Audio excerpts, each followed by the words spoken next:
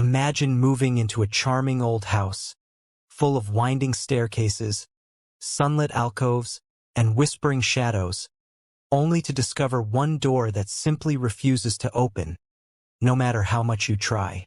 What forgotten story could such a stubbornly sealed room possibly hold, tucked away in the very heart of your new home? The Miller family, a mother, a father, and their two curious children, Leo and Mia, had been enchanted by the house from the moment they first stepped onto its creaking porch. It was an older home, built in the early 1900s, with stained glass panels beside the front door and a garden that promised secret nooks and vibrant blooms. Yet, amidst all its charm, there was that one door on the second-floor landing, a heavy, oak panel with an ornate, tarnished brass knob that just wouldn't turn. It seemed to defy all logic, resisting every jiggle and twist, every key from their freshly acquired set, leaving a quiet, persistent question mark hanging in the air. At first, it was a minor annoyance, a puzzle to be solved. They called a locksmith, but even his practiced eye and specialized tools yielded no success. "Strange lock, this one," he'd murmured, shaking his head with a slight frown, admitting defeat. The previous owners, when pressed, had been vague, speaking of it simply as always having been locked, an inherited quirk of the house. This only deepened the mystery, weaving a soft, almost imperceptible thread of intrigue into the everyday fabric of their lives. As weeks turned into a month, the locked room became less of an enigma and more of a presence. Leo and Mia would sometimes whisper stories about what might be inside. A dragon's hoard, a forgotten library, perhaps even a portal to another time. Their parents, while more pragmatic, couldn't shake a subtle sense of unease mixed with their enduring curiosity. The house, otherwise so welcoming, held this one small, impenetrable secret. One rainy afternoon, Mrs. Miller was carefully dusting an old, built-in bookshelf in the hallway directly opposite the mysterious door. Her fingers grazed a slightly loose panel near the bottom, barely noticeable against the aged wood. Her curiosity, a gentle nudge rather than a forceful pull, led her to investigate further. With a soft click, the panel slid aside, revealing a small, hidden compartment. Inside, nestled amongst dried lavender, was a slender, leather-bound journal, its pages brittle and yellowed with age. It wasn't a diary in the traditional sense. The cramped, elegant script spoke of observations, fleeting thoughts, and unusual symbols. There were dates, years spanning several decades, but little in the way of personal confessions.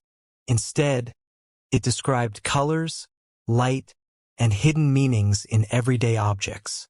The gray walls whisper, one entry read, "But the quiet canvas sings what cannot be spoken aloud."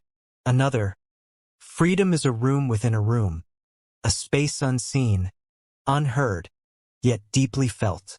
It was as if someone had poured their inner world onto these pages, a world deeply connected to the house itself, or perhaps to that very locked room.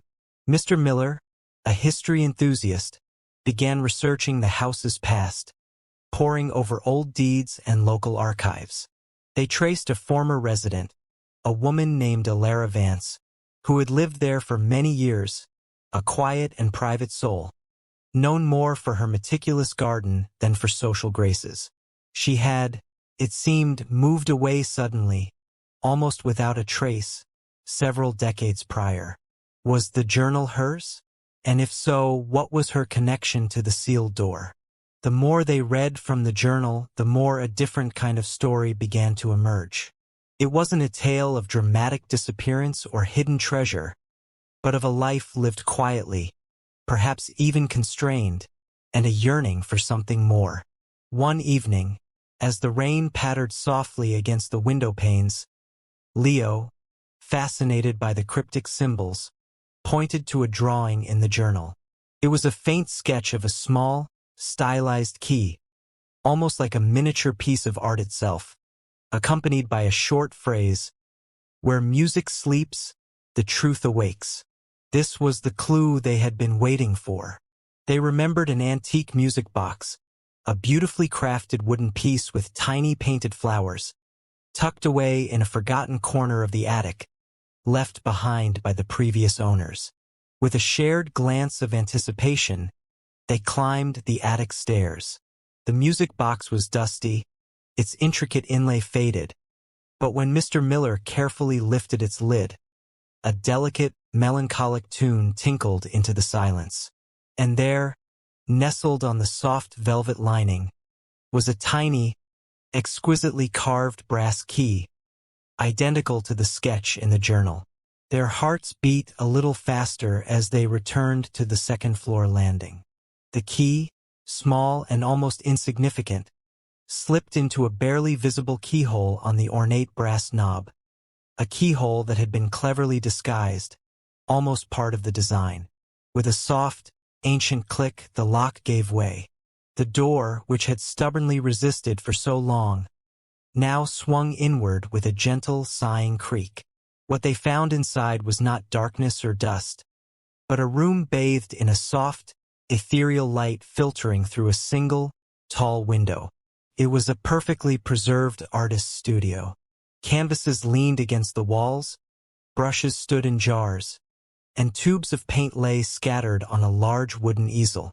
On the easel itself, a half-finished portrait captivated their gaze. A woman's face, her features both serene and distant, her eyes holding a gentle wistfulness. It was unmistakably Alara Vance. The room was not a place of confinement, but a sanctuary. Alara Vance hadn't disappeared in a dramatic fashion. She had, it seemed, lived a life of quiet expectation and societal duties. But this room was where her true spirit soared, where she expressed herself with colors and light. The trap, she wrote of, wasn't physical, but the invisible bonds of expectation. And this room was her escape, her true identity hidden from the world. Perhaps she eventually found the courage to leave and pursue her art openly, leaving this room as a silent testament to her secret dreams. The Miller family stood there for a long moment, enveloped by the peaceful aura of the studio. They felt a profound connection to the woman who had poured her soul into this hidden space. The mystery of the locked room wasn't about something sinister, but about the beautiful, quiet unraveling of a human heart, a secret dream kept safe, waiting to be understood. And as the evening light softened around them, they decided to honor Alara's memory, leaving the room exactly as she had left it, a timeless whisper of art and unspoken desires.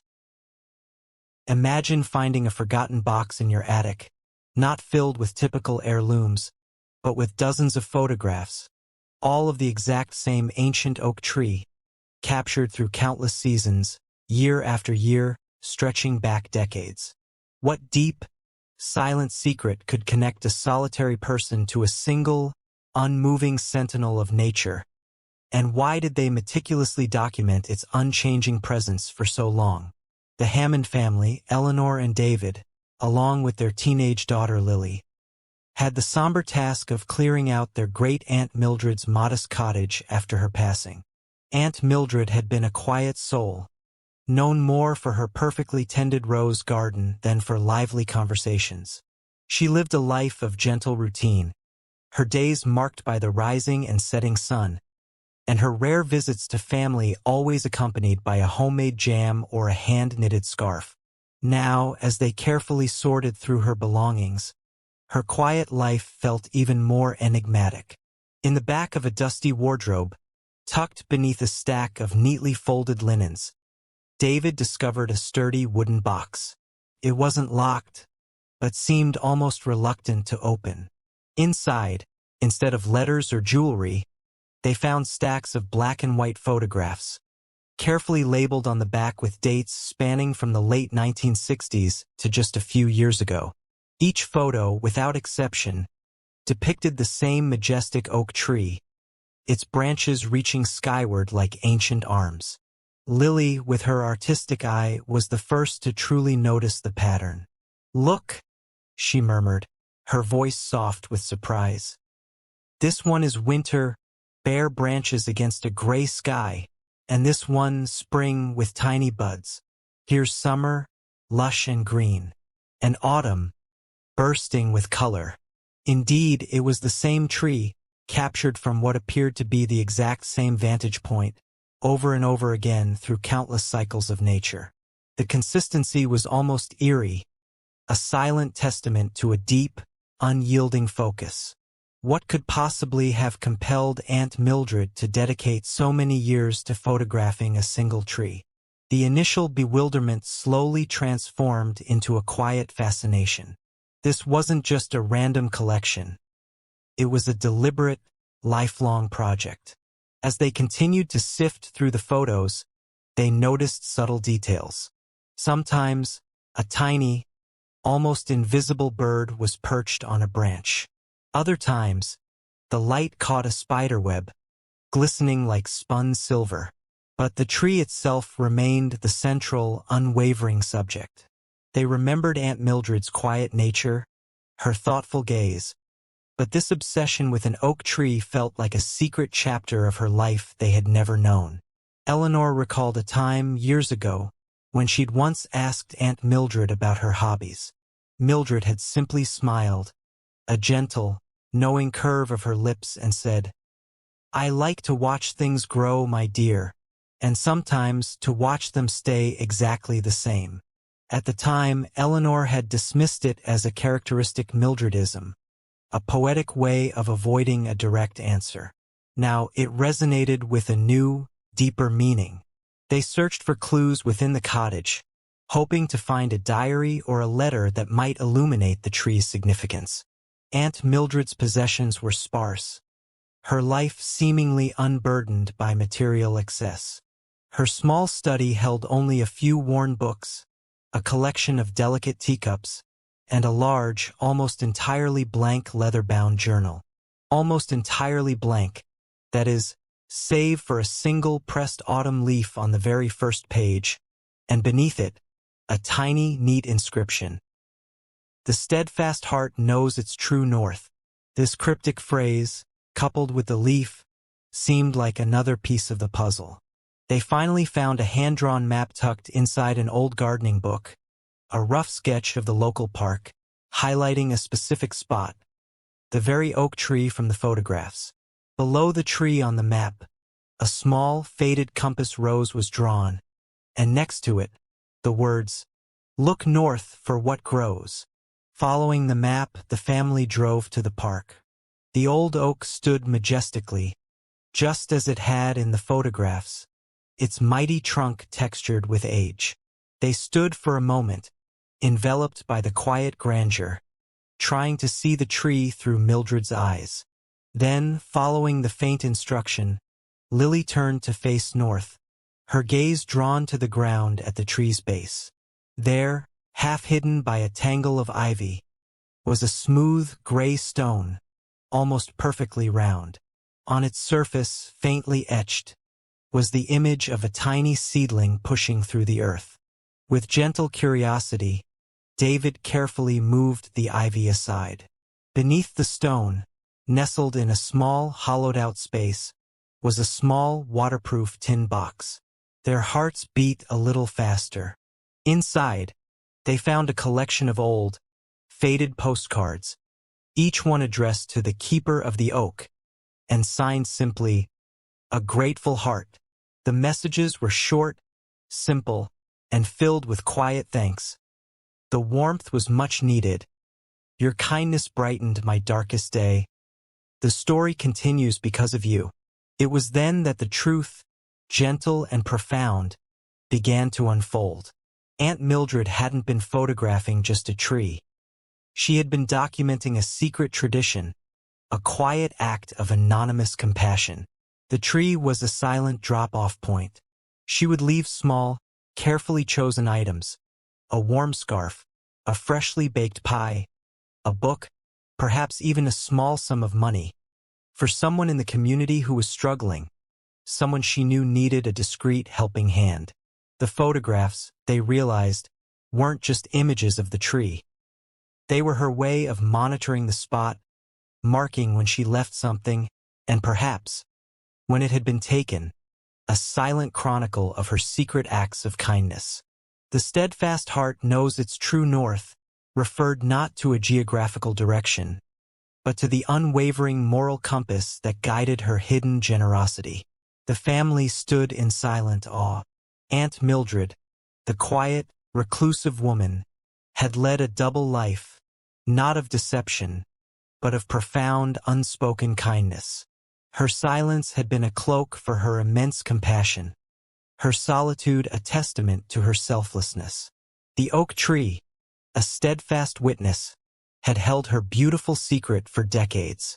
As the sun began to dip, casting long, peaceful shadows, the family understood.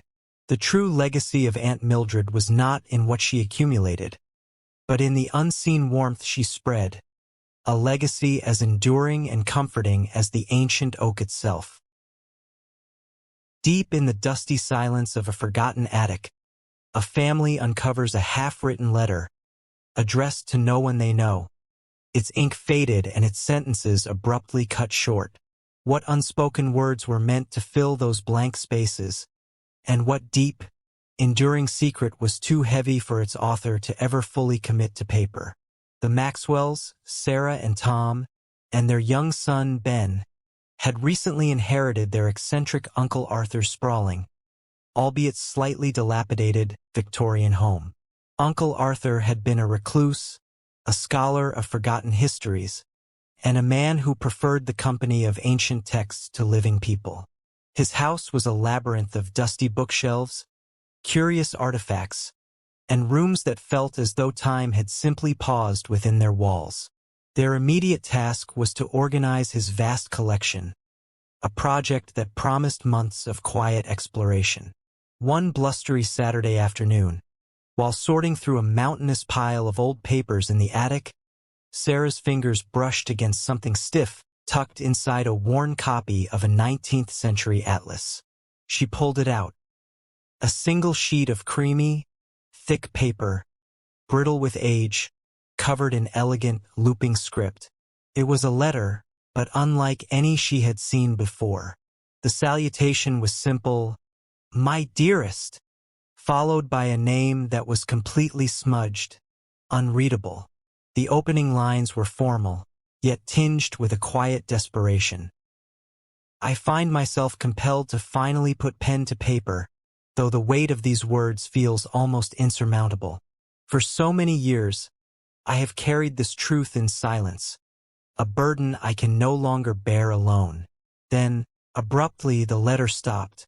The remaining lines on the page were blank, as if the writer had paused, pen hovering, and simply never returned.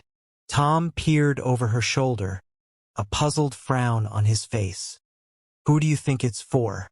And what truth could be so heavy?" The ink, a deep sepia, had faded in places, but the intensity of the unfinished sentences was palpable, creating a powerful, unspoken void.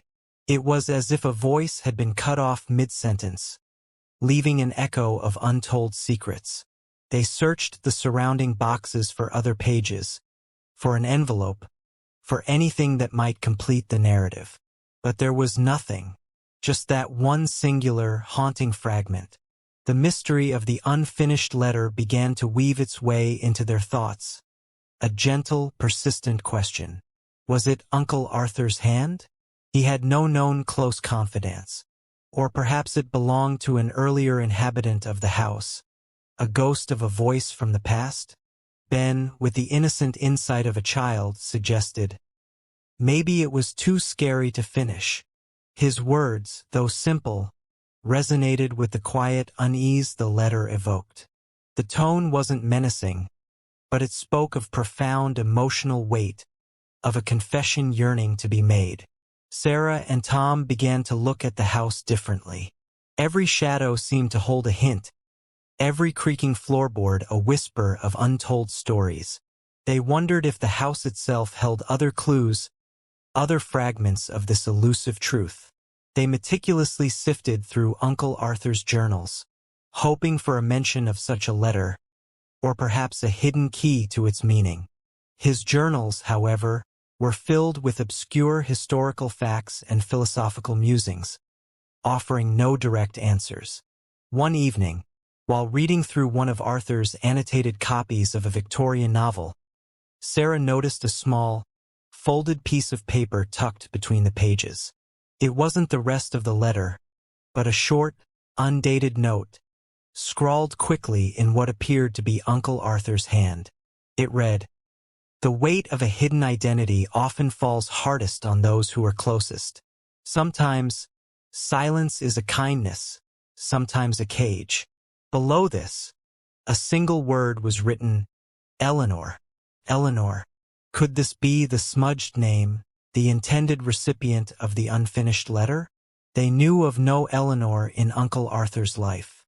His family was small and he had been notoriously private.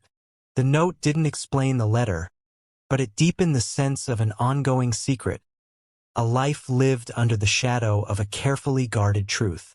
Their research led them to old census records and local historical society archives, painting a picture of the house's past residents. They discovered that the house had belonged to a prominent local family, the Montgomerys, in the early 20th century. One of the Montgomery daughters was named Eleanor. She had left town abruptly in her early 20s, never to return, and her name had rarely been spoken of again. As they pieced together fragmented local rumors and old newspaper clippings, a quiet, almost melancholic narrative began to emerge. Eleanor Montgomery had been engaged to a young man from a respectable family. However, shortly before their wedding, a scandal had quietly unfolded, hinting at a hidden past, a secret identity, or perhaps a different parentage than what was publicly known. The details were vague, shrouded in Victorian discretion, but the implication was clear. Eleanor's true identity, or a significant part of it, had been kept secret. And then they found it, tucked inside a collection of Aunt Mildred's gardening magazines, left behind years ago, was a brittle, almost transparent photograph. It showed two young women, laughing in a sun-drenched garden, their arms linked. One was unmistakably Eleanor Montgomery. On the back, in faded pencil, was a single word, sisters. A silent revelation washed over them. The unfinished letter wasn't from Uncle Arthur. It was from Eleanor Montgomery, written to her sister, Uncle Arthur's mother. A desperate attempt to confess a hidden truth, a secret that had driven her away from her family and her promised life.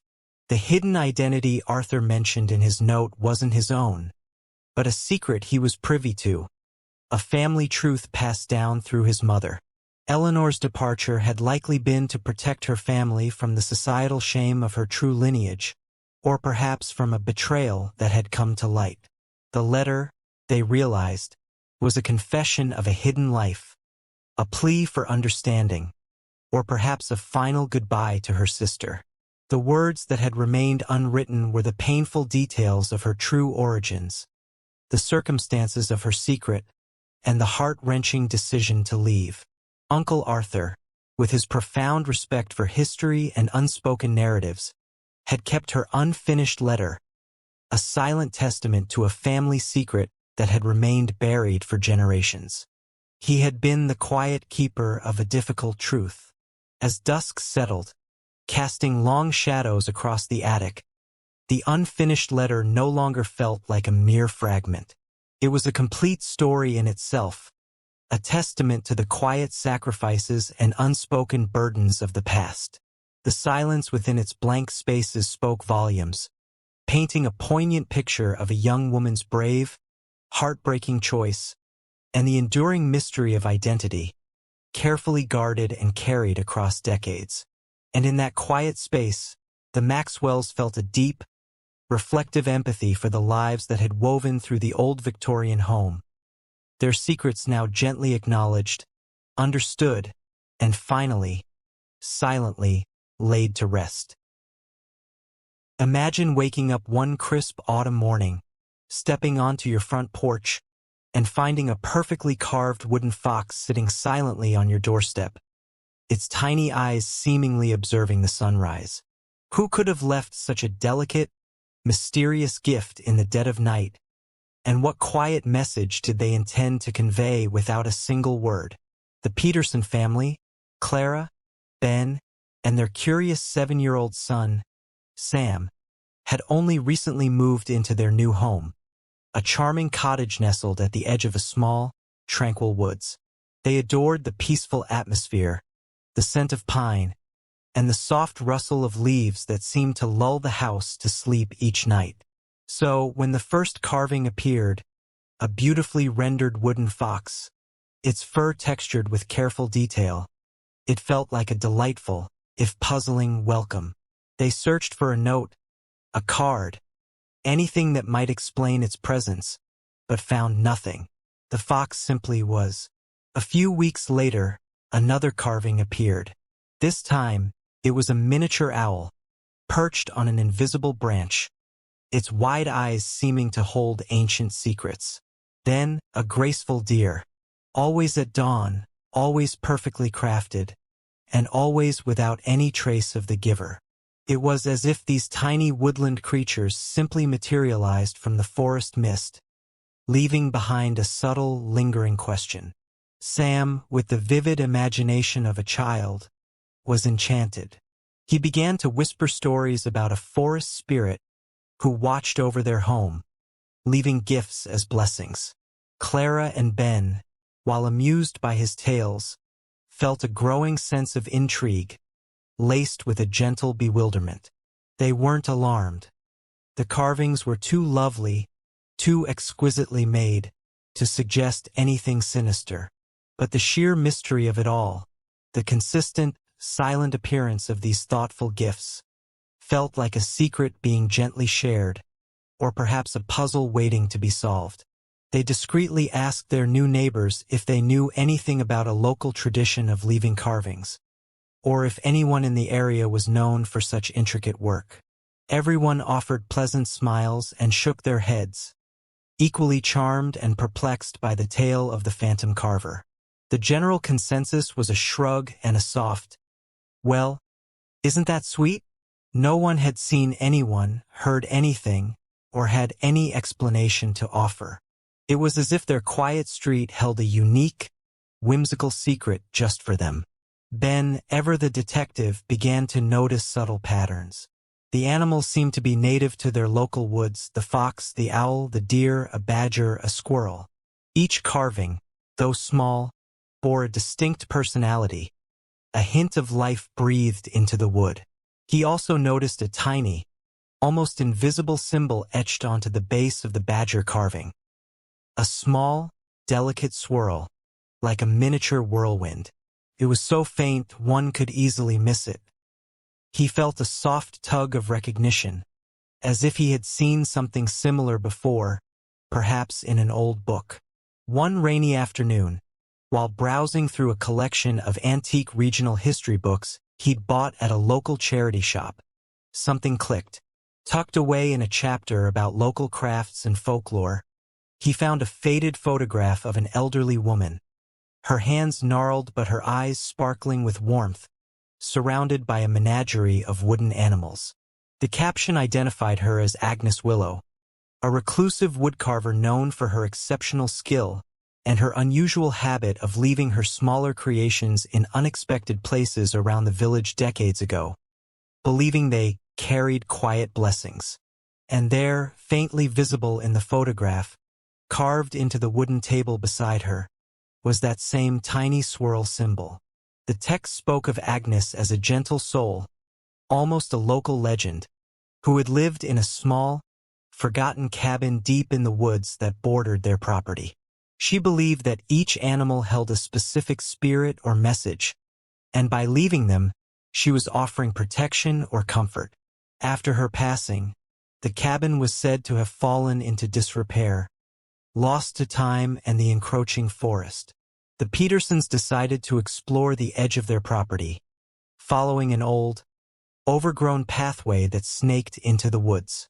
The air grew cooler, The sunlight dappled through the dense canopy, creating an almost enchanted atmosphere. As they ventured deeper, guided by a sense of quiet anticipation, they stumbled upon it. A tiny, weathered cabin, almost swallowed by ivy and moss, barely visible amidst the ancient trees.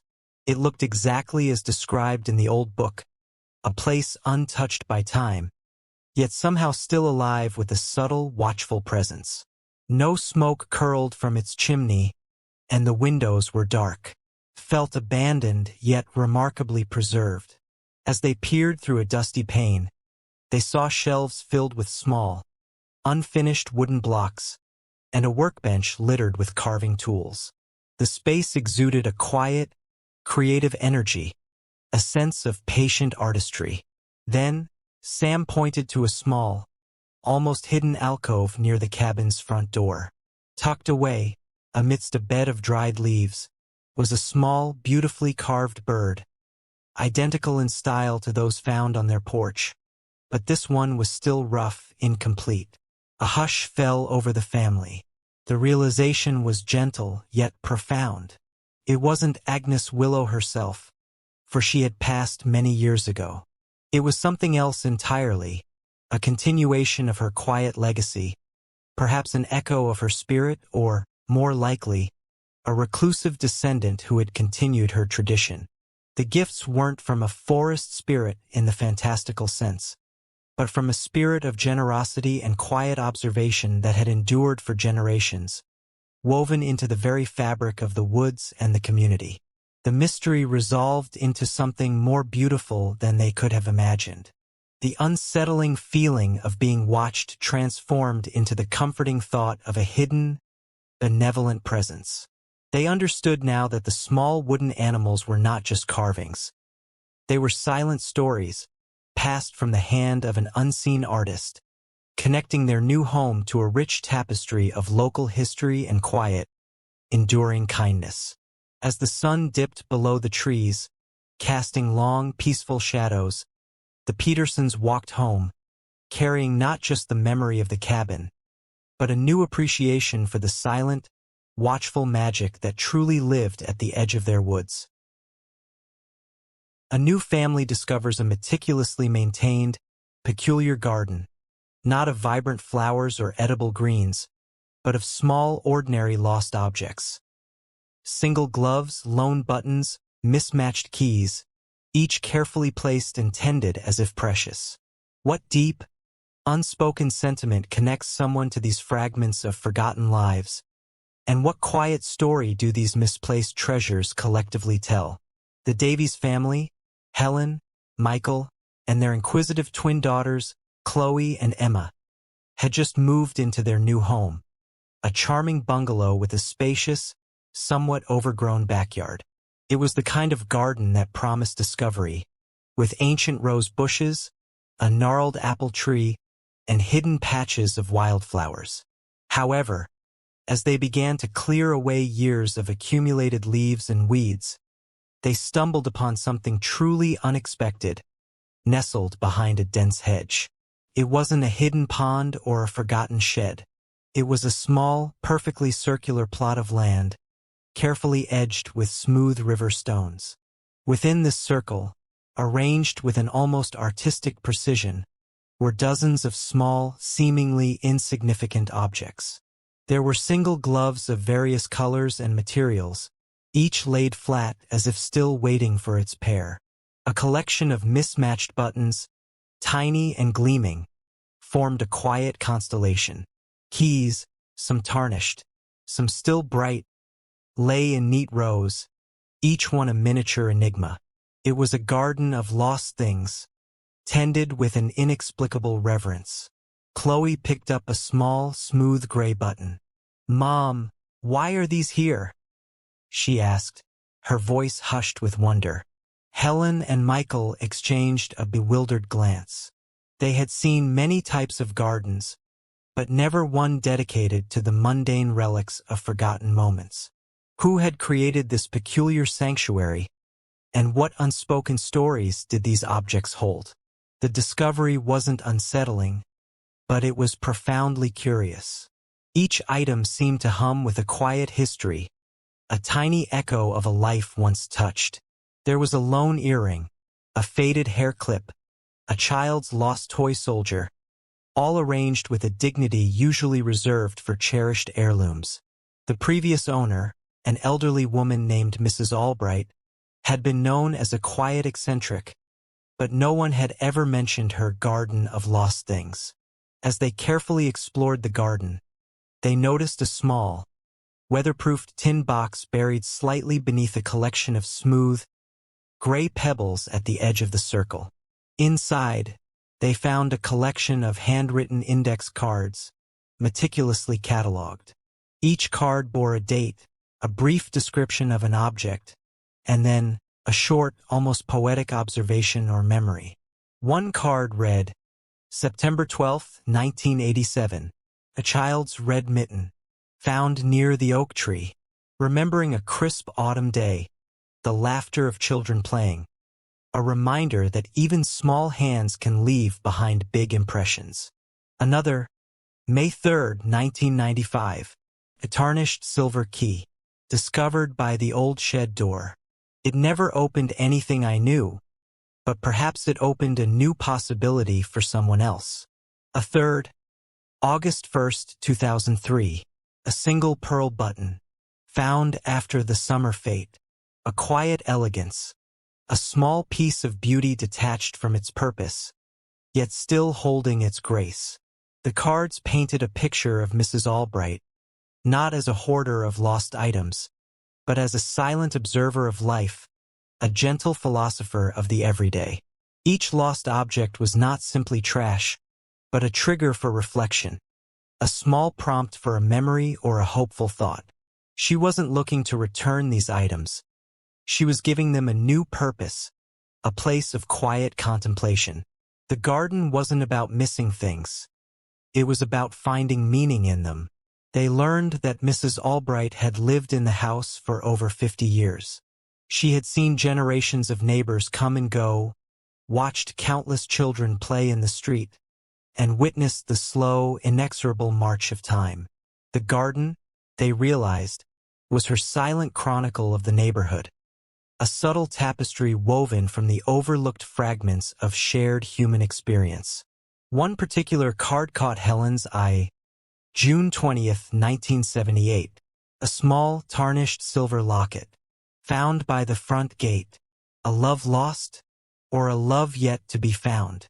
May its next owner carry a heart full of hope. Beneath the card, nestled in a small indentation in the soil, was the locket itself. It was plain, unadorned, and had clearly been there for many years. It was sealed shut and its chain was broken. Michael, intrigued, carefully tried to open it. With a gentle click, it sprang open. Inside, on one side, was a tiny, faded photograph of a young man with a kind, serious face. On the other, instead of another picture, was a small, tightly folded piece of paper. With great care, Helen unfolded it. The script was tiny, almost microscopic, and very old. It read, "To my dearest Margaret, always remember our tree. Forever, Thomas." Margaret, our tree. They looked up at the gnarled old apple tree, its branches reaching wide, scarred by age but still bearing fruit. Had this locket belonged to Mrs. Albright, whose first name was indeed Margaret? And had Thomas been a lost love? The dates on the other cards, spanning decades after 1978, implied she had lived a long, solitary life. As they gently examined the locket and the card, the full, poignant story unfolded. Margaret Albright, in her youth, had lost her beloved Thomas, perhaps to war, or to circumstances beyond her control. The locket, found by her front gate after a long-ago separation, had been a symbol of that profound, enduring loss. Yet, instead of letting it become a source of constant sorrow, she had incorporated it into her garden of lost things, transforming her personal grief into a broader philosophy of quiet acceptance and hopeful reflection. The garden was not just for the neighborhood's lost items. It was also a place for her own quiet memories, a space where she could tend to the fragments of her own past, finding beauty and meaning even in absence. The Davies family stood in thoughtful silence. The peculiar garden was not a collection of random junk, but a profound testament to a life lived with quiet dignity, compassion, and an extraordinary ability to find beauty in the overlooked. It was a story of resilience, of finding solace in the small, forgotten pieces of the world, and weaving them into a narrative of quiet endurance. As the afternoon sun cast long, gentle shadows over the garden of lost things, the family felt a deep respect for Mrs. Albright's unique wisdom, a wisdom that found grace in the fragmented and peace in the passing of time. Imagine discovering a beautifully inlaid wooden chessboard, passed down through generations, not in a dusty attic, but beneath a loose floorboard in your childhood bedroom. What quiet, cryptic secret could be hidden within such a seemingly innocuous family heirloom? And what intricate game was its original owner truly playing? Liam had inherited his grandmother's house, a place steeped in memories, from the scent of her lavender sachets to the faint creak of the porch swing. After years of living elsewhere, he had decided to move back, hoping to reconnect with the quiet comfort of his childhood. One afternoon, while contemplating new flooring for his old bedroom, he noticed a subtle unevenness in one of the floorboards near the fireplace. With a gentle pry, it lifted, revealing not dust or darkness, but a shallow, hidden compartment. Inside, nestled on a bed of faded velvet, was an antique wooden chessboard. It was exquisite, crafted from alternating squares of dark walnut and pale maple, with delicate mother-of-pearl inlays around the edges. Liam remembered it vaguely from his childhood, thinking it had been sold at an estate sale years ago. But this one was different. It felt heavier, somehow more substantial. As he turned it over, he noticed a small, almost invisible seam along one edge. With a soft click, a narrow drawer, flush with the board's frame, slid open. Inside the drawer were no chess pieces, but a tightly rolled parchment scroll, brittle with age. Liam carefully unrolled it to reveal a hand-drawn map. It wasn't a map of a fantastical kingdom or a pirate's treasure island. It was a highly detailed, surprisingly accurate map of their very own small town. Circa the 1940s, complete with old street names, forgotten landmarks, and faint, almost microscopic notations. A sense of quiet intrigue settled over him. What purpose could such a map serve, hidden within a chessboard, and why had his grandmother, a woman who rarely spoke of the past, kept it so carefully concealed? The map was a puzzle in itself. Certain buildings were circled in faded red ink. Small, cryptic symbols, a tiny stylized raven, a single open eye, a coiled serpent, were marked beside various locations. It was clearly a code, a silent language waiting to be deciphered. Liam's grandmother, Evelyn, had been a woman of quiet strength and a keen intellect, but he had never known her to engage in any kind of clandestine activities. The chessboard, the hidden compartment, the coded map, it all pointed to a secret life he knew nothing about. He spent the next few evenings poring over the map, comparing it to old town records and faded photographs he found in the attic. He quickly recognized the old town library, the clock tower, the covered bridge, and even the bakery where Evelyn had worked as a young woman. The circled locations, however, were less obvious, often derelict buildings or quiet, out-of-the-way spots. Liam noticed that the tiny, stylized raven symbol appeared repeatedly near what was once the town's printing press. The open eye symbol was consistently placed near the old clock tower. And the coiled serpent? That seemed to mark the location of the old, now demolished town hall. He tried to connect them to any family stories, any historical events, but his grandmother's past had always been a closed book, politely acknowledged but never truly explored. Then, as he ran his fingers over the chessboard itself, he noticed a tiny, almost imperceptible etching on one of the darker squares. A miniature, intricately carved raven. On another, the open eye, and on a third, the serpent. The symbols on the map were mirrored on the board. This wasn't just a map. It was part of a larger, silent system. He remembered a story his grandmother had once told him, a seemingly innocuous anecdote from her youth. Some people, she'd said, her eyes twinkling, can speak without saying a word and still be understood. It's a very clever game, if you know how to play. At the time, Liam had thought she was simply talking about intuition. Now he wondered if it was a literal hint. Researching the town's history from the 1940s, Liam stumbled upon a small, almost forgotten article in a local newspaper. It spoke of a quiet network of citizens who, during the war, had assisted in information dissemination and covert communication for the war effort. The article was vague, citing the need for discretion even decades later, but it mentioned the use of everyday objects and public landmarks as silent signals. A profound realization began to dawn. The chessboard wasn't just a game, it was a tool. The map wasn't for treasure, it was for truth. The symbols were not decorative. They were a code. His grandmother, the quiet woman who baked the best apple pies, had been a part of a silent civilian intelligence network during the war. The old printing press, the raven symbol, was likely where coded messages or disguised news reports were subtly incorporated into official documents or newspapers.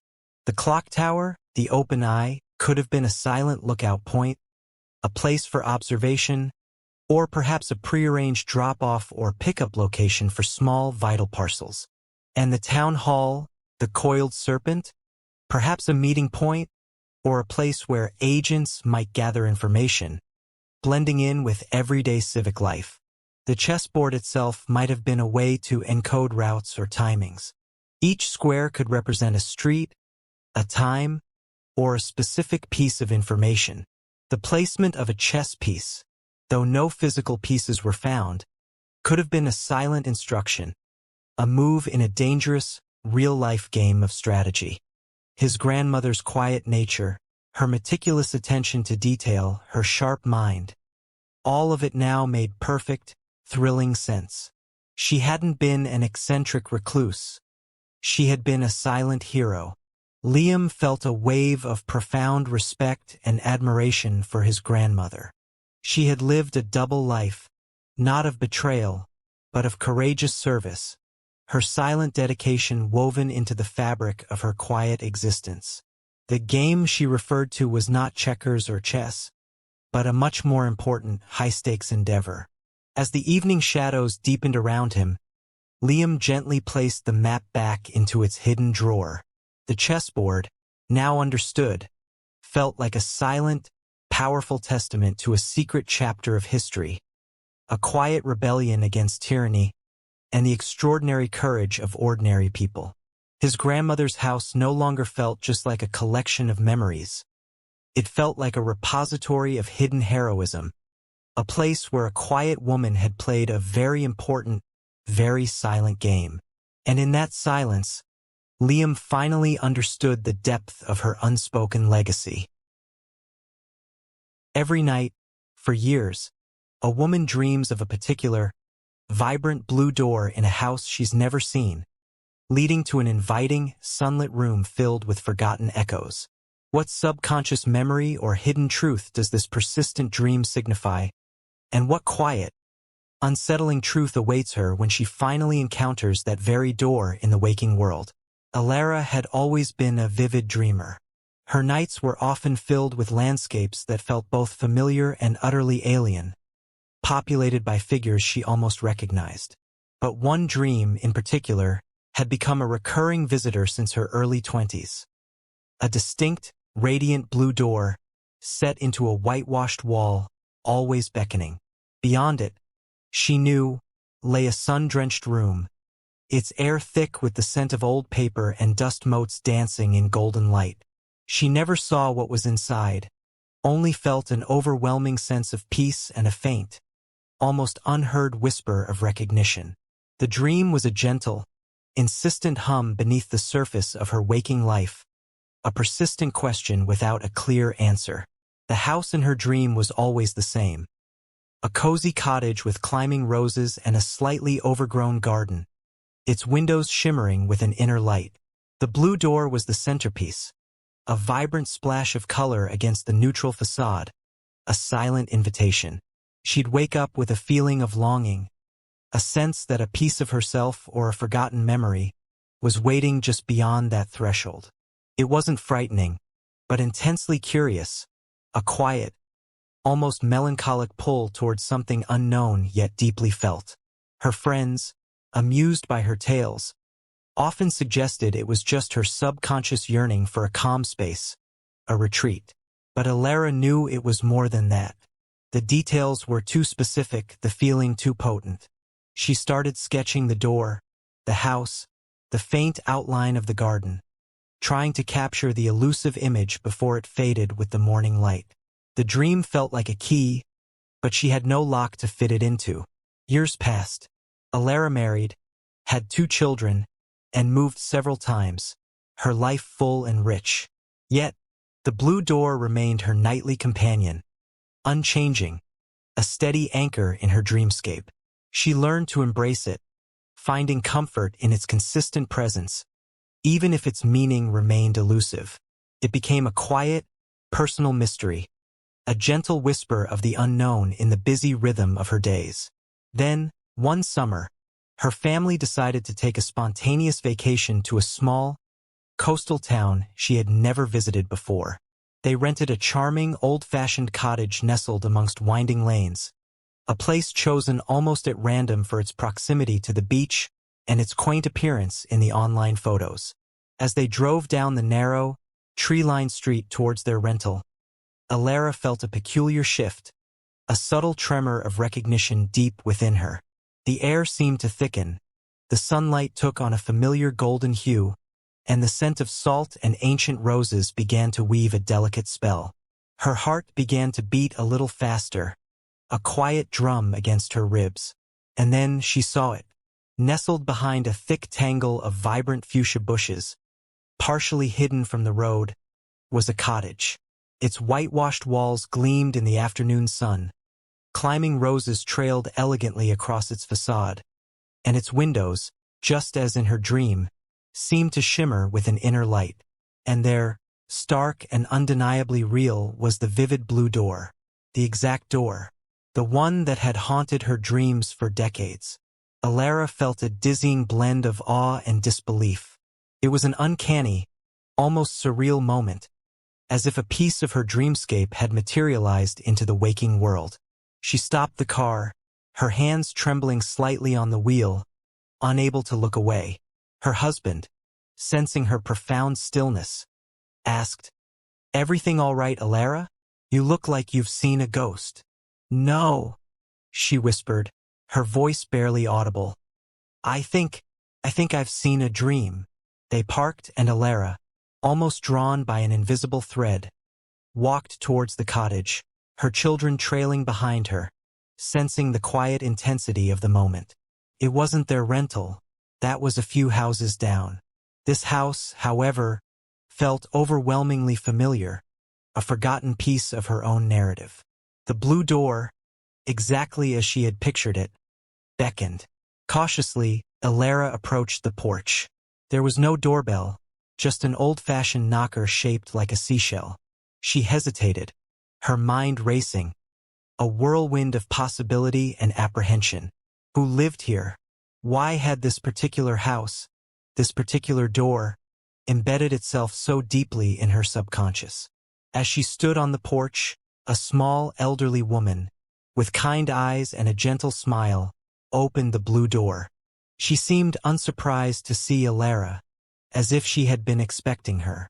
"Hello, dear," the woman said, her voice soft. "Can I help you?" Alara, feeling an inexplicable connection, found herself speaking without thinking. I've dreamt of this door for years. A knowing smile touched the old woman's lips. "Ah, the blue door," she murmured. "Many people do. It's a color of peace, you see, and sometimes of memory." She paused, her gaze thoughtful. "You look so much like my sister when she was your age." Her name was Clara. She visited this house often many years ago. It was her favorite place to escape, to read, to dream. She used to say this blue door was where her imagination felt most free. Alara's mind reeled. Clara, her own grandmother's name. A grandmother she had only known briefly as a child, before her passing. A woman whose early life remained largely a mystery to her. Could this be it? A subconscious connection? A shared memory woven through generations? The old woman, sensing Alara's unspoken questions, gently invited her inside. "Come," she said. "You might find something familiar here." The room was exactly as Alara had seen it in her dreams. Sun-drenched, filled with the scent of old paper and dust motes dancing in golden light. Bookshelves lined the walls, and a comfortable armchair sat by a window overlooking a vibrant garden. On a small, antique writing desk, among faded photographs and pressed flowers, lay a small, leather-bound journal. The old woman gestured towards it. "My sister Clara used to write in this," she said. She always believed that memories, like dreams, could be passed down, even across time. With trembling hands, Alara opened the journal.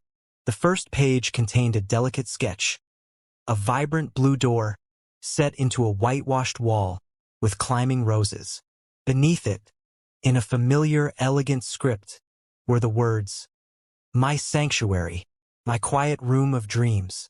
May its peace find those who need it, always." It was her grandmother's handwriting. The recurring dream wasn't a premonition, but a profound, inherited memory, a silent echo of her grandmother's beloved sanctuary, a place of peace and imagination. Alara felt a powerful surge of connection, a gentle unraveling of a lifelong mystery. The dream wasn't a warning, but a legacy, a comforting whisper from her grandmother, guiding her to a place where her own imagination could feel free, just as Clara's had. The blue door was not just a symbol of a dream, but a testament to the enduring, unspoken bonds that weave through generations, gently calling us home to where our deepest selves reside. Imagine discovering a small, wooden lending library box outside your home, not put there by you or your neighbors, but appearing silently overnight. What unseen hand meticulously replenishes its shelves with carefully chosen, intriguing books, and what quiet, profound connection is being forged through these anonymous literary gifts. The Hayes family, Lena, Mark, and their two book-loving daughters, 8-year-old Sophia and 12-year-old Chloe, woke one Saturday morning to a peculiar sight. On the edge of their lawn, near the old oak tree, stood a beautifully crafted wooden box on a post, miniature and charming, complete with a tiny shingled roof and a glass door. Inside, nestled on two small shelves, were a handful of books. It was clearly a little free library, a concept they admired, but they hadn't built it, nor had anyone in the neighborhood mentioned it. Lena stared at it, a mixture of surprise and delight on her face. "Well, that's certainly a mystery," she mused aloud, wondering who could have placed it there in the dead of night, so perfectly installed without a single sound or trace of its creator. It felt like a gentle, magical offering, a silent gift from an unknown benefactor. The books inside were an eclectic mix, a classic children's adventure, a worn poetry anthology, a recent best-selling novel, and even a book on local history. Sophia immediately pulled out the adventure story, her eyes wide with excitement. Chloe, more reserved, picked up the poetry, her brow furrowed in thoughtful curiosity. Who chose these books? And why were they so perfectly suited to their literary tastes? Over the next few weeks, the mystery deepened. They tried to pay it forward by adding their own books, hoping to foster a neighborhood exchange. But the library box seemed to have a life of its own. When they placed a well-loved cookbook inside, they found a new, intriguing mystery novel the next day. A children's picture book they contributed was replaced by a beautifully illustrated fairy tale. It was as if an unseen hand was curating the collection, subtly guiding the exchange, always ensuring there was something fresh and interesting, often tailored to their unspoken interests. They never saw anyone approach the library box. No car stopped, no footsteps were heard. It was a silent, nocturnal ritual, leaving behind only the evidence of carefully selected new editions. The phenomenon became a quiet, beloved fixture in their lives, a source of gentle wonder and a soft, lingering question. Who was this literary guardian, and what was their connection to the Hayes family? Chloe, with her developing detective skills, began keeping a small notebook. She recorded the titles they put in and the titles that appeared, noting the dates. She started to see subtle patterns. After she left a book on ancient mythology, a book on local folklore appeared. After Sophia left a drawing book, a beautifully illustrated guide to drawing animals was tucked onto the shelf. It wasn't random. It was responsive, almost personal. It felt as if their invisible curator was listening, observing their interests, and thoughtfully choosing books just for them. One crisp autumn morning, Lena noticed something new tucked within the pages of a newly arrived book, a charming collection of nature essays. It wasn't a note, but a single carefully pressed autumn leaf, a vibrant crimson, along with a small hand-drawn sketch of their very own oak tree, its branches reaching wide. Below the sketch, in neat, elegant handwriting, was a single cryptic phrase: "Stories bloom where roots run deep." This was the first direct communication, a silent, poetic message from their mysterious book fairy. It connected the exchange directly to their home, to their oak tree, and hinted at a deeper, unspoken meaning. Lena felt a profound sense of warmth and curiosity. This wasn't just a random act of kindness. It was a connection, a quiet dialogue unfolding through the magic of books. Mark, intrigued by the roots run deep clue, decided to research the history of their property. He found old deeds and census records, tracing previous owners back several generations. One name stood out: Eleanor Vance, an avid reader and a retired school librarian who had lived in their house many decades ago. The old oak tree, coincidentally, was rumored to have been planted by her father.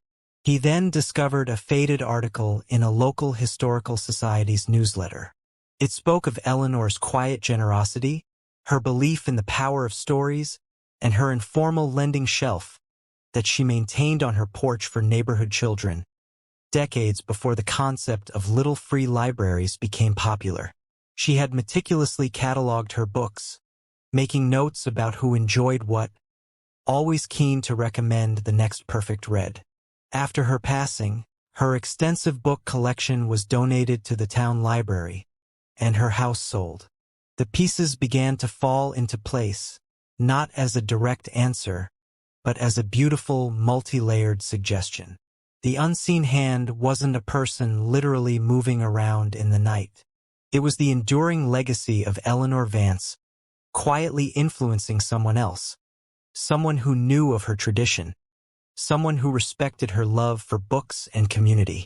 Perhaps a former student, a distant relative, or simply a fellow book lover in the neighborhood, had discovered her story, her old system, and felt compelled to continue her gentle mission.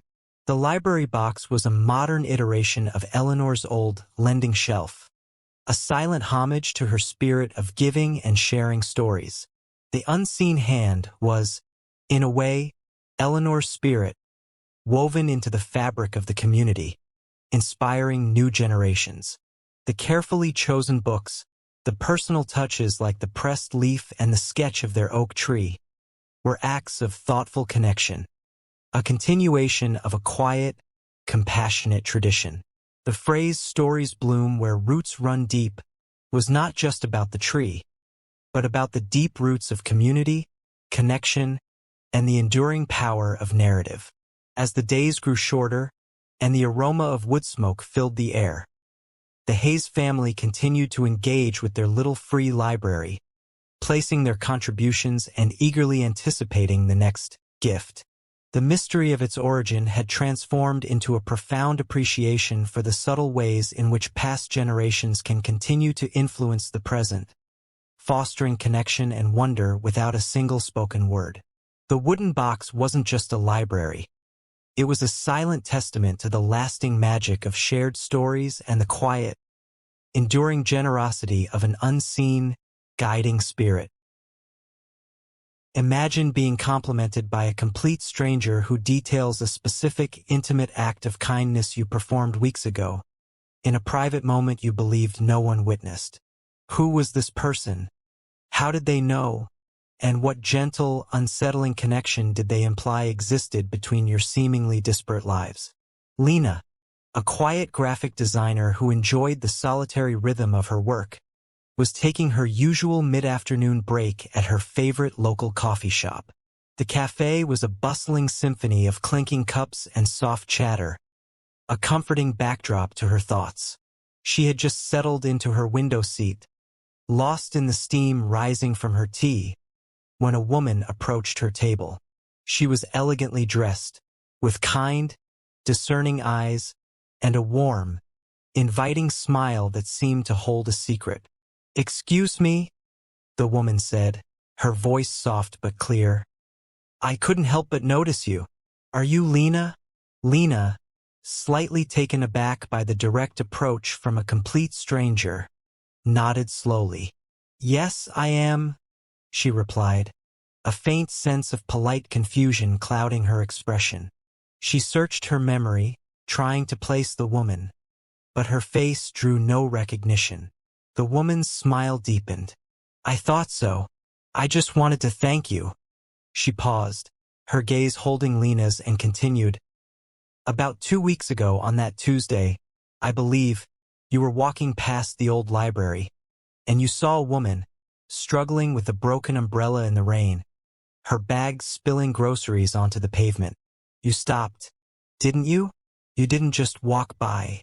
You helped her pick everything up, and you even shared your umbrella all the way to her car, getting soaked yourself." Lena felt a quiet shock ripple through her. The memory was distinct, a small, unremarked upon act of kindness she had completely forgotten. It had been a fleeting moment, a spontaneous gesture in the pouring rain, something she never expected anyone to notice, let alone remember in such detail. She had thought herself entirely alone, simply doing what felt right. How could this stranger possibly know? And why was she thanking her? Yes, I remember that," Lena stammered, feeling a peculiar blend of gratitude, confusion, and a subtle, unsettling sense of being observed. "But how do you know?" The woman's eyes held a gentle amusement. "Let's just say, kindness has a way of leaving ripples, even when you think no one is looking. The woman you helped that day was my mother. She was quite touched by your thoughtfulness." She then added, almost as an afterthought, "She mentioned you had the most beautiful blue scarf." Lena was indeed wearing a blue scarf that day, a vibrant, hand-knitted one. The specificity of the detail, the intimate knowledge of a moment she thought entirely private, sent a shiver down her spine, not of fear, but of profound wonder. This wasn't just a chance encounter. It felt like a quiet, profound connection being unexpectedly revealed. The woman didn't linger, only offered another warm smile. "Thank you again, Lena. It meant more than you know." With that, she turned and gracefully walked out of the coffee shop, disappearing into the bustling street, leaving Lena alone with her tea and a swirling vortex of unanswered questions. The encounter left a quiet, lingering echo in her mind, a subtle reevaluation of the unseen threads that connected people. Over the next few days, Lena couldn't shake the encounter. It felt like a gentle unraveling of her perception of anonymity. She found herself scanning faces in crowds, wondering if other quiet observers were noticing the small, everyday acts of life. The experience hadn't been threatening, but it had subtly reshaped her understanding of privacy and connection, suggesting a world where kindness had a silent, watchful audience. She told her husband, Ben, about it, and he was equally perplexed. "Perhaps she knows someone who knows you?" he suggested, trying to find a logical explanation. But the woman's description, the intimate details, the way she had seemed to know Lena's name, it felt too specific for a casual connection. Felt almost predestined. A few days later, while Lena was tidying her small home office, she noticed a beautifully bound poetry book on her shelf, a collection by her favorite obscure poet. She didn't remember buying it. She had been meaning to, had even wished for it, but hadn't actually acquired it. As she opened it, a small, elegant bookmark fell out. It was made of pressed dried flowers, and on its back, in the same neat, elegant handwriting from the coffee shop woman, were the words, "For the quiet heart that makes the world brighter." There was no name, no address, just the simple, heartfelt sentiment. Lena's breath caught in her throat. The book was a silent acknowledgement, a continuation of the mysterious interaction. It confirmed that the woman wasn't just a grateful daughter. She was someone who was somehow subtly connected to Lena's life, observing her in ways Lena couldn't comprehend. A week later, Lena was volunteering at a local animal shelter, a weekly commitment she held dear. As she was gently petting a shy, older cat, she looked up and saw the same woman from the coffee shop, sitting quietly in a corner, sketching in a small notebook. Their eyes met. The woman offered a gentle, knowing smile, but said nothing, simply returning to her sketch. It was a silent acknowledgement, a shared moment of understanding that transcended words. Lena realized then that this woman wasn't a threat. She was a quiet, almost benevolent observer, a sort of guardian angel in the fabric of their small town. The connection wasn't intrusive. It was a subtle, comforting presence, a reminder that acts of kindness, however small and unseen, resonate in ways we can't always predict. The woman in the coffee shop was not a stalker, but a silent champion of quiet virtues, someone who actively sought out and appreciated the hidden good in the world, perhaps even discreetly amplifying it. Lena never learned the woman's name, nor did she ever have a long conversation with her. But their paths continued to cross in serendipitous ways. A brief nod at the farmer's market, a shared moment of appreciation for a piece of street art, a fleeting glimpse at a quiet park bench. Each encounter was a silent affirmation of their unique, unspoken connection. The mystery of the perfect stranger hadn't been about uncovering a dark secret, but about unraveling a beautiful truth. That even in a bustling world, quiet acts of goodness are seen, appreciated, and can weave profound, unexpected connections between souls, leaving behind a comforting sense that we are all, in some quiet way, watching out for one another. And sometimes the most meaningful stories are told without a single word. Deep within a forgotten attic, shrouded in dust and cobwebs, a family discovers an old, unsettling portrait of an unknown woman whose eyes seem to follow their every move. What silent, haunting secret does her gaze hold? And what quiet, unsettling truth will be revealed when they try to uncover her identity?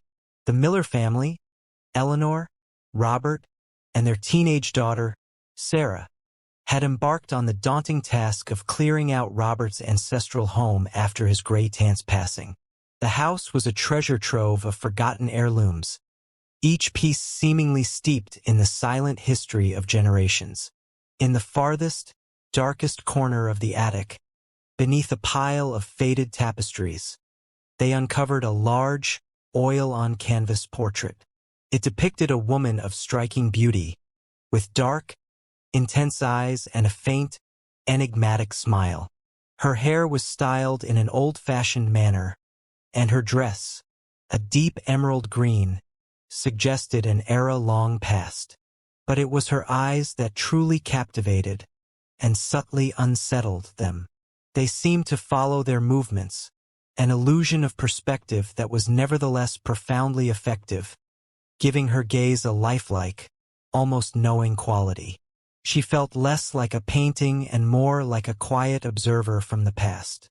Who was this mysterious woman, and why did her silent gaze feel so intensely watchful, as if she held a secret only she knew? The portrait wasn't overtly frightening, but it carried a subtle weight, a quiet, lingering presence.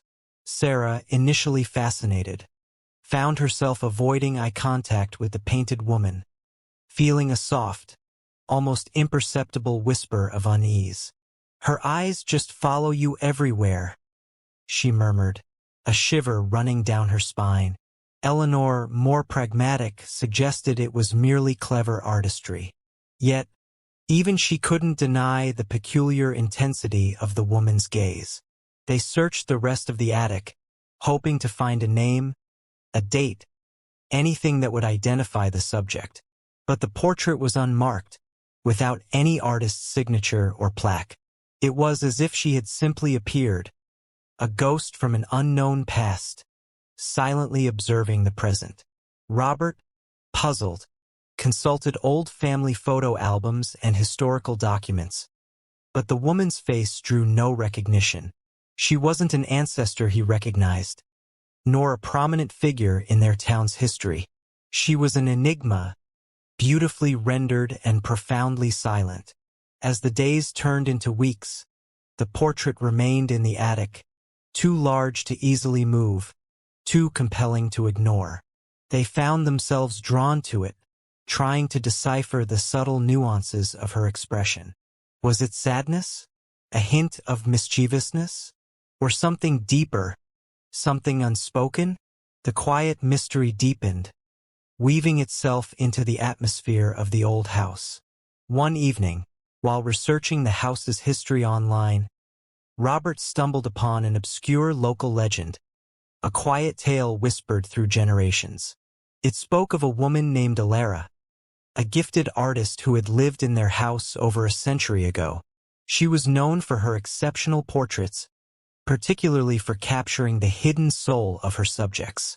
The legend also hinted at a secret tragedy, a love lost, and a final, self-portrait, painted not for others, but as a silent testament to an unspoken truth. This sparked a new line of thought. Could this mysterious woman be Alara, the artist herself? The intense, knowing gaze would then make perfect sense. She was looking out, not as a stranger, but as the creator, the keeper of her own story. They returned to the attic, examining the portrait with fresh eyes. This time, Eleanor noticed something subtle.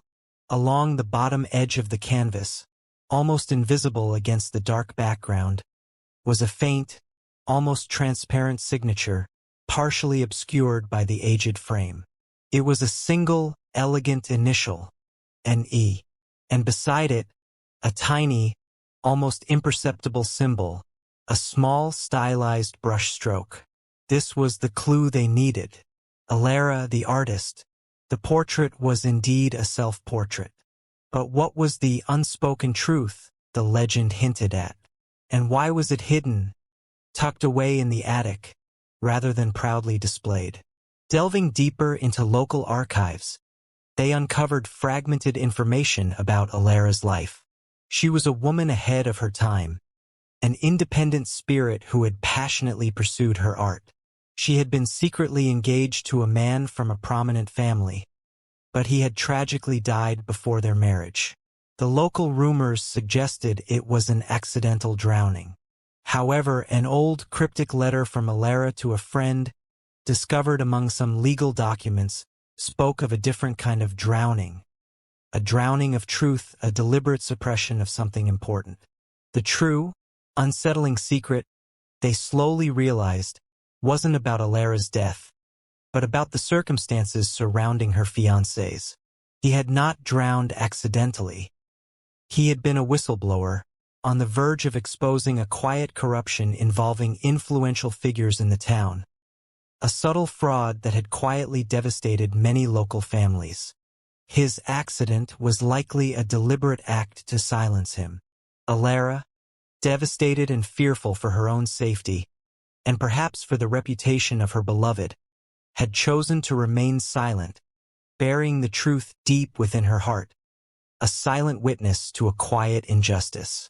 The self-portrait was her silent confession, her way of capturing the weight of that unspoken truth, the burden of a secret she carried alone. Her eyes, following the viewer, were not just a trick of perspective. They were the vigilant gaze of someone who had seen too much, who understood the dangerous undercurrents beneath a tranquil surface. The faint, enigmatic smile was not one of happiness, but of resilience, of a quiet defiance in the face of immense sorrow and the knowledge of a hidden betrayal. The portrait became more than just a painting. It was a profound testament to a woman's courage, her hidden sorrow, and her silent promise to a lost love. She had not chosen silence out of weakness, but out of a fierce, protective love, preserving the memory of an injustice through her art, waiting for someone to finally see and understand. As evening settled over the old house, casting long, peaceful shadows, the Miller family gazed at the portrait of Alara. The feeling of unease had transformed into a deep, respectful understanding. The whispering portrait now spoke volumes, not of ghosts, but of the quiet, enduring strength of the human spirit, the hidden battles fought in the stillness of the past, and the silent narratives that continue to resonate through the generations, waiting patiently to be heard. Imagine a small, picturesque town where every house, every shop, every park bench seems to have been untouched by time, precisely as it was decades ago, almost as if no one has ever truly moved away. What quiet, profound reason could bind an entire community to such an unyielding stasis? And what gentle, unsettling truth lies beneath the surface of its unchanging facade? The small town of Oakhaven was a postcard come to life. Cobblestone streets, meticulously kept Victorian houses with vibrant flower boxes, and a bustling town square that felt plucked from a bygone era. Tourists flocked to its charming shops and quaint tea houses, admiring its pristine, almost museum-like quality. But for Amelia, a young historian visiting for a research project on enduring communities, something about Oakhaven felt subtly, profoundly off. It wasn't just old-fashioned. It felt frozen. Every local she spoke to, from the cheerful baker to the quiet librarian, seemed to have lived in Oakhaven their entire lives, as had their parents and their grandparents. There were no stories of moving away for college and then returning, no tales of family members settling in distant cities. Everyone simply stayed. It was as if the town held its residents in a gentle, yet unbreakable embrace. What invisible force could keep an entire community in such perfect, unchanging stasis year after year, decade after decade? Amelia, with her keen eye for detail, began to notice the subtle inconsistencies. While the buildings were perfectly maintained, there was a peculiar lack of modern renovations. Homes that should have been updated with new kitchens or bathrooms still retained original, decades-old fixtures, albeit immaculately preserved. There were no for sale signs, ever. New families occasionally arrived, but they seemed to assimilate seamlessly, quickly adopting the Oakhaven way of life, and then they too simply stayed. The town's history, as recounted in the local archives, was strangely uneventful. No major events, no significant migrations, no booms or busts, just a steady, peaceful continuum. It was almost too perfect, like a carefully curated diorama. Amelia felt a quiet, nagging sense that there was a deeper, unspoken story beneath Oakhaven's idyllic surface. A truth that wasn't dark or sinister, but profoundly unusual. She spent her evenings sifting through old town council minutes, local newspaper archives, and personal journals kept by past residents. Most documents presented a picture of idyllic, quiet lives. But then, she found a series of cryptic entries in the diary of a former mayor from the 1930s, a man named Thomas Blackwood. His entries spoke of a great promise, a sacred trust, and a guardian of the hearth. He wrote, "The agreement binds us, not in chains, but in purpose. Our roots run deep, our branches wide, but never beyond the veil." The language was poetic, almost ritualistic, hinting at a pact, a communal decision that transcended generations. Amelia also noticed a recurring symbol in some of the older architectural details, a stylized intertwining of roots and branches, often carved into doorframes or stone pillars. It wasn't the town's official emblem, but a subtle, almost secret motif. It appeared on the old clock tower, on the fountain in the town square, and even on the wooden sign of the oldest tea house. This symbol, coupled with the mayor's diary entries, suggested a foundational agreement, a quiet commitment woven into the very fabric of Oakhaven. She began to spend time in the town's oldest graveyard, a peaceful, moss-covered place where generations of Oakhaven residents lay beneath ancient stones. She noticed something peculiar about the epitaphs. Many included the phrase, "Here, in the embrace of Oakhaven's heart, they rest and continue to tend the flame." It wasn't a standard religious phrase, but something unique to this community, hinting at a duty, an ongoing connection even in death. Amelia finally approached Mrs. Gable, the town's oldest resident, a woman with eyes that held the quiet wisdom of decades. Mrs. Gable sat on her porch swing, gently rocking, her gaze fixed on the ancient oak tree in her front yard, a tree that bore a striking resemblance to the intertwining roots and branches symbol. "Oakhaven," Mrs. Gable began, her voice a soft whisper, as if sharing a sacred secret, "is a place of deep roots. Many, many years ago, after a time of great loss and uncertainty, our ancestors made a promise. They saw the world changing rapidly, and they feared losing the very essence of community, the closeness, the shared purpose. So they made a pact." She paused, her gaze drifting to the silent town square. "They chose to dedicate themselves to preserving Oakhaven, not just as a place, but as an idea of belonging, of quiet continuity. The guardian of the hearth was the first mayor, Thomas Blackwood, who formalized the agreement. We all contribute to the great promise, a commitment to nurture this community, to ensure no one truly needs to leave, and that those who come wish to stay." "But what does never beyond the veil mean?"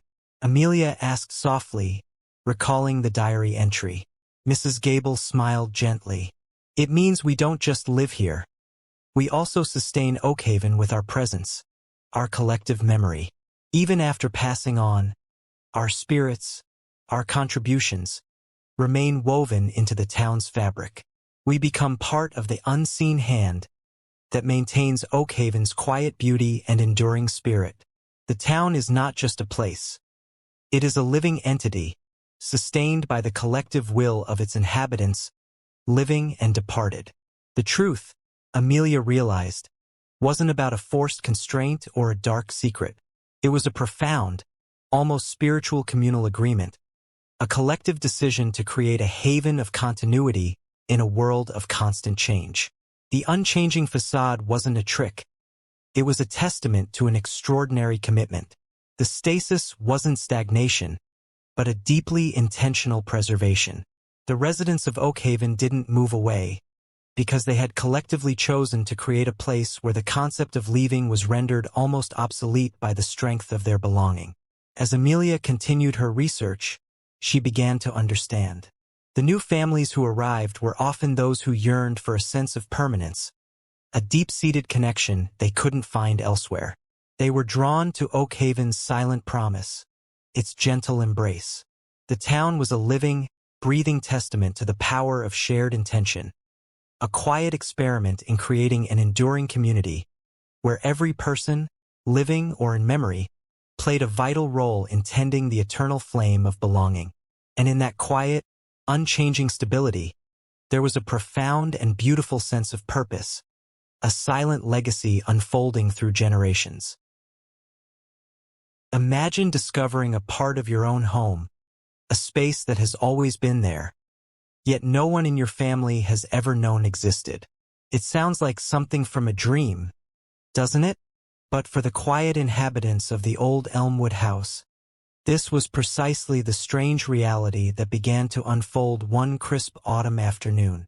What quiet secret could a forgotten room hold, tucked away in the very fabric of their family home for generations? The Elmwood house was a venerable structure, its timbers creaking with stories only the wind seemed to remember.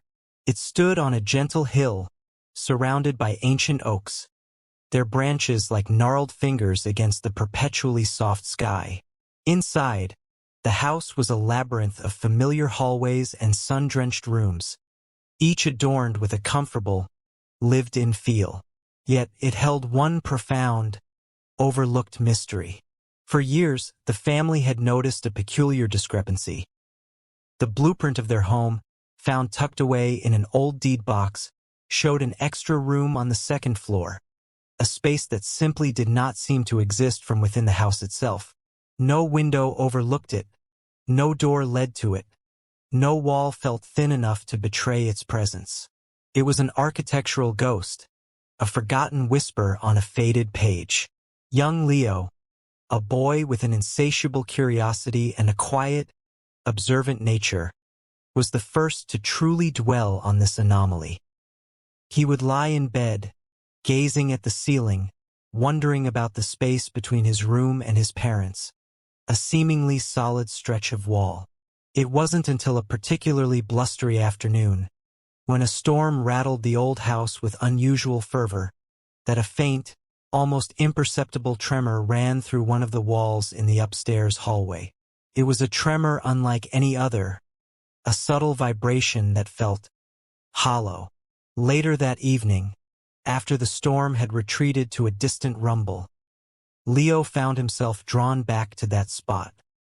He pressed his ear against the wall, listening to the quiet sighs of the settling house. There it was again, a faint echo, as if a gentle breath moved behind the plaster. He called his father, a practical man named Arthur, who at first dismissed it as the house's usual antics. But Leo's persistent gaze, his unshakable conviction, finally swayed him. Arthur, intrigued despite himself, tapped the wall. The sound was distinctively different there, a hollow thud where solid plaster should have been.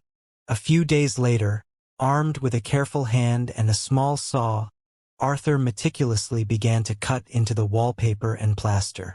Each whisper of the saw blade seemed to heighten the quiet suspense that filled the hallway.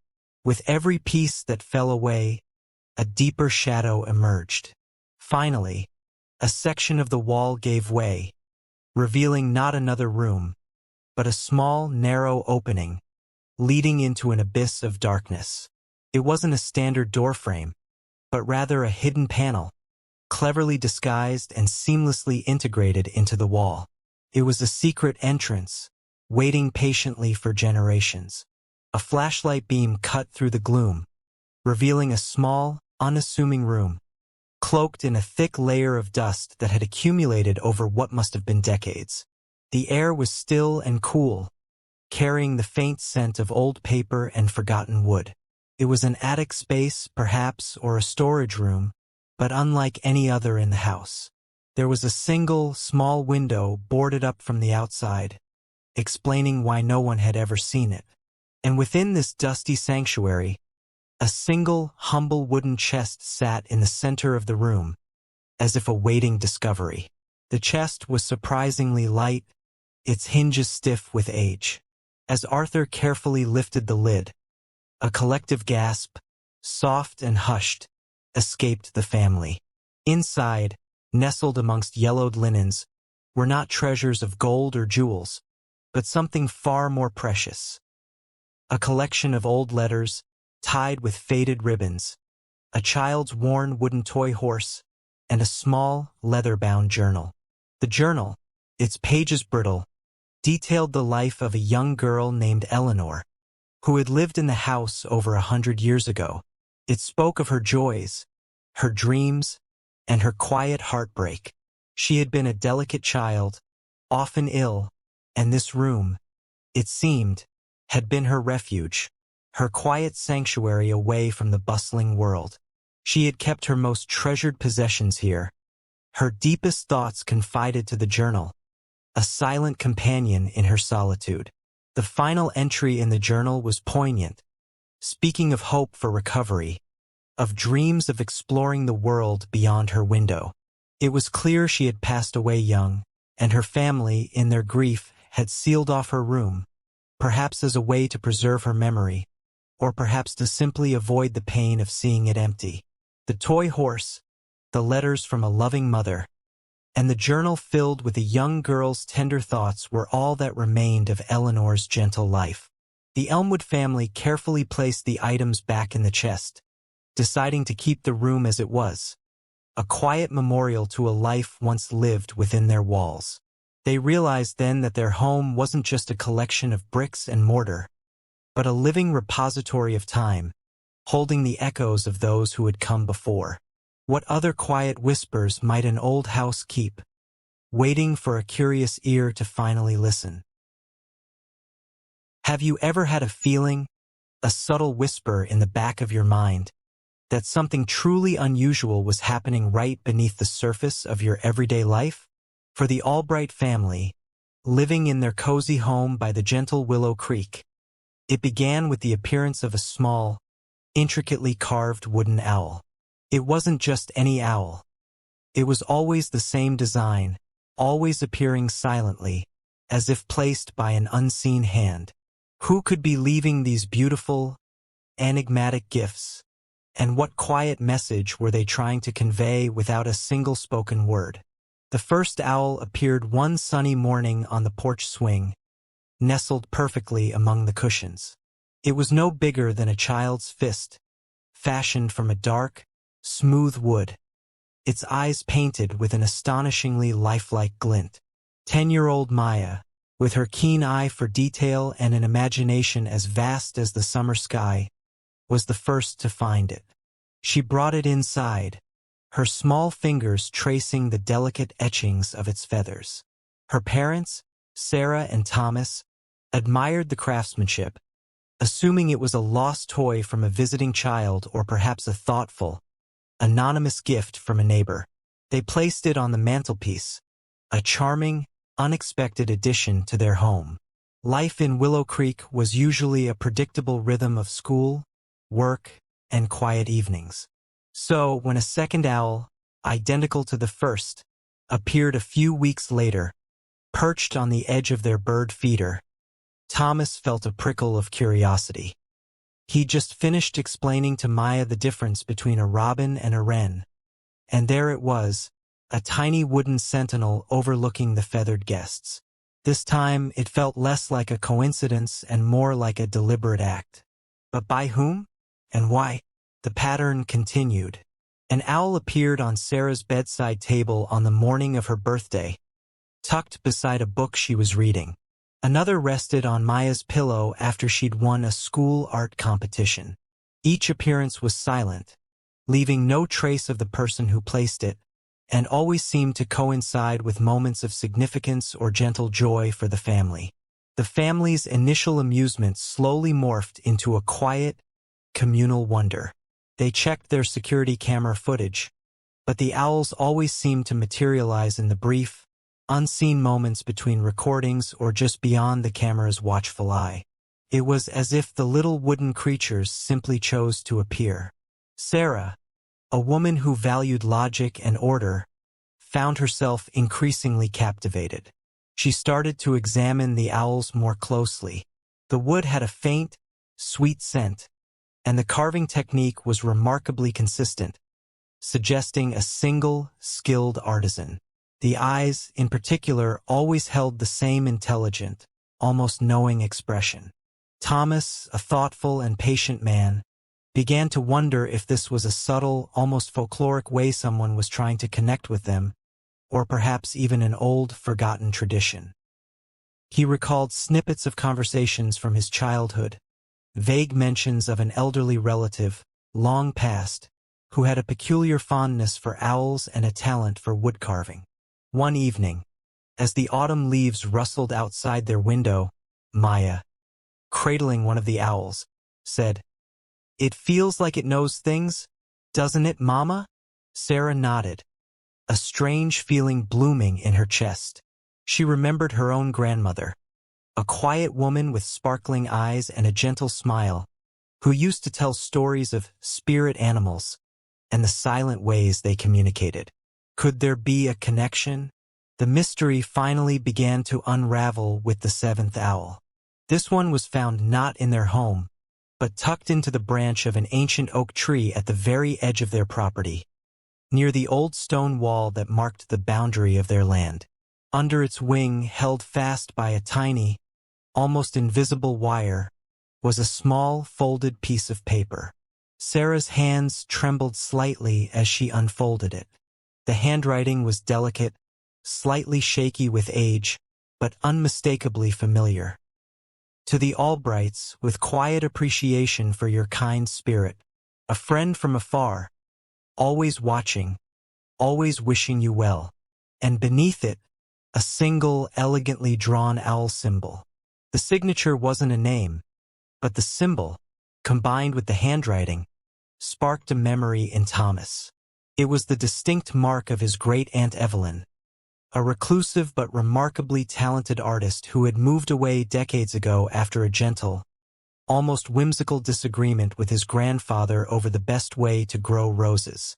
Evelyn had been known for her unique wood carvings, especially her owls, and for her habit of leaving thoughtful, anonymous gifts for those she admired. No one in the family had heard from her in years, and many assumed she had simply faded into the quiet annals of time. It seemed Great-Aunt Evelyn hadn't faded at all. She had simply moved to a small cottage a few towns over, maintaining a quiet, independent life. She hadn't wanted to intrude, but had watched the Albright family from a distance, enjoying their gentle rhythms, their laughter, and their simple joys. The owls were her way of being present, of sharing a silent affection, a gentle reminder that even when unseen, love and connection can persist. The family decided then that they would try to find her, not with a grand gesture, but with a quiet knock on her door, perhaps with a small gift of their own. For the silent owls of Willow Creek had not just brought a mystery to their home. They had brought a quiet, enduring reminder of the unseen threads that connect us all, even across the years and the miles. What other gentle secrets might be waiting, just beyond our immediate sight, ready to be quietly discovered?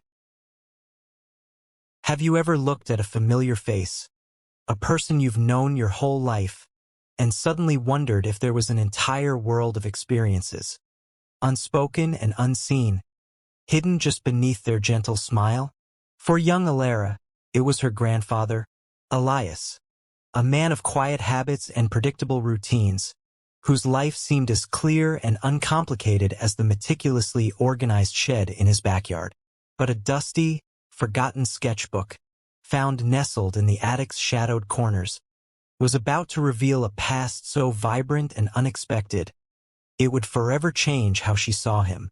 What hidden passions and unfulfilled dreams might one quiet man keep carefully tucked away, out of sight from those he loved most? Elias lived in a small, cozy bungalow, its garden overflowing with roses he tended with meticulous care. His days followed a rhythm. Morning coffee on the porch, a few hours in the garden, a quiet lunch, then perhaps an afternoon spent reading or tinkering with some small repair. He was known for his calm demeanor, his gentle humor, and his unwavering presence. Alara, his granddaughter, adored him. She loved listening to his stories of growing up in the countryside, though they were always simple tales of nature and small adventures, never anything grand or dramatic. One rainy Saturday, Alara was helping her grandmother, Clara, sort through old boxes in the attic. Dust motes danced in the sparse beams of light that pierced the small attic window, illuminating forgotten relics of their family's past. Amidst yellowed photographs and moth-eaten blankets, Alara's fingers brushed against something hard and leathery. She pulled out a large, worn sketchbook, its cover embossed with a faded, intricate design. It was unlike anything she'd ever seen Elias own. He was a practical man, not one for art or frivolous pursuits. As she carefully opened the book, a gasp escaped her lips. The pages were filled with extraordinary architectural drawings. Sweeping bridges, soaring towers, elegant cityscapes that seemed to defy gravity. Each drawing was rendered with incredible precision and artistic flair, a symphony of lines and shadows. The sketches weren't just technical. They pulsed with an artistic vision, a bold imagination Alara had never associated with her quiet grandfather. She saw designs for concert halls with parabolic roofs, innovative housing projects that curved gently into hillsides, and grand public spaces designed to foster community and joy. Each page was signed with a flourish, but not Elias's usual legible script. Instead, it bore a stylized monogram, EV. Alara brought the sketchbook downstairs, her heart thrumming with a silent excitement.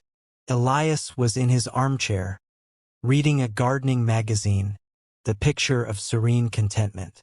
"Grandpa," she began, her voice a little shaky. "What is this?" She presented the sketchbook. Elias's eyes, usually so calm, widened almost imperceptibly. A flicker of something, surprise, perhaps a touch of regret, or maybe even a long-forgotten pride, crossed his face before settling back into his usual mild expression. "Ah, that," he murmured, taking the book gently from her. His fingers, usually stained with soil from his roses, now traced the lines of a bridge he'd once envisioned. "That was a long time ago, Alara. From before I met your grandmother." He began to speak, his voice a low, melodic murmur, like the quiet flow of a forgotten river. He told her of Elias Vance, a young, ambitious architecture student, brimming with dreams of reshaping skylines and designing spaces that would inspire wonder. He had graduated with honors, a promising star in his field, and for a few vibrant years he had worked for a renowned firm, contributing to innovative projects, always pouring his heart into his designs. The monogram EV was his professional signature. But life, as it often does, had taken an unexpected turn. A project he had dedicated years to, a grand civic center, was suddenly abandoned due to funding issues. The disappointment had been profound, a deep disillusionment with the sometimes harsh realities of the professional world. He felt his creative spirit dimming, caught in the endless cycle of proposals, budgets, and compromises. It was around that time he met Clara, Alara's grandmother, a woman whose calm spirit and love for the simple beauty of nature offered a different kind of fulfillment. He chose a different path, one that led him away from soaring skyscrapers and into the quiet embrace of a small town, a loving family, and the satisfying labor of a flourishing garden. He found a new kind of architecture in the structure of a rose bush, a new kind of design in the arrangement of perennials. He never regretted his decision, he assured Alara, his gaze soft as he looked at Clara, who was now listening from the doorway, a gentle smile playing on her lips. But he had kept the sketchbook, a silent testament to the young man he once was, the architect of forgotten dreams. He hadn't hidden it out of shame, but out of a quiet understanding that that chapter of his life was complete. A beautiful memory, perhaps, but not one he felt the need to relive or discuss. He had built a new life, a life rich with love and simple joys, and found his contentment there. As Alara looked at the intricate drawings, then at her grandfather, a new depth unfolded within her perception of him. He wasn't just the gentle gardener. He was also Elias Vance, a visionary architect, a dreamer who had once imagined cities of wonder. The discovery wasn't a betrayal, but an expansion, a quiet unveiling of a man whose life contained multitudes. He hadn't lost his creativity. He had simply channeled it into a different kind of beauty, a beauty found in the quiet rhythm of growth and the enduring warmth of family. As the rain continued its soft drumming against the window pane, Alara held the sketchbook, understanding that even the most ordinary lives could hold extraordinary, untold stories. What other quiet masterpieces might be waiting to be found, hidden not in plain sight, but in the tender depths of a person's cherished memories? Have you ever arrived somewhere new, perhaps a charming, old-fashioned place, and felt an immediate, unshakable sense that its cheerful facade hid a story, a quiet undercurrent of something deeply mysterious? This was the feeling that settled upon the Miller family when they checked into the quaint lakeside lodge for their summer vacation. The lodge, with its rustic charm and welcoming smiles, seemed idyllic, yet a recurring, almost spectral whisper, barely audible to the human ear, hinted at a deeper, unspoken history. What hidden narrative might the very walls of an old lodge preserve, waiting for a sensitive ear to finally perceive its ghostly echoes? The lakeside lodge stood on the tranquil shores of Lake Serenity, a picturesque wooden structure with a long history. Its weathered facade, adorned with blooming window boxes, exuded an inviting warmth. Inside, antique furniture, crackling fireplaces, and the faint scent of pine needles created an atmosphere of timeless comfort. The Miller family, father David, mother Emily, and their two children, 10-year-old Lily and 12-year-old Ben, had booked a week stay, eager for a peaceful retreat from city life. From the moment they settled into their spacious suite on the second floor, a subtle strangeness began to unfold. It started with Lily, a sensitive and observant child, who claimed to hear faint whispers emanating from the empty hallway outside their room, especially after dusk. Emily and David initially dismissed it as the creaks and groans of an old building settling, or perhaps the wind whistling through unseen gaps. But Lily insisted the sounds were distinct, like hushed conversations, just beyond the edge of audibility, always fading before she could quite discern any words. Ben, ever the skeptic, found it amusing, teasing his sister about ghostly gossip. Yet, even he couldn't deny the oddness of certain occurrences. A chess piece left precisely in a certain square would sometimes be found moved. A book, placed on the nightstand, would mysteriously reappear on the armchair. These were small things, easily explained away as absent-mindedness or the innocent mischief of an old building, but their cumulative effect slowly began to weave a tapestry of quiet unease.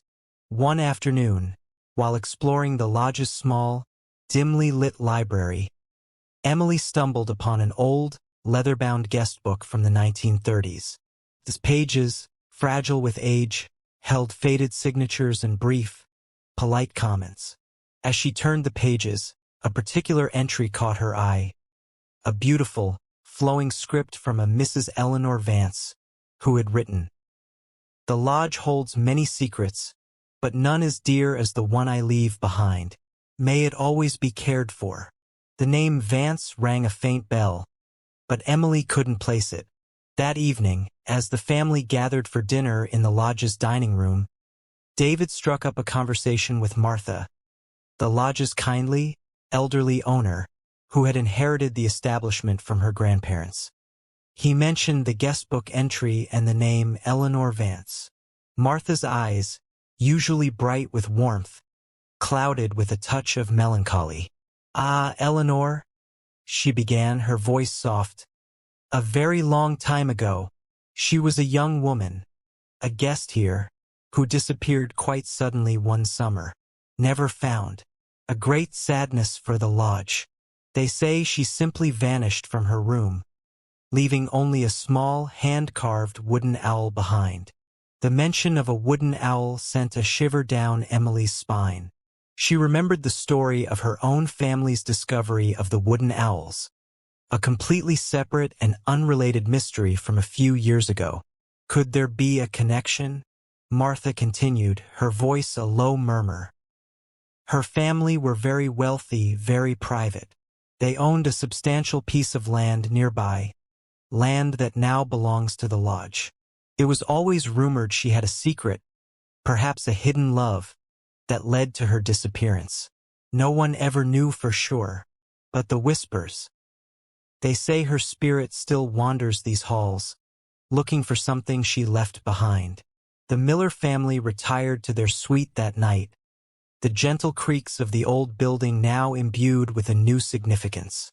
Lily pointed to a tiny, almost invisible stain on the wooden floorboards, barely noticeable under the antique rug. It's shaped like an owl's feather, Mama, she whispered. David, intrigued, knelt down.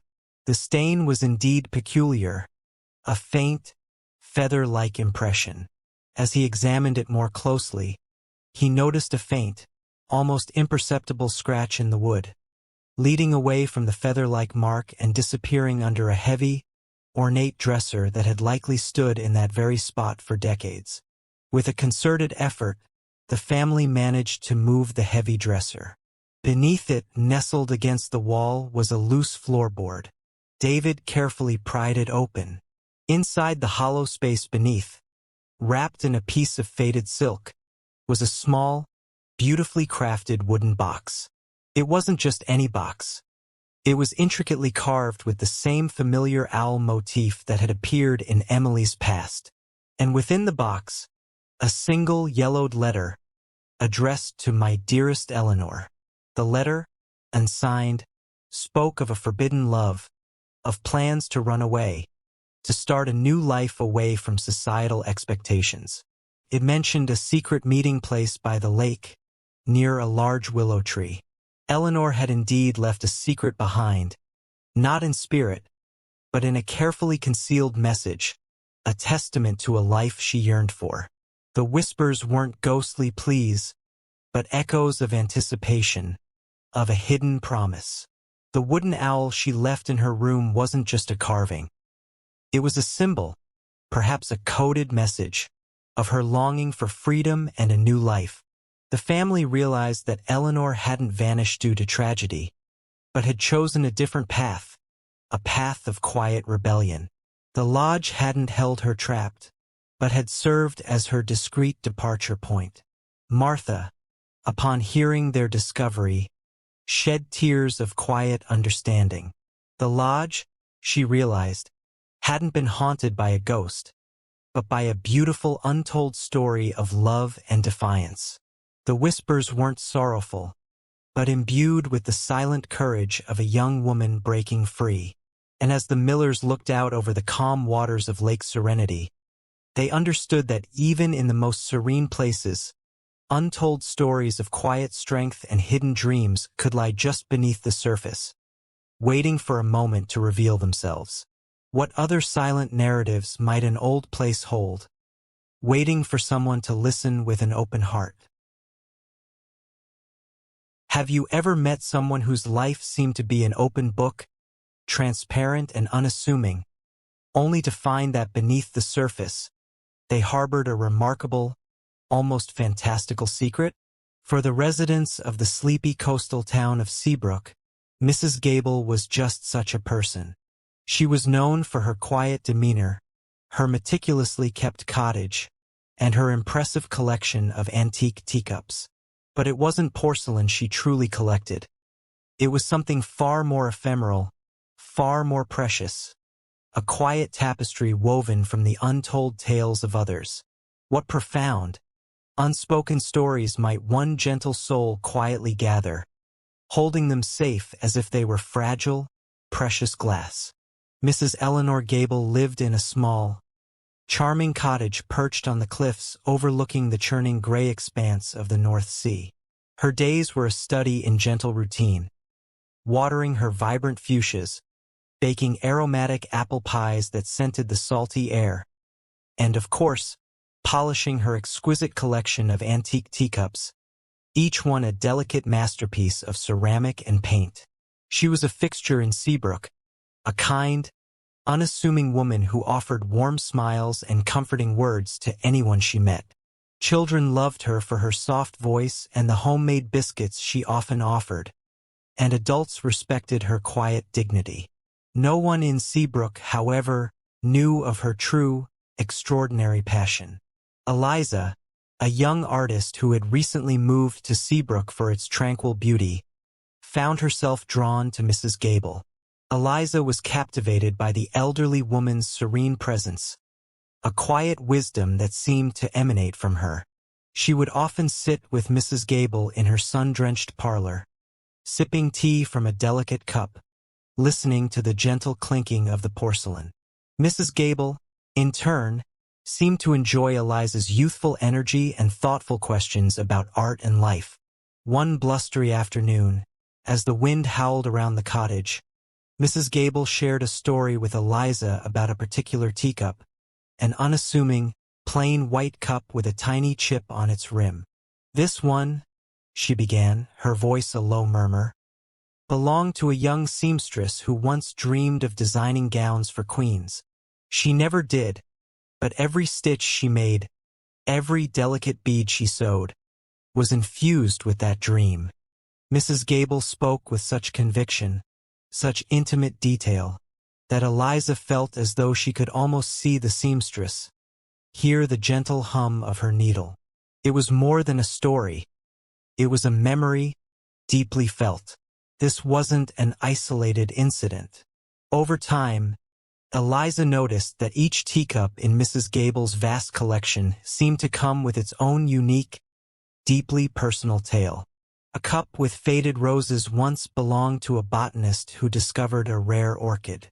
A chipped saucer held the tears of a lost love for a sea captain. These weren't stories from books. They felt intensely real, filled with the raw emotions of lives lived.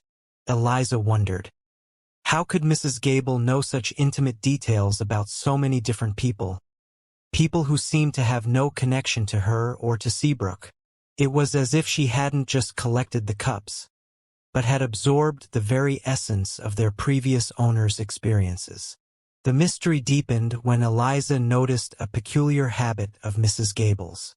Whenever a new antique object, a small trinket, an old book, a piece of worn lace, found its way into the cottage, Mrs. Gable would spend hours with it, holding it gently, sometimes closing her eyes as if in deep concentration.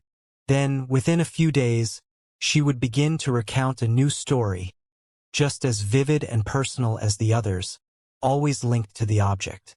It was as if the objects whispered their histories directly to her. One evening, Eliza, emboldened by their growing friendship and her own insatiable curiosity, gently asked Mrs. Gable about her extraordinary knowledge. "Mrs. Gable," she began, "how do you know these stories? They feel so real, so personal." Mrs. Gable smiled, a knowing, almost ethereal smile. She gestured to the teacups, arrayed like silent sentinels on her shelves. "My dear Eliza," she said, her voice barely a whisper, "people, when they touch objects, when they pour their hopes and dreams and sorrows into them, leave behind a faint echo. A resonance, you might say. I have simply always been able to hear those echoes." She explained that from a very young age, she possessed a rare, intuitive gift. She could sense the emotional imprint left on objects, particularly those that had been cherished, handled with care, or imbued with strong feeling. It wasn't clairvoyance, she clarified, but a profound empathy. An ability to pick up on the emotional energy woven into the fabric of things. She saw flashes of images, felt faint echoes of emotions, and from these fragments, she pieced together the quiet narratives, the hidden dramas, and the enduring joys of the people who had once owned these items. She didn't seek out grand tales. She simply collected the quiet, often overlooked stories of ordinary lives, preserving them as if they were fragile, precious artifacts themselves.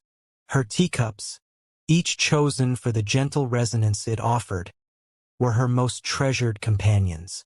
They were not just beautiful objects. They were vessels of memory, silent archives of human experience. She was, in essence, a collector of lost stories, a quiet guardian of the unseen narratives that shaped the lives of countless individuals.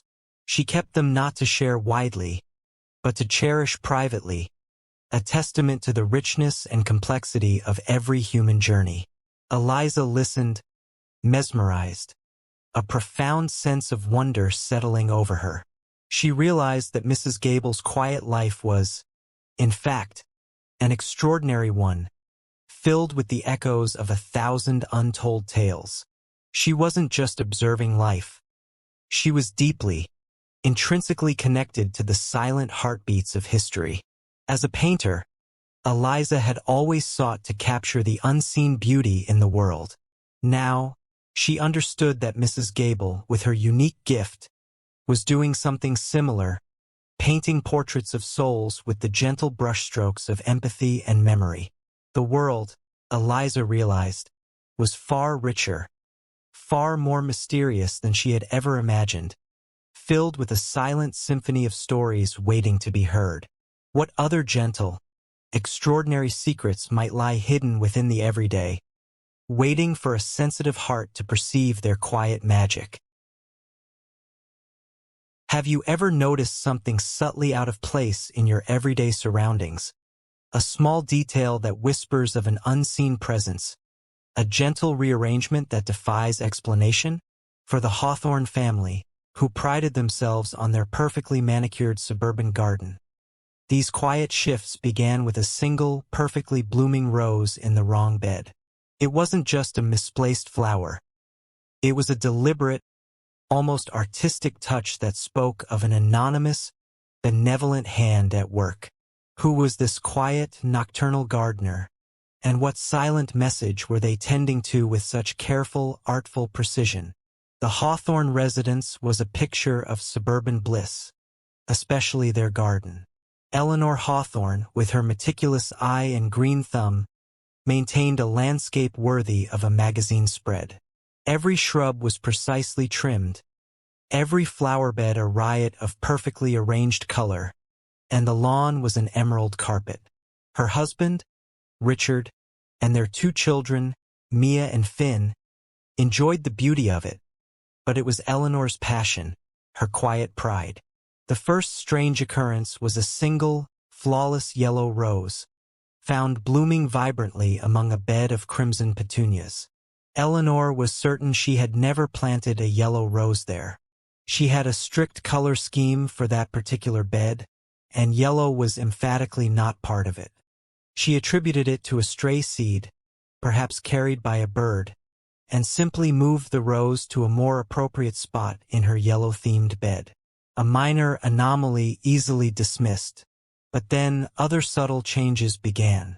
A small, exquisite collection of pebbles, arranged in a spiral pattern, appeared beneath their ancient oak tree, a place where Finn often played.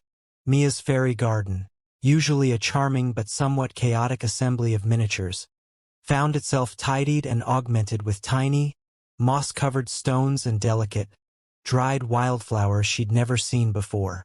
These weren't acts of vandalism or mischievous pranks.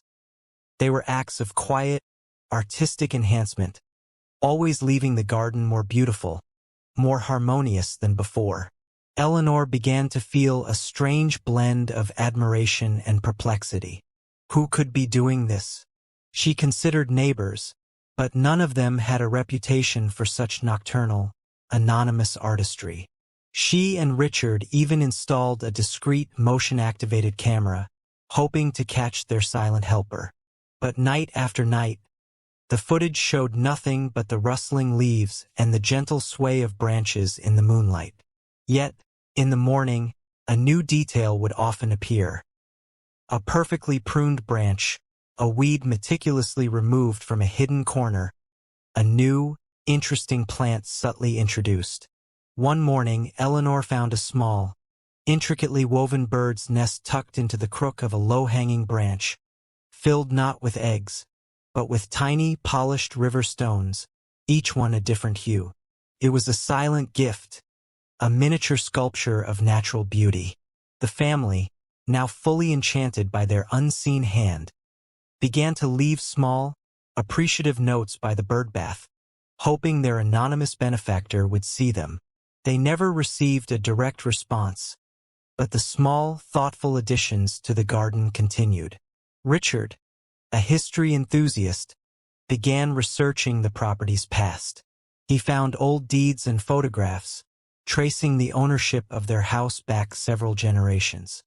He discovered that their garden had once belonged to a reclusive, eccentric botanist named Alastair Finch, known for his unique landscaping philosophy and his profound love for the unspoken language of plants. Finch, it was said, believed gardens held spirits, and he would often converse with them through silent arrangements and gentle plantings. He had no known heirs, and after his passing, the garden had simply been sold. One particularly foggy morning, Eleanor stepped out to find a small, ceramic owl perched on a stone birdbath. Beneath it, a single, perfectly intact monarch butterfly wing had been delicately placed, as if a quiet message. It was a deeply personal touch, as Eleanor had often spoken to her roses about her late mother, who adored monarch butterflies. She felt a profound connection, a silent understanding passing through the mist. That afternoon, while helping Finn clear some fallen branches near the old stone wall at the very back of their property, Richard noticed a small, almost hidden gate, completely overgrown with ivy. It wasn't on any of their property maps. Beyond it lay a narrow, winding path that led into a small, untouched patch of woodland. Deep within this woodland, nestled among ancient trees, they discovered a tiny, dilapidated cottage, almost completely swallowed by nature. It was clearly abandoned, but something about it felt recently visited. Inside, amidst the dust and decay, they found a small, meticulously organized shed. And within that shed, tucked away on a workbench, was a collection of old, well-used gardening tools, each one polished and cared for. Beside them, a worn leather-bound journal. The journal belonged to Alastair Finch. Its pages were filled with detailed sketches of plants, poetic musings on nature, and observations about the Hawthorne garden. The final entries were particularly poignant, speaking of his quiet pleasure in tending to the garden, even after it was no longer officially his. He had never truly left. He had simply continued his quiet work from a hidden vantage point, a benevolent spirit tending to the land he loved, making gentle, anonymous improvements. He had lived out his last years in the secluded cottage, a secret haven, continuing his passion for gardening, sharing his quiet artistry with the world through the subtle beauty of a well-placed flower or a perfectly arranged stone. The unseen hand was not a ghost, but the enduring spirit of a man who found his deepest joy in nurturing nature.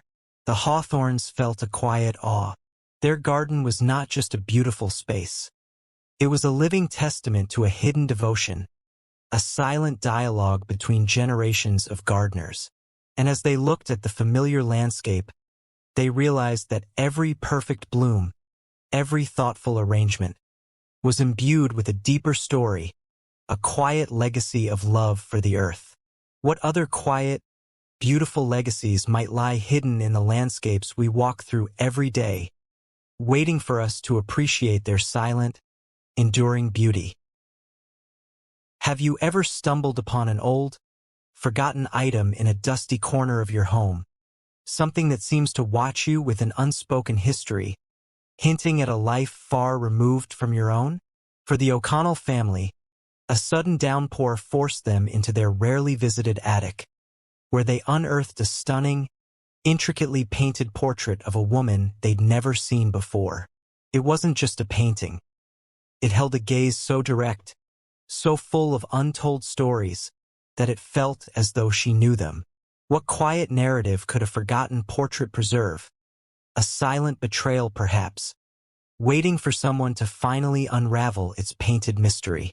The O'Connell family had lived in their charming Victorian home for 2 generations, passing down its creaking floorboards and tall, drafty windows from grandparents to parents, and now to young Liam and his inquisitive sister, Chloe. The attic was largely untouched, a repository of forgotten heirlooms and dusty memories. It was a place usually avoided, a realm of spiders and shadows, but a sudden, torrential downpour had caused a small leak, forcing David O'Connell, Liam and Chloe's father, to investigate. As David carefully navigated the labyrinth of boxes and old furniture, he noticed something tucked behind an ancient armoire, a large, canvas-wrapped object. Pulling it out, he wiped away decades of dust to reveal a breathtaking portrait. It was the image of a young woman, perhaps in her late 20s, with striking emerald eyes, a cascade of auburn hair, and a serene, almost enigmatic smile. Her gown was from a bygone era, richly detailed, suggesting a life of elegance and perhaps a touch of mystery. Yet, none of the O'Connells, not even their eldest living relative, Great-Aunt Maeve, recognized her. She was a complete stranger, a silent sentinel from a forgotten past. The portrait quickly became the focal point of the O'Connell living room, a silent guest observing their daily lives. Chloe, with her vivid imagination, began to invent elaborate backstories for the woman, whom she named Lady Eleanor. Liam, more practical, tried to find clues within the painting itself. He noticed a small, almost imperceptible locket around her neck, its design intricate but indecipherable. David, intrigued, asked Great-Aunt Maeve about the painting. Maeve, a spry woman in her late 80s with a memory as sharp as ever, gazed at the portrait with a mixture of recognition and a touch of something akin to sadness. "Eleanor," she murmured, her voice soft with a distant memory. "Eleanor Finch, a distant cousin, once removed from your great-great-grandmother's side. She was a whisper in our family history, never spoken of directly, always hinted at." Maeve explained that Eleanor Finch had been a vivacious and artistic young woman, deeply in love with a man her family deemed unsuitable. He was a talented, but penniless, landscape painter, and the Finch family, proud and traditional, refused to countenance the match. Eleanor, however, was determined. She secretly continued their relationship, meeting him in secluded spots, exchanging clandestine letters. The portrait, Maeve speculated, was likely painted by him, a testament to their forbidden love, a quiet act of defiance. The mystery deepened when Maeve added a crucial detail. It was rumored that Eleanor ran away with him, defying her family completely. But then, she returned alone a few years later, changed, quiet. She never spoke of her time away, and neither did anyone else. It was as if that chapter of her life had been erased. She lived out her days here, in this very house, a silent, almost ghost-like figure until she passed away. The family had always known of an Eleanor in their lineage, a quiet aunt who had lived with their ancestors, but her story had been shrouded in a veil of unspoken shame or sorrow. Liam, remembering the locket, decided to examine the painting more closely. Using a magnifying glass, he peered at the intricate details of the jewelry. It wasn't just a decorative locket. It was a miniature portrait locket, and within it, almost invisible to the naked eye, was a tiny, faded depiction of a man. His face was obscured by time and the small scale, but his eyes seemed to hold a familiar artistic intensity. Chloe, meanwhile, noticed something else. On the background of the painting, subtly rendered in the distance, was a landscape. A rolling hill with a distinctive cluster of 3 ancient oak trees. She had seen those trees before. They were on the old Finch estate, now a public park, just a few miles from their home. It was a spot her mother often took them for picnics, a place of quiet beauty and old-world charm. With a surge of understanding, David realized the painting wasn't just a portrait. It was a story, a map of Eleanor's enduring love. The locket was a secret tribute to the man she loved, painted into the very fabric of her image, a private act of remembrance. The landscape in the background was their meeting place, a silent testament to their secret rendezvous.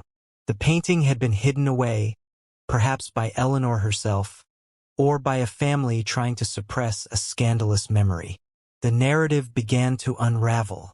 Eleanor had indeed run away with her painter.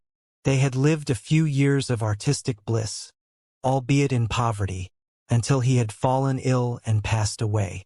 Heartbroken and alone, she had returned to her family home, her spirit quietly broken, her love story a secret burden she carried. Her family, in their rigid adherence to propriety, had chosen to bury her story in silence, hoping to erase the scandal. But Eleanor, with the quiet defiance of a true romantic, had ensured her truth would endure, painted into the very portrait her lover had created. The O'Connells looked at the portrait now with a new understanding, a profound respect for Eleanor Finch. She was no longer a stranger from the past, but a woman of quiet strength and enduring love. The portrait was a testament to a life lived fiercely, albeit in secret, and a love that transcended societal disapproval. It had been hidden not to be forgotten, but to be protected, waiting for a generation with open hearts to finally see its truth. What other silent declarations, woven into the fabric of everyday objects, might be waiting for us to truly see them, to listen to their quiet, enduring whispers? Imagine inheriting a seemingly ordinary object, something familiar from your childhood, only to discover it holds a secret, a quiet riddle patiently waiting to be solved. For the Harrison family, it was an old wooden chess set, a beloved but unremarkable relic from their grandfather's study. But within its polished squares and finely carved pieces lay a hidden map, a cryptic invitation to a puzzle that had spanned generations.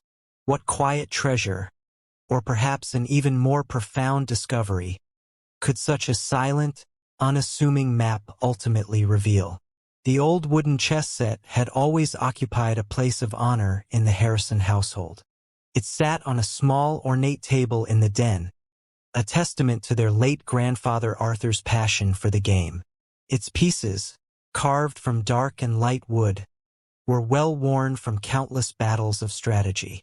12-year-old Sam and his older sister, Clara, had spent many hours attempting to master the game, often losing spectacularly to their father, Robert, who, like Arthur, had a quiet, tactical mind.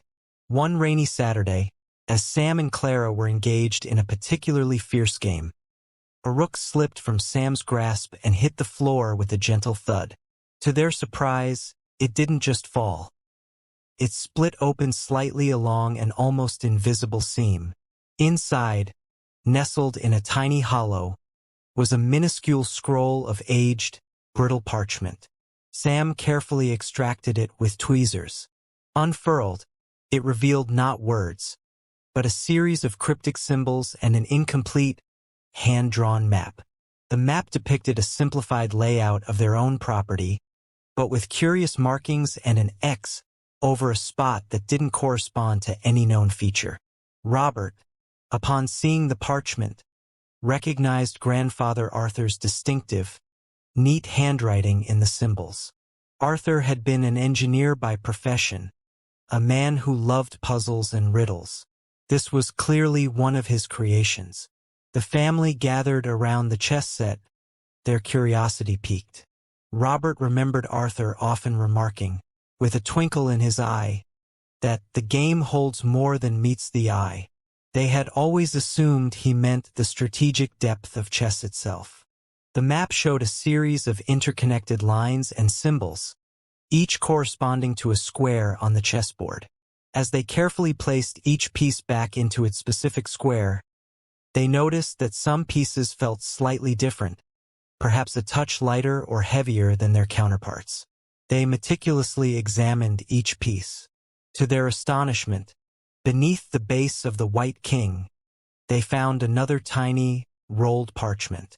This one contained a short, enigmatic poem, "Where the sun at noon doth gleam, and shadows dance a silent dream, a whispered secret, soft and deep, a legacy the earth will keep."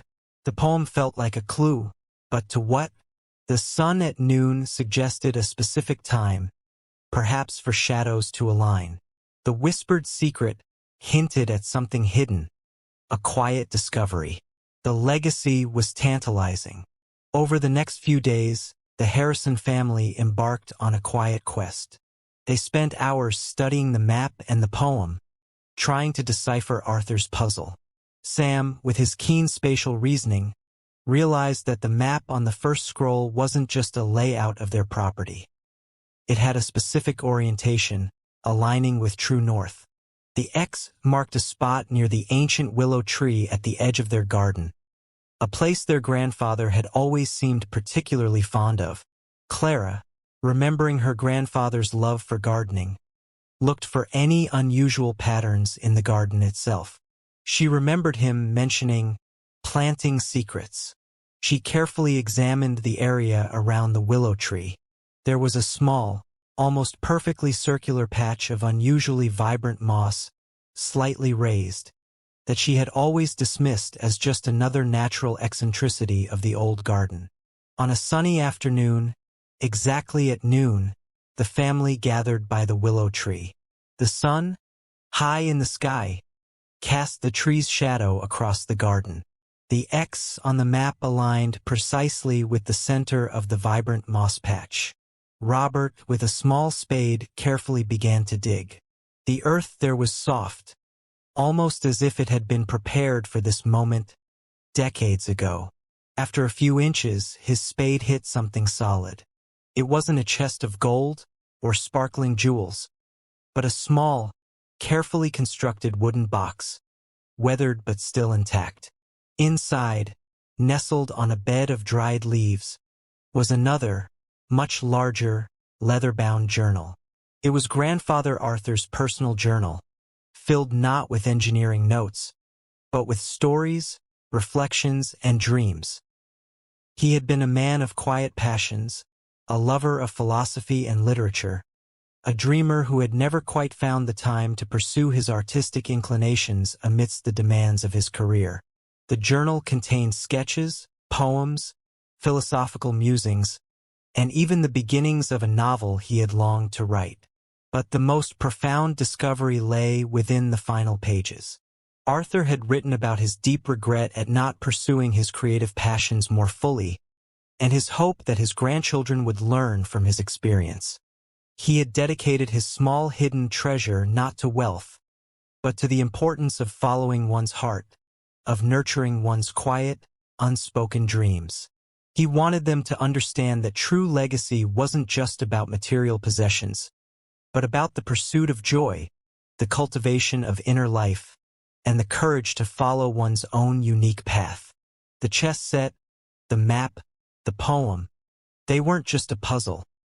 They were a profound message, a quiet plea from a loving grandfather for his family to live lives full of purpose and passion. The treasure was the journal itself, a gateway to understanding the inner world of a man they thought they knew so well, and a gentle reminder to seek their own quiet passions. As the Harrison family sat together, reading Arthur's words under the dappled sunlight of the willow tree, they felt a profound connection to their grandfather, realizing that even in the most familiar objects, the deepest, most personal stories could lie quietly hidden, waiting to illuminate our lives with their gentle wisdom. What quiet legacies might be waiting, hidden in plain sight, to gently guide us towards our own true paths? Have you ever met someone whose entire life seemed to hum with an unspoken precision, a quiet dedication to a craft that felt almost magical in its intricacy? For the residents of the charming village of Oakhaven, That person was Mr. Alistair Finch, the unassuming watchmaker. His small shop was a haven of ticking clocks and gleaming brass, but it was his own life that held the most intricate, unseen gears. A quiet dedication to a secret, personal mission that stretched back decades.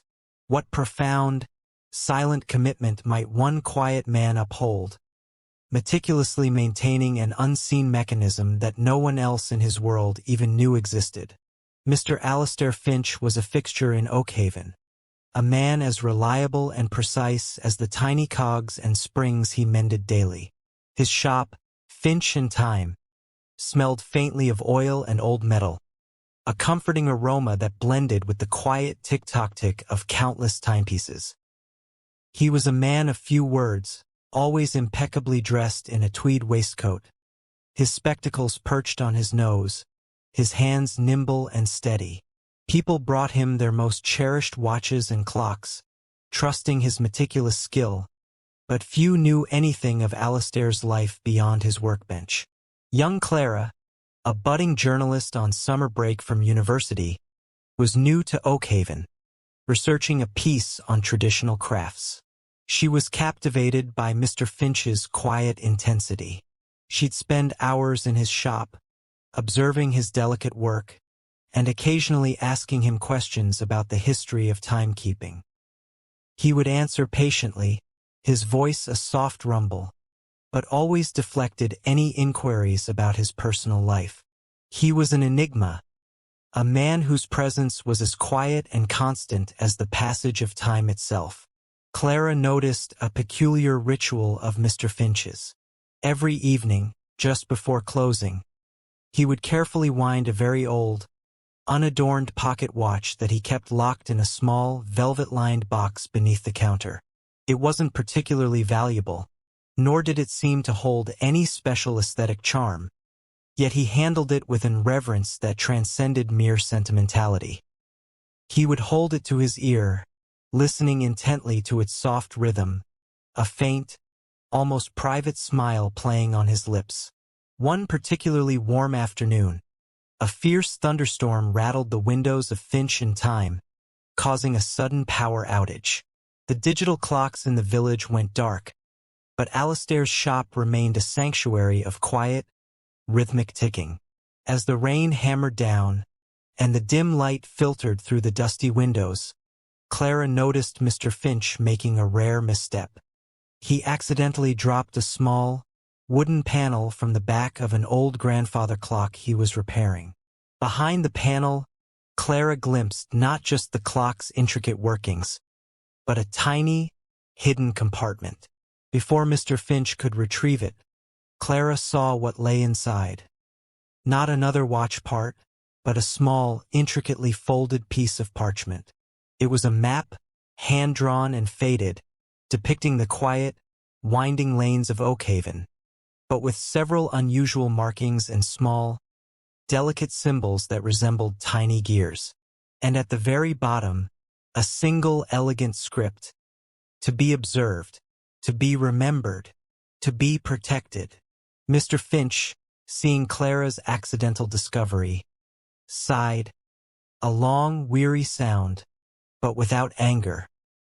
He took the parchment, his eyes holding a depth of quiet emotion Clara had never seen before.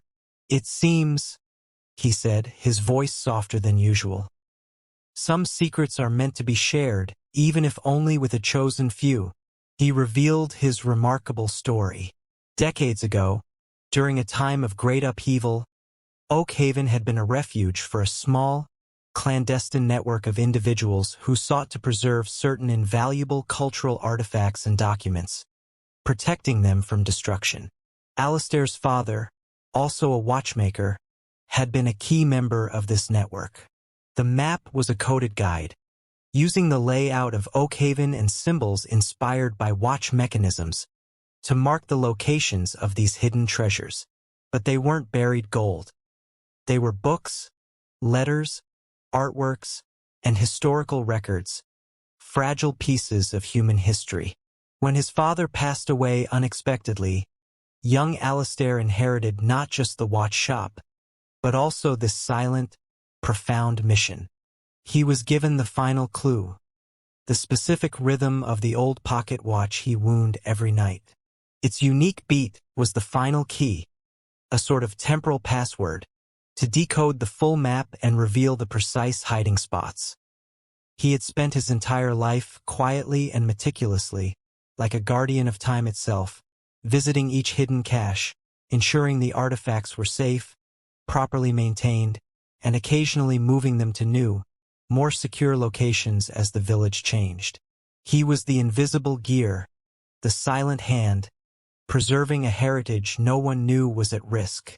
The phrase "to be observed," to be remembered, to be protected wasn't just a motto.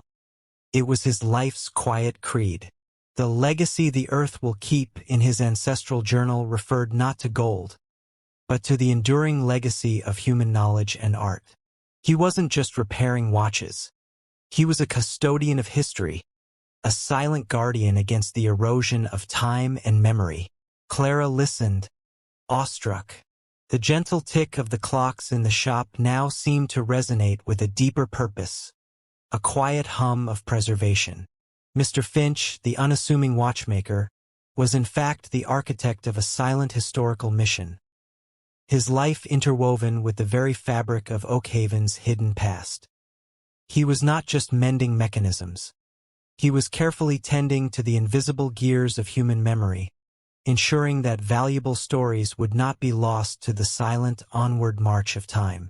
What quiet, profound responsibilities might the most unassuming individuals carry, ensuring that the precious, often invisible, threads of history remain unbroken and silently protected. Have you ever walked through a seemingly ordinary place, perhaps a well-tended garden, and sensed that its careful design held a deeper purpose, a subtle hint of a hidden world just beyond your immediate view? For the visitors to the sprawling estate of Blackwood Manor, the gardener, a stoic and quiet man named Silas, maintained a vast and beautiful rose garden.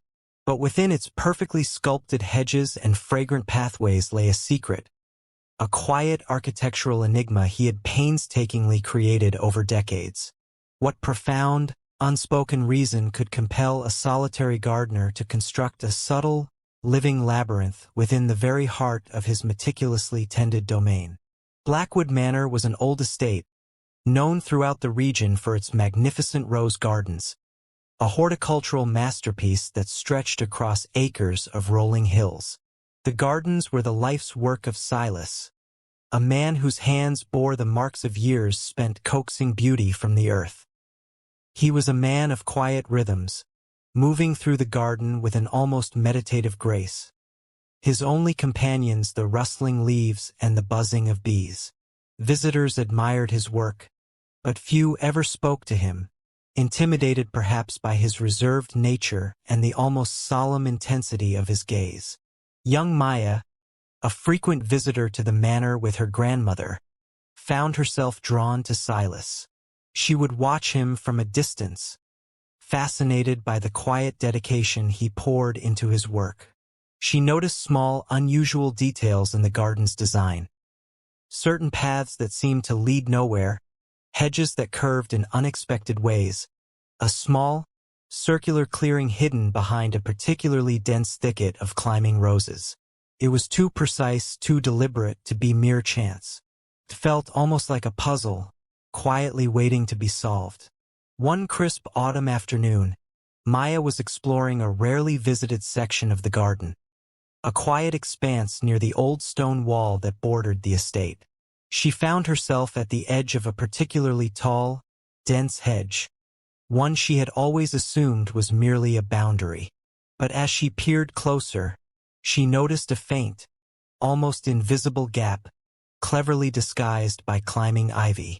Curious, she pushed through. She found herself in a small, enclosed clearing she had never known existed. In its center stood a weathered stone sundial, surrounded by a ring of low, meticulously pruned lavender. But it was the intricate pattern of paths leading away from the clearing that truly captured her attention. They were a series of concentric circles, interwoven with radiating lines, forming a complex, living maze. It was a labyrinth, expertly crafted from the very hedges of the garden, completely invisible from the outside. As Maya walked through the quiet turns of the labyrinth, a strange sense of peace settled over her. The air within was still hushed, as if the outside world had ceased to exist. At the very heart of the maze, she found not a treasure, but a simple wooden bench, and beside it, a small, polished stone tablet. Engraved on the tablet were a few lines of elegant script. In stillness, find your way. In silence, hear what truths may say. For those who seek beyond the bloom, a quiet journey, banishing all gloom. Maya sat on the bench, her young mind trying to comprehend the depth of this hidden space. Who had built it? Why? And what was its true purpose? Later, she cautiously approached Silas, the stone tablet carefully clutched in her hand. She showed him the tablet and, in a hushed voice, spoke of the labyrinth. Silas, usually so stoic, showed a flicker of surprise, then a gentle, almost melancholic smile. "Ah," he murmured, his gaze distant. "You found my quiet place." He explained that the labyrinth was his secret, his life's quiet dedication beyond simply maintaining the beauty of Blackwood Manor. Many years ago, he had lost his young daughter in a tragic accident, a loss that had plunged him into profound grief. He had found solace in the methodical, repetitive work of gardening, but his soul remained adrift. He started building the labyrinth, a living monument, a physical representation of his own inner journey through sorrow and confusion, seeking a path back to peace. Each hedge, each curve, each turn of the labyrinth was carefully planned, a silent meditation on life's complexities and the search for inner calm. He would walk it every day, slowly, deliberately, allowing the quiet solitude to guide him. The inscription on the tablet was his own philosophy, born from his deep personal experience. A reminder that sometimes, to find clarity, one must navigate the quiet complexities of the self. He had created the labyrinth not for recognition, but as a private sanctuary, a therapeutic ritual, a way to process his grief and to find a renewed sense of purpose. It was his solace, his quiet testament to resilience. He chose to keep it hidden, not out of secrecy, but because its meaning was so deeply personal, so intrinsically linked to his own quiet healing. He knew that those who truly needed it, those whose hearts were ready to walk a silent path, would eventually find its subtle entrance. He was the guardian of not just a garden, but a silent testament to human endurance, a living metaphor for navigating life's most challenging landscapes. As Maya stood in the garden now, looking at the seemingly ordinary hedges, she saw them with new eyes. The garden was not just a collection of beautiful plants. It was a profound, living artwork, a silent guide, tended by a man who had transformed his personal sorrow into a source of quiet wisdom. She realized that even in the most familiar settings, profound truths could be quietly unfolding, woven into the very fabric of the world around us. What quiet, transformative journeys might others be undertaking, hidden within the patterns of their everyday lives, waiting for us to perceive their silent, enduring wisdom? Have you ever gazed at a solitary figure, perhaps someone dedicated to a quiet, seemingly isolated life, and wondered what profound connections they might secretly maintain with the wider world? For the inhabitants of the coastal town of Seahaven, the lighthouse keeper, a stoic and venerable man named Old Man Hemlock, was a figure of unwavering constancy. His days were spent tending to the powerful beam that cut through the darkness, but his nights held a secret, a quiet, almost poetic dialogue he maintained with the vast, murmuring ocean. What silent, enduring message might a lonely lighthouse keeper transmit to the world? A code understood by unseen recipients across the waves. Old Man Hemlock had been the lighthouse keeper at Sea Haven for as long as anyone could remember. His face was a roadmap of weathered lines, etched by salt and sun, and his eyes held the distant, knowing gaze of someone who spent more time with horizons than with people. He lived in the sturdy stone lighthouse at the tip of a rugged promontory, a solitary guardian of the coast. His only companions were the gulls and the rhythmic crash of waves against the rocks. The townspeople respected him, but few dared to engage him in conversation, finding his silence as profound as the deep ocean itself. Young Liam, a curious and imaginative boy who often visited his grandmother in Sea Haven during the summers, found himself fascinated by Old Man Hemlock. He would spend hours sitting on the rocks below the lighthouse, watching the old man perform his duties, polishing the brass, checking the intricate mechanism of the lamp, and sweeping the wind-battered balcony. Liam noticed a peculiar pattern, however, that went beyond the regular maintenance. Every night, after the main beam had begun its sweeping arc, Old Man Hemlock would emerge onto the balcony, not to simply observe, but to perform a series of intricate, almost dance-like movements with a smaller, handheld lantern. He would flash it in specific sequences, a rapid series of blinks and pauses, sometimes pointing it out to sea, sometimes towards the distant, hazy horizon. It wasn't Morse code, at least not any Liam recognized, nor was it a distress signal. It was too regular, too rhythmic, almost conversational. Liam, intrigued, asked his grandmother about it. She, a woman steeped in the quiet folklore of the coast, simply smiled. "Old Man Hemlock," she said, her voice a low murmur. "He speaks to the sea. Some say he speaks to the stars. He has his own language, that one." The answer, while poetic, did little to satisfy Liam's rational curiosity. One stormy evening, a rare electrical fault temporarily disabled the main lighthouse beam. The town was plunged into a nervous darkness, relying on emergency generators. Yet, even in the chaos, Liam saw Old Man Hemlock emerge onto the balcony, his small lantern flashing with an intensity he hadn't seen before. The sequences were longer, more urgent, seeming to carry a heavier weight of meaning into the stormy night. The next morning, despite the previous night's technical failure, a small fishing trawler, caught in the unexpected storm, managed to navigate safely into Sea Haven Harbor.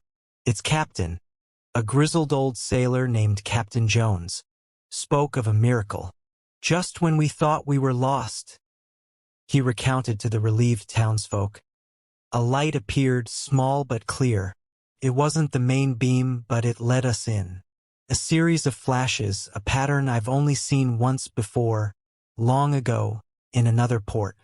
A silent guide, a whisper of the sea. They called it." Liam's heart pounded. He knew it had to be Old Man Hemlock. He rushed to the lighthouse, his young mind brimming with questions. He found the old man on the balcony, cleaning his smaller lantern, his weathered face showing a faint trace of exhaustion, but also a quiet satisfaction. "Old Man Hemlock," Liam began, a little breathless. "The flashes. The captain," he said, "it saved them." The old man looked at Liam, his distant eyes finally meeting the boy's with a spark of recognition. "Ah," he said, his voice a low, gravelly sound. "The old ways. My father taught me.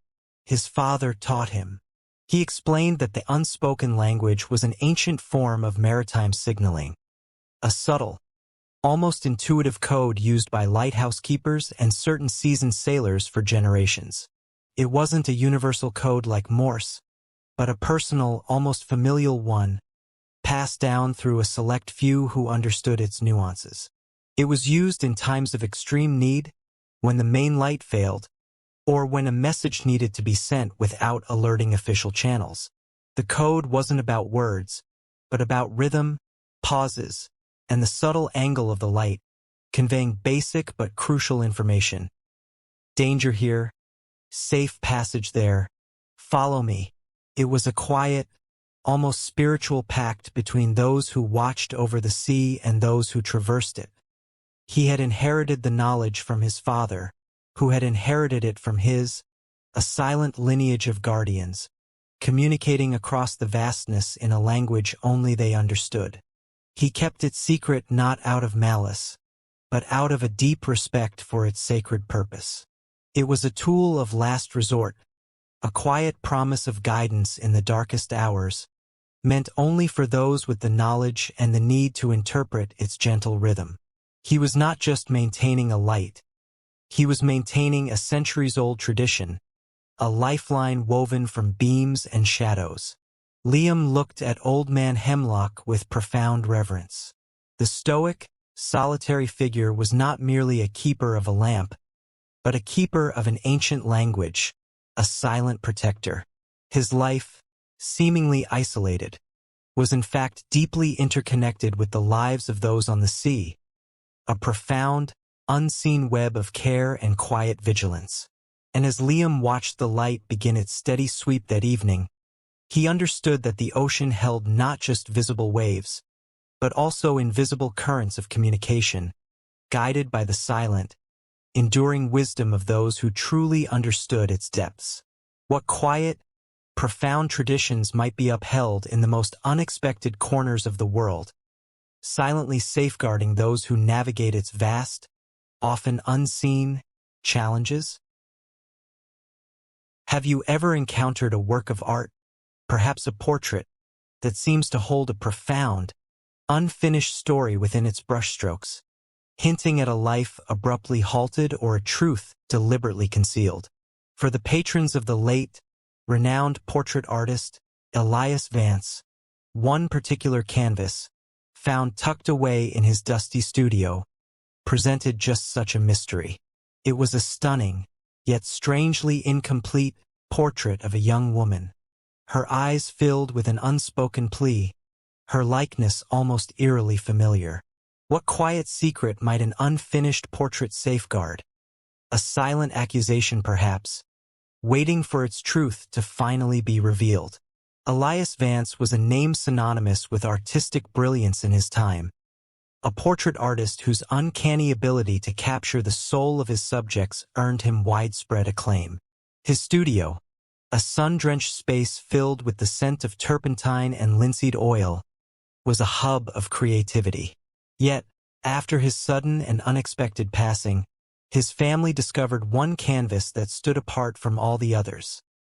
A portrait of a young woman, partially completed, her face rendered with meticulous detail, but her hands and the background left as mere sketches. His granddaughter, Alara, herself an aspiring artist, was tasked with organizing her grandfather's estate. She remembered him as a quiet, thoughtful man, deeply passionate about his art. This particular unfinished portrait, however, stirred a profound sense of unease within her. The woman's eyes, a piercing shade of emerald green, seemed to follow her, brimming with a silent intensity that felt almost urgent. There was an elegance to her features, a timeless beauty, yet something in her expression hinted at a deep, unspoken sorrow. Alara searched through her grandfather's journals and notes, hoping to find some mention of the painting or its subject. Elias kept meticulous records of his commissions, but there was no entry for this woman. It was as if she had never formally sat for him, as if her existence had been a private, almost clandestine project. The lack of a name, a date, or even a client's detail felt like a deliberate omission. One afternoon, while carefully cleaning the studio, Alara noticed a subtle discoloration on the canvas's wooden stretcher frame, beneath where the unfinished part of the painting would have been. It was a faint, almost invisible burn mark, as if something had been hastily pressed against it and then removed. And beside it, barely legible, a single, etched initial, E. Alara remembered hearing stories of her great-great-aunt, Eleanor Finch, a distant relative from a past generation, who had lived a life shrouded in family silence after an unknown period away from home. The family rarely spoke of her, and no known portraits of her existed. Yet, the woman in the painting bore a striking resemblance to an old, faded photograph Alara had once seen of a young Eleanor, tucked away in an old family album. Could this be her? Driven by a growing sense of revelation, Alara decided to consult her grandmother, Clara, who, though older, possessed a sharp memory and a quiet wisdom. Alara showed her the unfinished portrait. Clara's eyes, usually so gentle, widened with a shock of recognition. A gasp escaped her lips, and a tremor ran through her hands. "Eleanor," she whispered, her voice barely audible. "Grandfather painted her in secret." Clara explained the tragic, unspoken truth. Eleanor Finch, a beautiful and spirited young woman, had indeed run away with the penniless landscape painter she loved, defying her family's wishes. Elias Vance, her cousin, admired her courage and her artistic spirit. He had painted this portrait of her before she left, a celebration of her freedom, her defiant hope. It was a personal project, a silent tribute to her brave decision. However, the burn mark and the etchta told a different, darker story. Clara revealed that Eleanor had returned years later, alone and heartbroken, her painter having passed away. Her family, rigid and unyielding, had refused to accept her, seeing her as a fallen woman. They demanded that Elias destroy the portrait, which they considered a symbol of her disgrace. Unable to destroy his beloved cousin's image, or betray her memory, Elias had devised a quiet act of defiance. He feigned its destruction, burning a small piece of wood from the frame to create the illusion of fire damage, and then he secretly tucked the portrait away, unfinished, in the deepest recesses of his studio. The etchta was his subtle, private signature, a quiet message that this was Eleanor, kept safe, kept remembered. He never finished the portrait because, for him, Eleanor's story itself was unfinished, tragically cut short by societal judgment and personal heartbreak. The incomplete canvas represented her unfulfilled life, her truncated dreams. He had protected her image, and by extension, her truth, in a quiet, almost poetic act of artistic loyalty. The family's silence was not due to her disappearance, but to her ostracization upon her return, a sorrow that Elias could not bear to make public. Alara looked at the portrait anew, tears welling in her eyes. The unspoken sorrow in Eleanor's emerald eyes now made perfect sense. The unfinished canvas was not a flaw. It was a powerful statement, a silent testament to a life denied its full expression. Her grandfather, the quiet artist, had not only captured a likeness, but had also safeguarded a painful truth, weaving it into the very fabric of his art. It was a quiet rebellion, a profound act of love and remembrance that had waited decades to be seen and understood. As Alara carefully returned the portrait to a place of honor, she realized that art could hold not just beauty, but profound, unspoken stories, silent accusations, and quiet acts of enduring love. Her grandfather's studio, once just a workspace, now felt like a sacred archive, filled with the whispers of hidden truths, waiting for a sensitive eye and an open heart to finally complete their narratives. What other profound, silent truths might the unfinished works of the past hold, patiently waiting for us to finally hear their quiet, enduring pleas? Have you ever considered that the most ordinary places, those we frequent without a second thought, might harbor the most extraordinary secrets, quietly preserved within their unassuming walls? For the regular patrons of the Old Town Library, Mrs. Albright, the quiet, meticulous librarian, was simply a diligent custodian of books. Her life seemed to unfold in predictable, measured silence amidst the dusty shelves. But beneath her calm exterior, she was guarding a secret, a profound, hidden chapter of the library's very own history. What quiet, personal connection might a librarian cultivate with the very books she cherishes, especially when one volume holds a profound, unspoken significance?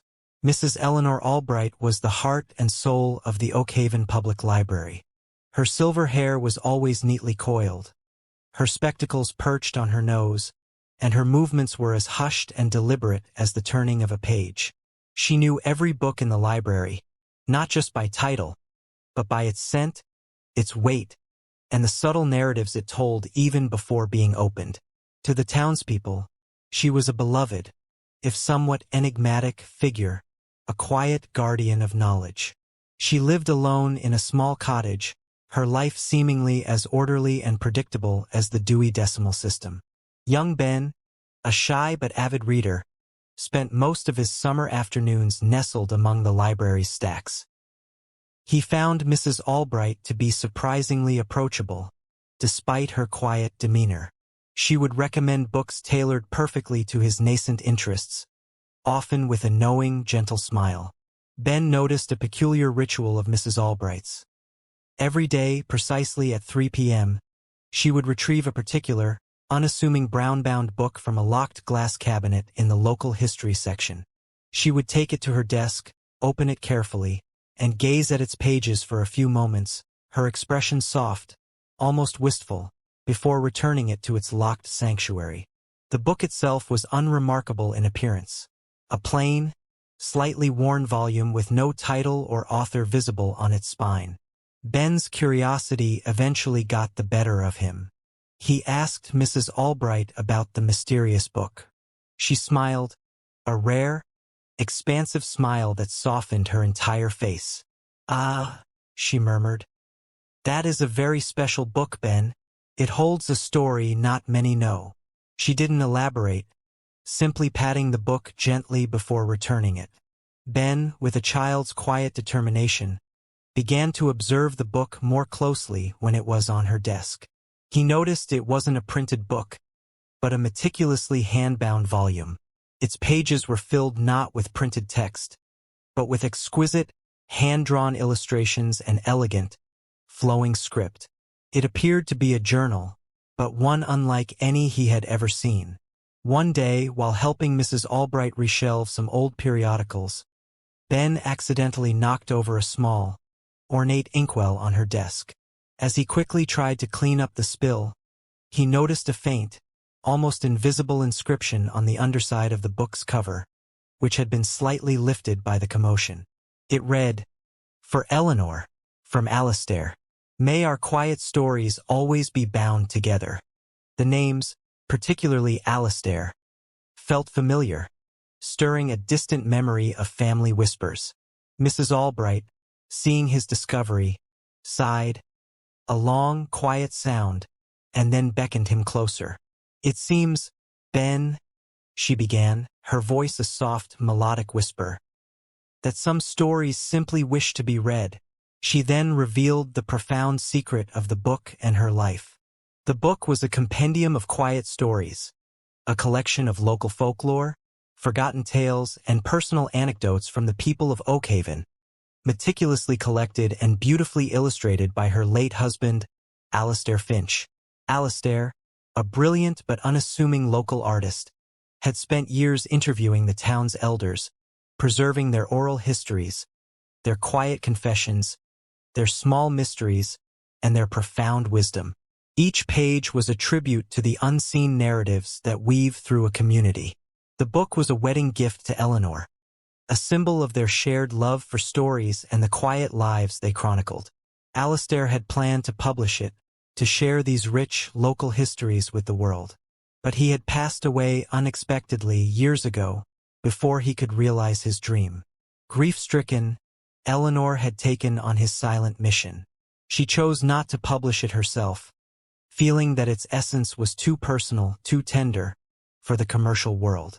Instead, she had meticulously prepared a single, exquisite copy, the one Ben now saw, and had placed it in the local history section of the library, not for public circulation, but as a silent, sacred trust. Every day at 3 p.m., she would open it, not just to look at its contents, but to remember Alastair, to honor his quiet legacy, and to ensure that the compendium of quiet stories was still alive, still being observed, still being cherished. It was her personal ritual, her way of keeping his memory and his work vibrant, a silent, daily act of enduring love. The local history section was not just a category. It was a profound personal archive, a testament to a life shared and a passion profoundly understood. Ben looked at Mrs. Albright with new eyes. She wasn't just a librarian. She was a guardian of a profoundly personal history, a silent keeper of a love story woven into the very fabric of the books she cherished. The library, once a place of ordered silence, now hummed with a deeper meaning, imbued with the echoes of Alastair's quiet artistry and Eleanor's enduring love. As the afternoon sun cast long shadows across the library floor, Ben understood that even the most unassuming individuals, in the most ordinary of places, could carry profound, unspoken stories, quietly shaping the world around them. The library was not just a repository of published works. It was a sanctuary for the hidden narratives, the secret chapters that gave true depth and meaning to life itself. What other quiet, beautiful stories might lie hidden within the places we frequent, waiting for a sensitive soul to discover their profound, enduring narratives? Have you ever walked into a familiar shop, perhaps one filled with comforting aromas and the warmth of routine, and wondered if the quiet artisan behind the counter held a story far richer and more profound than their unassuming demeanor suggested? For the residents of the small town of Everglen, that person was Mr. Elias Henderson, the baker at the Daily Crumb. His shop was a haven of golden-crusted breads and sweet pastries, but every single day, without fail, he baked one particular loaf that was never sold, never touched, and held a quiet, unspoken secret. What deep, personal history might one quiet baker honor, meticulously preserving a forgotten memory in the simple ritual of daily bread? Mr. Elias Henderson was as much a fixture of Everglen as the cobblestone Main Street. His bakery, the Daily Crumb, opened before dawn, filling the morning air with the irresistible scent of fresh sourdough and cinnamon rolls. Elias himself was a man of quiet consistency, his flour-dusted apron and gentle smile as familiar as the chime above his door. He moved with practiced ease amongst the sacks of flour and bubbling starters, his hands, though gnarled with age, still possessing a remarkable dexterity. To young Lily, his apprentice, who dreamt of one day owning her own bakery, Elias was a mentor, a sage of dough and ovens. Lily, however, couldn't help but notice a peculiar ritual. Every morning, after the initial rush of baking the day's fresh assortment, Elias would meticulously prepare a single, distinct loaf. It wasn't fancy, nor was it particularly appealing. It was a dense, somewhat misshapen rye bread, often a little too dark on the crust. He would bake it in a special old iron pan, and once cooled, he would place it carefully on the highest, dustiest shelf in the back corner of the bakery, a shelf reserved for nothing else. It was never offered for sale, never tasted, simply placed there, a silent sentinel overlooking the bustling activity below. Lily initially assumed it was a forgotten recipe, a test loaf, or perhaps a superstitious habit. She tried asking him about it once, casually, but Elias had merely offered a brief, enigmatic smile and said, "Every loaf has its story, Lily. Some are simply quieter than others." His gentle evasion only deepened her curiosity. The loaf became a silent question mark, a daily riddle in the heart of the bakery. One slow afternoon, while tidying an old, rarely used storage cupboard, Lily discovered a small, faded photograph tucked behind a stack of ancient recipe cards. It showed a much younger Elias, his face gaunt, standing beside a stern-faced woman with kind eyes. her arms cradling a loaf of bread that was unmistakably the very same misshapen rye bread he baked every day. The background was stark, a bombed-out building, clearly from a time of war or great hardship. On the back, scrawled in faint pencil, were two words, Hope, 1947. Lily brought the photograph to Elias, her hands trembling slightly. She looked from the old photo to the silent loaf on the high shelf, then back to the kind, weathered face of her mentor. "Mr. Henderson," she began softly. "What is this?" Elias took the photograph, his eyes clouding with a distant memory. He sat down heavily on a flour sack, and in a voice barely above a whisper, began to tell his story. The year was 1947, and his small village had just emerged from a devastating war, ravaged by famine and scarcity. Bread was a luxury, and hunger was a constant companion. The woman in the photograph was his mother, a resilient and resourceful woman who, despite the odds, managed to procure a meager ration of rye flour. With it, she baked this very loaf, a dense, nourishing bread she called hope bread. It wasn't perfect, often misshapen and overly crusty due to the poor ingredients and makeshift oven, but it sustained them. It was a symbol of their survival, a testament to her strength, and a daily reminder that even in the darkest times, hope could be found in the simplest, most essential things. When Elias finally opened his own bakery, he made a silent promise to himself, and to his mother's memory, that he would bake that loaf every single day. It was his daily act of gratitude, a quiet offering to the past, a silent vow to never forget the hunger, the hardship, or the quiet strength of the woman who had kept hope alive. It wasn't meant for sale. It was a personal sacrament, a silent anchor to his beginnings. The high shelf was its place of honor, above the daily commerce, a symbol of memory elevated. Lily listened, a profound sense of understanding settling over her. The bakery, once just a place of delicious smells and busy work, was now imbued with a deeper, more poignant history. Elias wasn't just a baker. He was a silent historian, preserving a personal narrative of resilience, love, and quiet gratitude in the daily act of baking. The silent loaf was not just bread.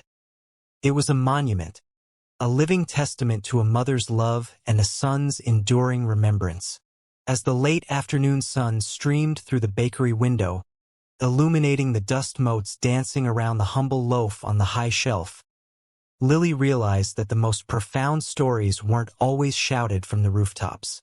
Sometimes, they were quietly baked into the very fabric of our daily lives, waiting for a compassionate heart to finally taste their enduring truth. What other quiet, cherished memories might be hidden in plain sight, patiently waiting for us to see their profound and silent wisdom? Have you ever walked into a place dedicated to the meticulous preservation of the past, perhaps a dusty workshop filled with the quiet aroma of aged materials, and sensed that its stoic artisan harbored a secret, a profound narrative far richer than the items they carefully tended? For young Lena, interning at Arthur's old bookbinding shop, the meticulous craftsman seemed to be an open book. His life revolved around mending worn covers and stitching fragile pages. Yet a single, perpetually unfinished journal, always on his workbench, hinted at a deeper, unspoken story. What quiet, intimate truth might one diligent bookbinder continually protect, meticulously binding not pages, but a profound, enduring memory? Arthur was a man woven from silence and dedication, his life an intricate tapestry of leather, paper, and thread. His bookbinding shop, Arthur's Bindery, was a sanctuary of hushed industry, smelling faintly of ancient parchment, hide glue, and ink. Every book that passed through his gnarled, practiced hands received the same meticulous care, a testament to his profound respect for the written word. He was known for his quiet demeanor, his patience, and an almost sacred reverence for the stories held within the pages he restored. Lena, a university student specializing in art history and conservation, was interning at the bindery for the summer. She was captivated by Arthur's methodical grace, his ability to transform damaged heirlooms into renewed treasures. She found him to be a patient teacher, sharing secrets of his trade in low, resonant tones. Yet, there was one enigma in the shop that always caught her eye.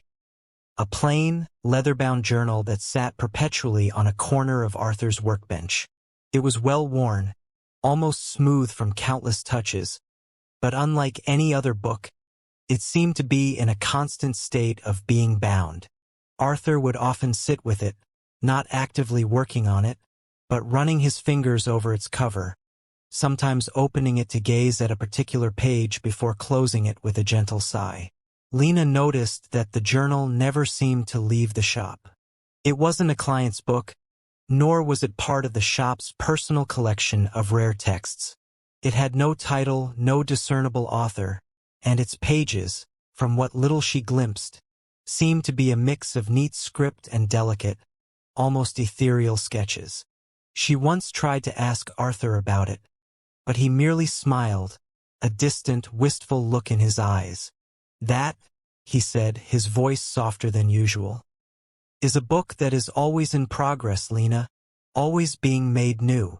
Her curiosity intensified. She began to observe Arthur's interactions with the journal more closely.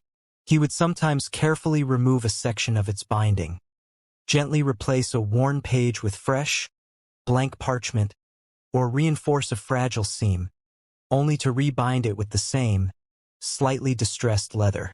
It was a ritual of perpetual renewal, a book never truly finished, never truly put away. One afternoon, while Arthur was out delivering a restored volume, Lena found herself alone in the shop. She carefully approached the workbench, drawn by an irresistible urge to understand. With a hesitant hand, she picked up the journal. It felt surprisingly light, almost ethereal. She opened it, and her breath hitched. The pages weren't just filled with script and sketches. They were filled with the elegant, flowing handwriting of a woman, interwoven with Arthur's own neater, more precise script. The entries were a beautiful blend of prose fragments, poetic verses, intricate botanical illustrations, and the beginnings of countless short stories, each one a glimpse into a vibrant, imaginative mind. And on the very first page in Arthur's hand was a dedication. "For Eleanor, my guiding star, may your stories never end." Lena recognized the name Eleanor. Arthur had mentioned his late wife in passing, always with a quiet reverence, but rarely spoken of her in detail. As she turned the pages, she saw that many of the stories ended abruptly, mid-sentence, or trailed off into an ellipsis. Arthur's annotations were everywhere. Gentle corrections to the binding, new blank pages inserted where a story might have continued, even faint, ethereal pencil sketches that seemed to illustrate Eleanor's unfinished thoughts. When Arthur returned, he found Lena by the workbench, the journal open in her hands. He didn't look angry, only a little sad, and perhaps relieved. "Her name was Eleanor," he said, his voice a low, tender rumble. "She was a writer, a dreamer, a storyteller like no other. We were meant to spend our lives creating, together." He explained that Eleanor had passed away suddenly, many years ago, leaving behind a wealth of unfinished manuscripts, fragments of stories, and countless ideas sketched out in her personal journals. Grief-stricken, Arthur had found solace in his craft. This particular journal, however, wasn't one of hers. It was his own creation, a living testament to her memory. He had taken all her disparate notes and beginnings, carefully transcribing them into this one volume, creating a continuous, albeit unfinished, book of Eleanor's dreams. He maintained it every day, not just as a ritual of remembrance, but as an act of silent collaboration. He would mend its cover, replace worn pages with fresh ones for her next story, and in his mind, he would imagine how she might have completed each narrative. The journal was his way of keeping her stories alive, of giving her unfinished words a continuing presence in the world, binding her creative spirit to his own enduring love. It was a love story whispered through the pages, a quiet, daily dedication to a shared dream that death could not truly sever. Lena closed the journal gently, a profound sense of awe settling over her. Arthur wasn't just a bookbinder.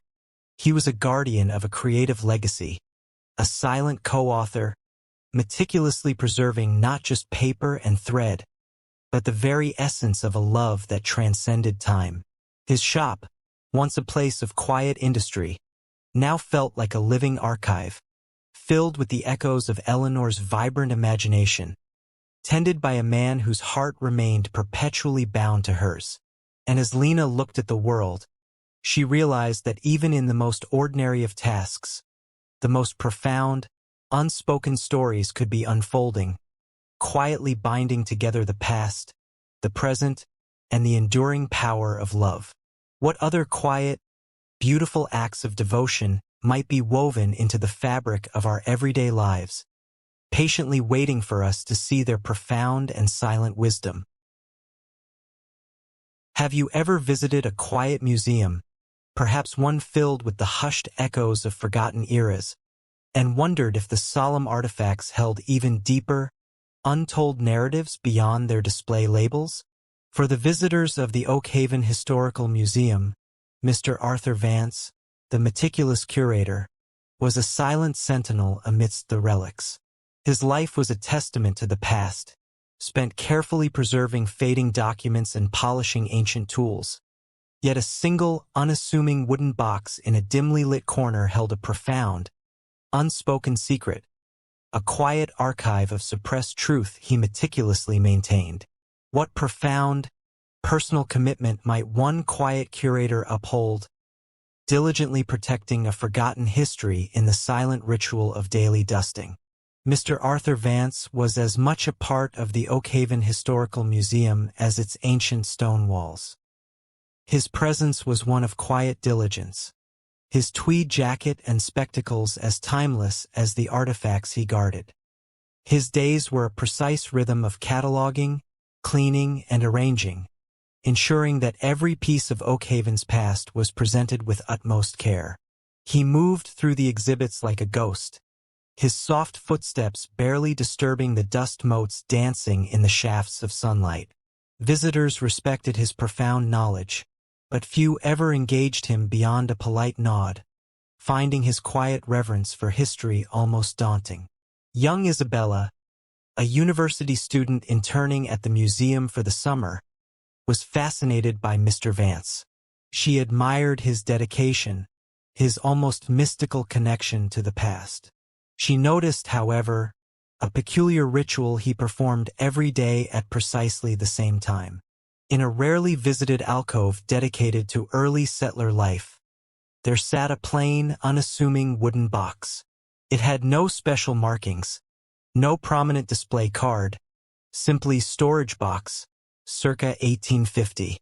Yet, every afternoon, Mr. Vance would carefully remove it, meticulously dust its surface with a soft brush, and then, before returning it, he would subtly rearrange a thin film of dust on its top in a distinct, intricate pattern. Sometimes a spiral, sometimes a series of parallel lines, sometimes a starburst. It was a fleeting, almost imperceptible gesture, but Isabella, with her sharp eye for detail, saw it. She initially dismissed it as an old man's eccentricity, a subconscious habit. But the precision of the patterns, their fleeting nature, and the intense, almost protective way he looked at the box after performing the ritual suggested something more. It was as if he was communicating with the dust itself, or perhaps, through it. One slow Tuesday, while Mr. Vance was briefly out for lunch, a sudden draft from an open door caused a stack of old pamphlets to fall, revealing a hidden compartment in the back of the early settler life display case. Inside, nestled on yellowed velvet, was a small, tarnished silver locket. Isabella carefully picked it up. Engraved on its surface was a single, elegant initial, E, and within, a faded miniature portrait of a young woman with striking emerald eyes that seemed eerily familiar. When Mr. Vance returned, Isabella showed him the locket. His calm demeanor faltered for a moment, his eyes widening with surprise. He took the locket, his gaze softening as he looked at the portrait. "Eleanor Vance," he murmured, his voice a low, tender whisper. "My great-great-grandmother, a woman whose true story, and the story of many others, was almost lost to us." He then explained the secret of the wooden box and his daily ritual. The box, he revealed, was a replica of a quiet archive his ancestors had used. Within its seemingly solid construction, it contained a hidden compartment, expertly camouflaged, designed to hold fragile historical documents. These documents, letters, diaries, and ledgers, told a suppressed story of Oakhaven's early days. His great-great-grandmother, Eleanor Vance, and her husband, Alastair Finch, were among a group of visionary early settlers who had championed progressive ideas for the town's development, communal farming, fair trade with indigenous communities, and local democratic governance. However, a powerful, self-serving faction, driven by greed and a desire for control, had systematically undermined them, eventually fabricating charges that led to their quiet exile from the burgeoning settlement. Their contributions were erased, their names tarnished, and their true vision for Oakhaven buried under a fabricated narrative. The wooden box, and the original documents it contained, had been passed down through generations of the Vance family, a silent testament to a suppressed truth. Each generation was tasked with protecting this silent archive, and, when the time was right, slowly, carefully, preparing for its revelation. Arthur's daily dusting ritual was his unique way of maintaining the map to the documents. The dust pattern wasn't just decorative. It was a subtle, coded reminder of which internal mechanism to activate, which sequence of pressure points to press, to access the hidden compartment without damaging its delicate contents. It was a daily act of commitment, a silent re-engagement with his ancestors' legacy. Arthur was slowly transcribing and digitizing the documents, carefully cross-referencing them with other historical records, preparing to present a more accurate, complete history of Oakhaven. A history that honored the true vision of Eleanor Vance and Alastair Finch. The original box, he revealed, was in an even safer, more remote location, but this replica was his daily commitment to the mission. Isabella looked at Mr. Vance, tears welling in her eyes. He wasn't just a curator. He was a silent crusader for truth, a quiet guardian of a suppressed legacy. The museum, once a collection of dusty artifacts, now hummed with the vibrant, almost urgent whispers of untold stories. Arthur's life, seemingly mundane, was in fact a profound, lifelong dedication to correcting historical injustice, one meticulous dust pattern at a time. As the quiet afternoon settled over the museum, Isabella understood that history was not just what was displayed in glass cases, but also what was quietly protected, meticulously reassembled, and patiently brought to light by individuals who believed in the enduring power of truth. What other profound, silent archives might be hidden in plain sight, patiently waiting for a dedicated heart to finally unlock their quiet, enduring truths? Have you ever paused in a bustling city square, drawn by a solitary melody, and wondered if the quiet musician held a story far deeper than the few coins in their case? For the regulars of Oakhaven's bustling city park, Mr. Silas Thorne was a familiar, almost ethereal presence, his cello's melancholic notes weaving through the urban din. His daily performance was a gentle repetition, yet a single vibrant potted plant placed beside him, adorned with ever-changing wildflowers, hinted at a profound, unspoken dialogue. What quiet, coded message might one dedicated cellist transmit through his music? A silent symphony understood by unseen listeners in the heart of a vibrant city. Mr. Silas Thorne was an institution in Oakhaven Park.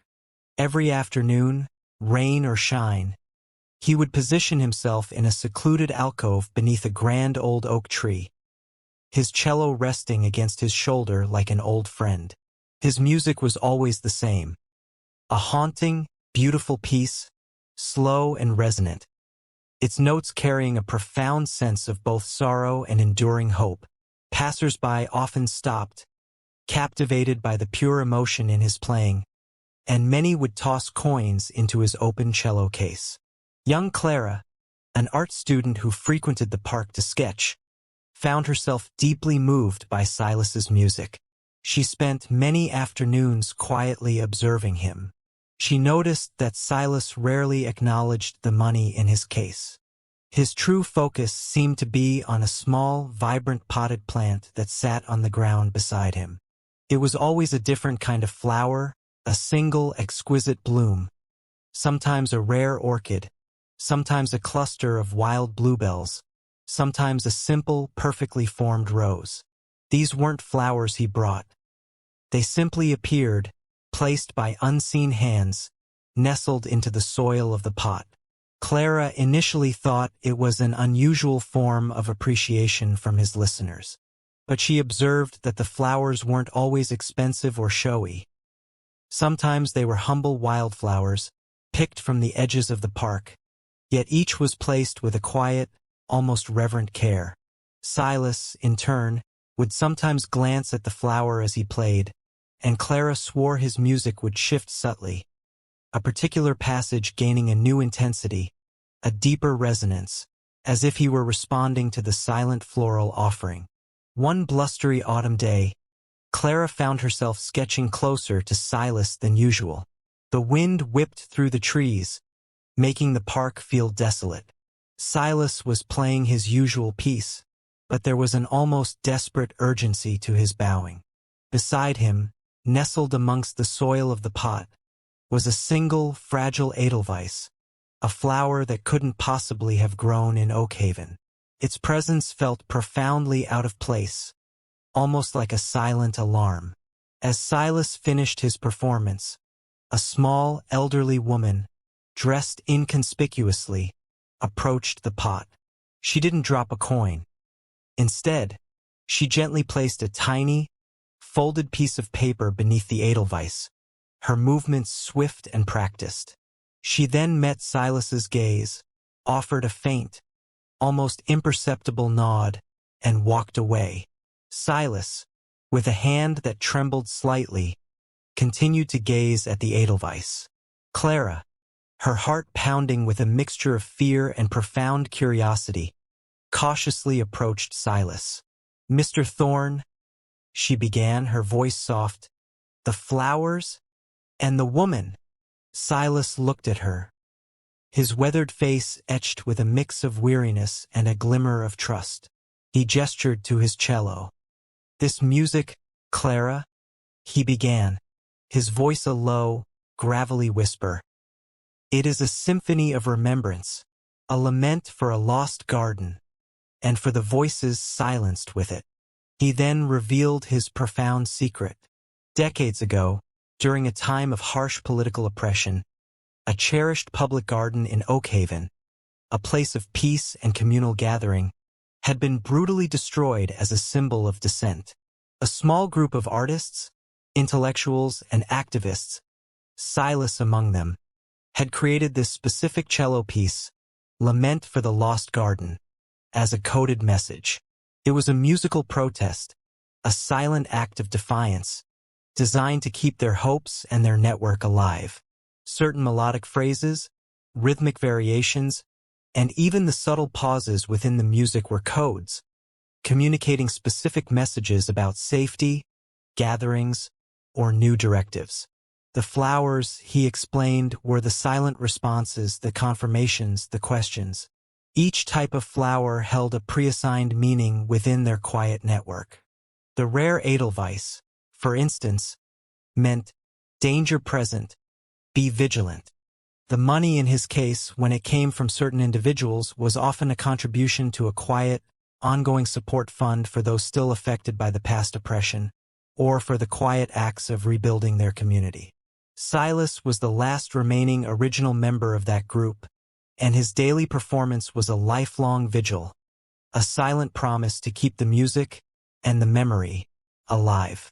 He was a sentinel of unspoken truth, his cello the instrument of a perpetual quiet resistance. Clara looked at Silas, her eyes filled with a profound sense of awe. The melancholic melody, once just a beautiful tune, now resonated with the echoes of a suppressed history, a quiet struggle for freedom and truth. Silas was not just a street musician. He was a living archive, a guardian of memory, his cello strings vibrating with the enduring spirit of defiance and communal solidarity. As the sun began to set, casting long shadows across the park, Clara understood that art, even in its most unassuming forms, could carry the weight of history, the urgency of suppressed truths, and the quiet, unwavering flame of human resilience.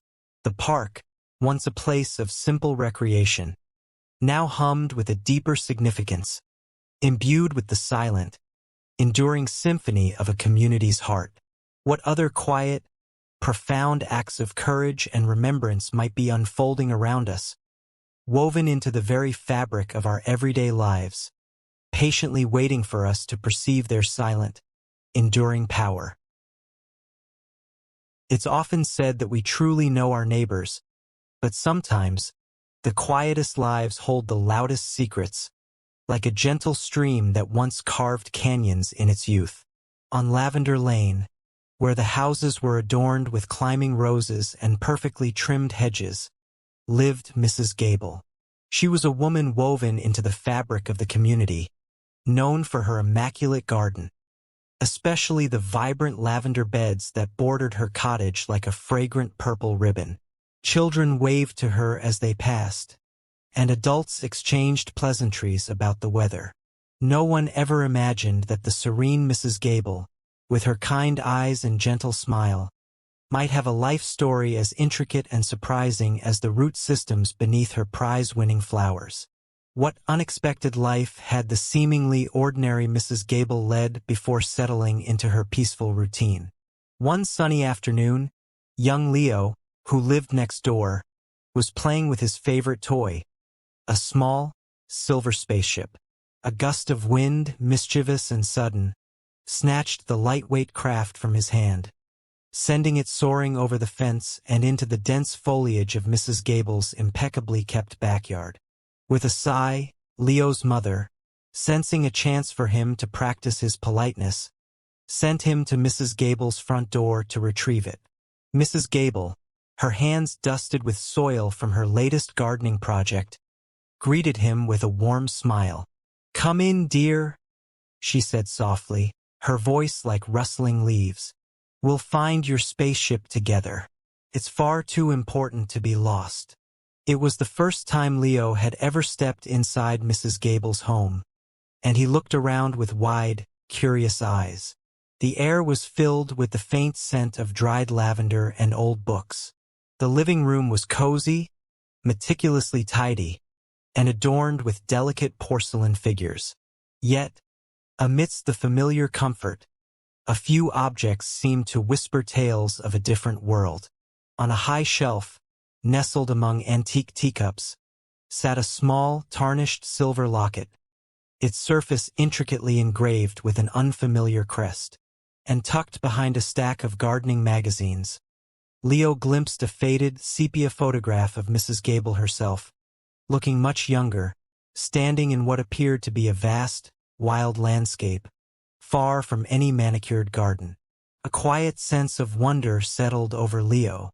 These weren't things a simple gardener would possess, were they? He found his spaceship under a rose bush, thanked Mrs. Gable and returned home, but the images lingered in his mind. He told his parents about the locket and the unusual photograph. His father, Mr. Harrison, a man who appreciated a good mystery, listened with a thoughtful expression. "People have many chapters to their lives, Leo," he mused. "Some we never see." He didn't dismiss it, but tucked the observation away, like a bookmark in an unread book.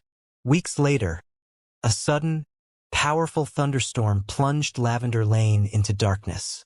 The power lines crackled, and the familiar hum of electricity vanished. Mr. Harrison, ever the considerate neighbor, took a flashlight and went to check on Mrs. Gable. She opened her door, a faint smile on her face, seeming perfectly at peace in the gloom. "How kind of you, Robert," she said, using his first name, which felt unusually intimate for a woman usually so formal. "I was just about to make some tea by candlelight." As she turned to lead him into her kitchen, the beam of his flashlight briefly swept across a small, antique desk in her hallway. There, momentarily illuminated, was not the usual stack of bills or letters, but a passport. The name visible on the cover was Evelyn Thorne, a name Mr. Harrison had never associated with Mrs. Gable. And beneath it, a leather-bound journal, its pages filled with elegant script and small, pressed flowers. The light flickered, and the moment passed, but the image was etched in his memory. Evelyn Thorne? Who was that? Intrigued, Mr. Harrison, being something of a local history enthusiast, spent an evening quietly browsing old community archives online. He wasn't sure what he was looking for, just a thread, a connection.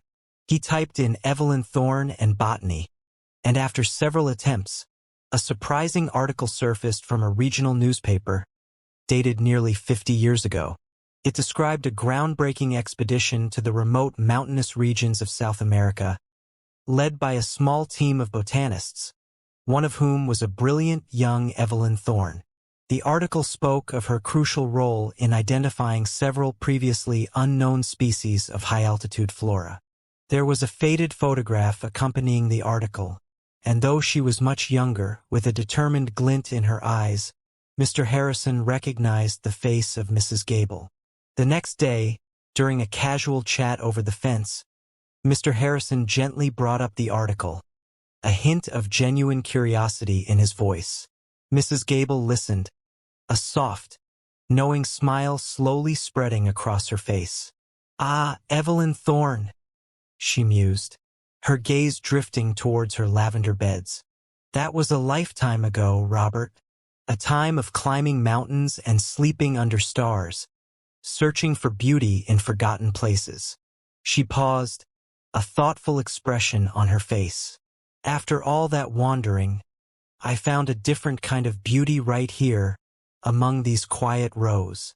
She explained that Thorne was her maiden name, and after years of adventurous botanical expeditions, often under challenging conditions, she had chosen to step away from public life. She wanted a sanctuary, a place where she could cultivate a single garden with care, rather than discover new ones in distant lands. She married Mr. Gable, a quiet librarian, and together they had found peace on Lavender Lane.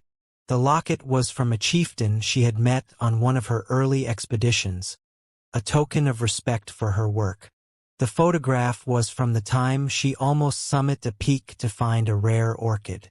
The children, Leo and his sister, heard the story, pieced together from their father's gentle inquiries and Mrs. Gable's subtle confirmations. They looked at Mrs. Gable differently now, with a new layer of respect and wonder. She wasn't just the gentle gardener. She was a quiet hero of discovery, a woman who had once navigated jungles and mountains, now finding profound joy in a single patch of lavender. Her carefully guarded secret wasn't a hidden flaw, but a tapestry of an extraordinary life, folded neatly away, yet subtly enriching the peaceful tapestry of their own lives. As the sun set over Lavender Lane, casting long shadows across Mrs. Gable's fragrant garden. The family understood that some of the most inspiring stories are often found in the quietest corners, patiently waiting to be discovered. It's a strange thing, how objects sometimes seem to have a will of their own, especially those imbued with memory and love. In the old house on Willow Creek, where shadows stretched long and comforting in the evenings, lived Grandma Eliza, a woman whose stories were as rich and warm as the cocoa she served. Her most treasured possession was a small, intricately carved music box, a legacy from her own childhood, which she kept on her study desk.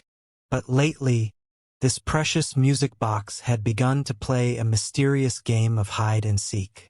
One morning, it would be exactly where Grandma Eliza had left it. The next, it would be gone, only to reappear in the most unexpected of places. Who or what was gently relocating this cherished piece of the past, and for what quiet purpose? The music box was a marvel of tiny craftsmanship. Made of dark, polished wood, its lid featured an inlay of delicate silver stars and a crescent moon. When opened, it played a sweet, melancholic lullaby, a tune that whispered of distant times and cherished moments. Grandma Eliza loved to wind it up, letting its gentle melody fill her quiet study, a sound that always seemed to bring a soft smile to her lips. It had belonged to her grandmother, and then her mother, making it a thread of family history. One Tuesday morning, Grandma Eliza went to her study, looking forward to her morning tea and the music box's familiar tune. But when she glanced at her desk, where the box always sat beside a stack of well-loved books, it wasn't there. Her brow furrowed slightly. Odd, she murmured to herself, searching around the desk, beneath papers, even checking the nearby bookshelf. Nothing.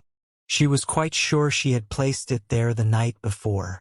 Later that day, her granddaughter, Clara, a girl with wide, curious eyes and a heart full of wonder, came downstairs for lunch.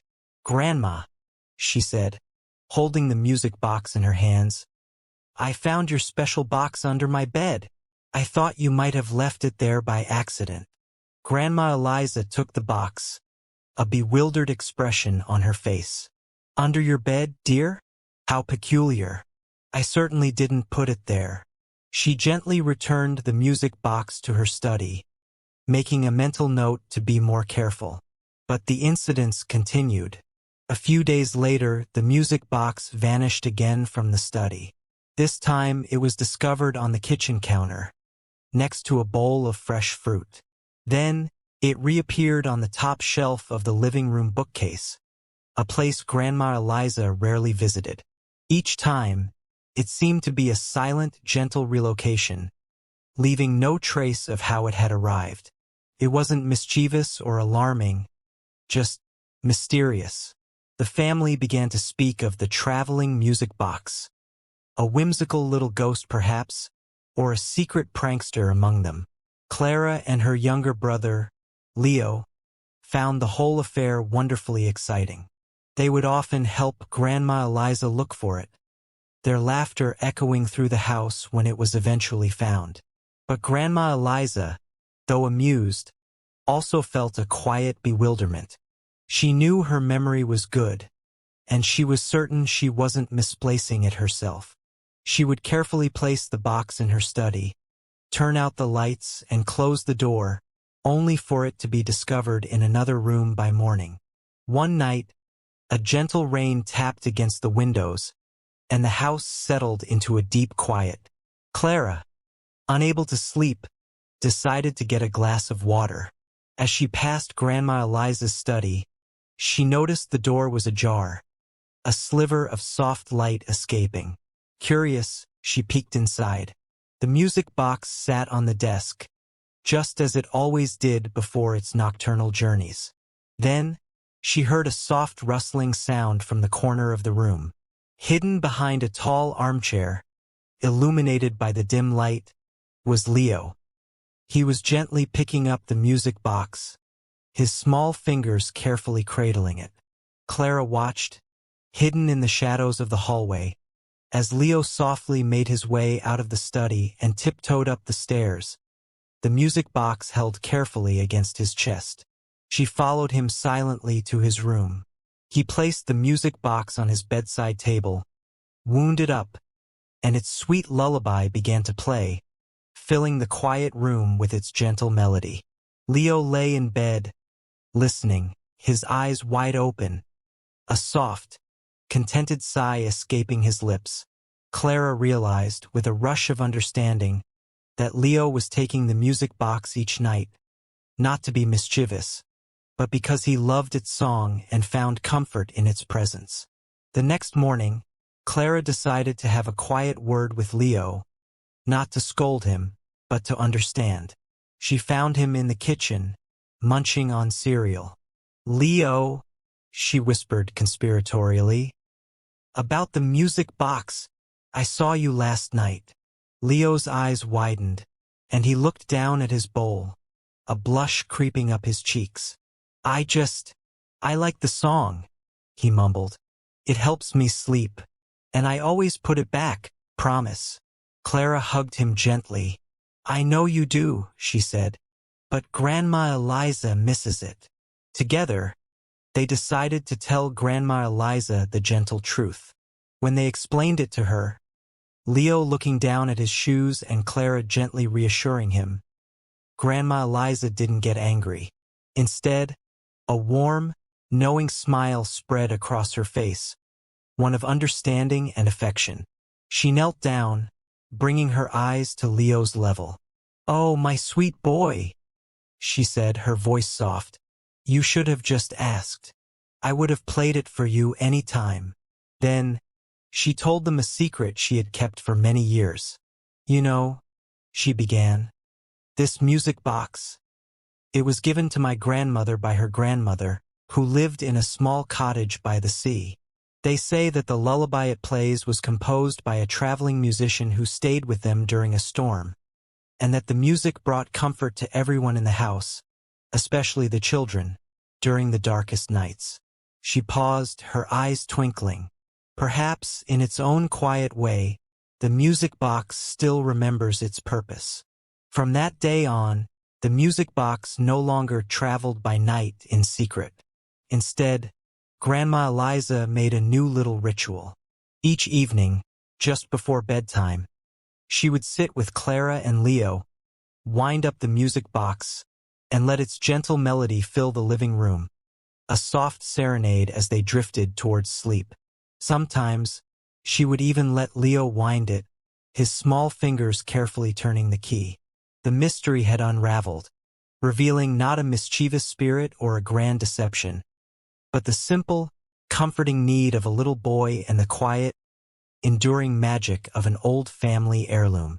And in that quiet understanding, the house on Willow Creek felt even more like home. Every year, on the occasion of their 13th birthday, each child in the Harper family received a most peculiar and treasured gift. A first edition of their favorite classic novel, chosen carefully and presented with a sense of quiet ceremony. This wasn't just any book. It was a physical link in a long chain of Harper family history, passed down through generations. But this year, when young Maya received her copy of The Secret Garden, she discovered something far more intriguing than the charming story within its pages. Tucked away in a cunningly disguised hollow within the worn cover, she found a strange, hand-drawn parchment, not a map of a hidden garden, but of a family tree, unlike any she had ever seen. Why would someone painstakingly alter a family's own history, carefully erasing a name and redrawing a new branch, as if to protect a delicate truth? Maya, with her bright, inquisitive mind, often spent hours lost in books, so the tradition delighted her. Her grandmother, Evelyn, a woman whose eyes held the wisdom of many years and the warmth of countless stories, presented Maya with the book. "This book has seen many hands, my dear," Evelyn had said softly, her fingers tracing the faded gold lettering on the spine. "And now it is yours to hold and to uncover its secrets." Maya, of course, thought she meant the story within the pages. The hollow in the book's cover was a marvel of careful concealment. A small, deep space exactly the size of a folded piece of parchment. It was only when Maya, running her hand along the spine, felt a slight, almost imperceptible give, that her fingers probed further, discovering the hidden compartment. Her heart gave a little flutter of excitement. This was a secret indeed. She carefully unfolded the parchment. It was a family tree, sketched with elegant, old-fashioned penmanship. Maya recognized many of the names, her great-grandparents, her grandparents, her parents. But one section made her pause.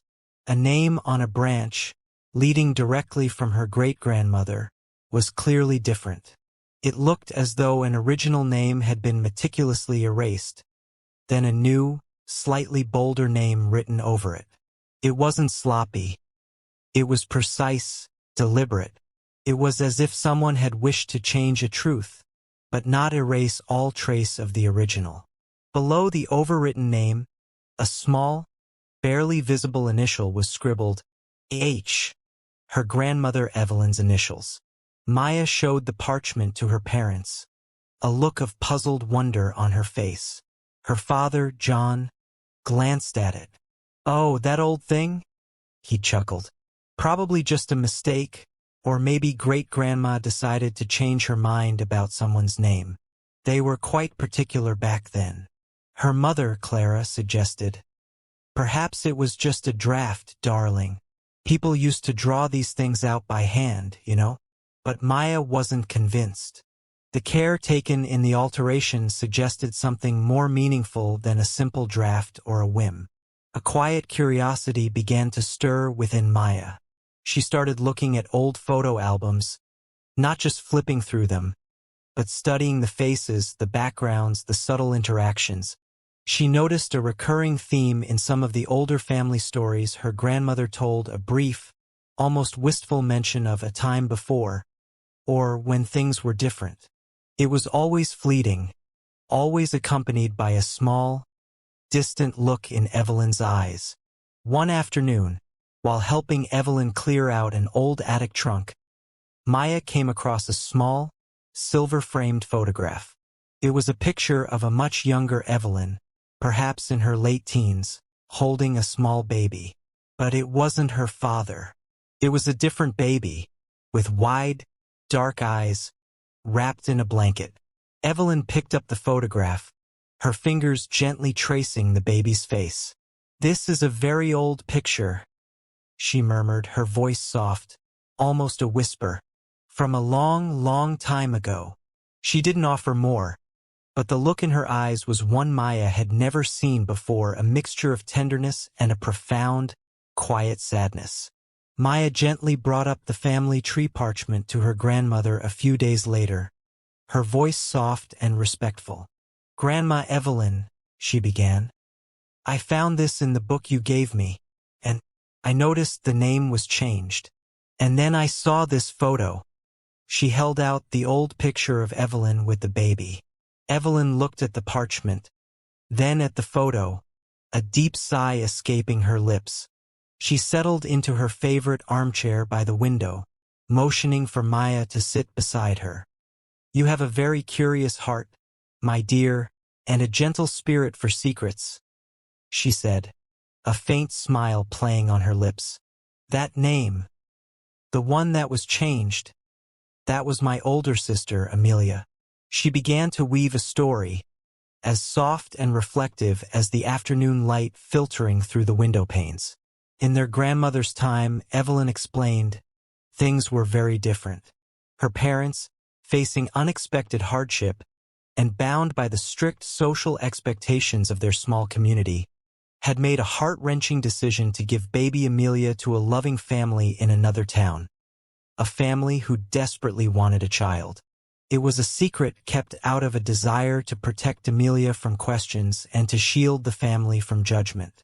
The carefully altered family tree was a subtle, almost yearning acknowledgement, a quiet way for Evelyn's mother to keep Amelia connected, a hidden truth for those who knew where to look.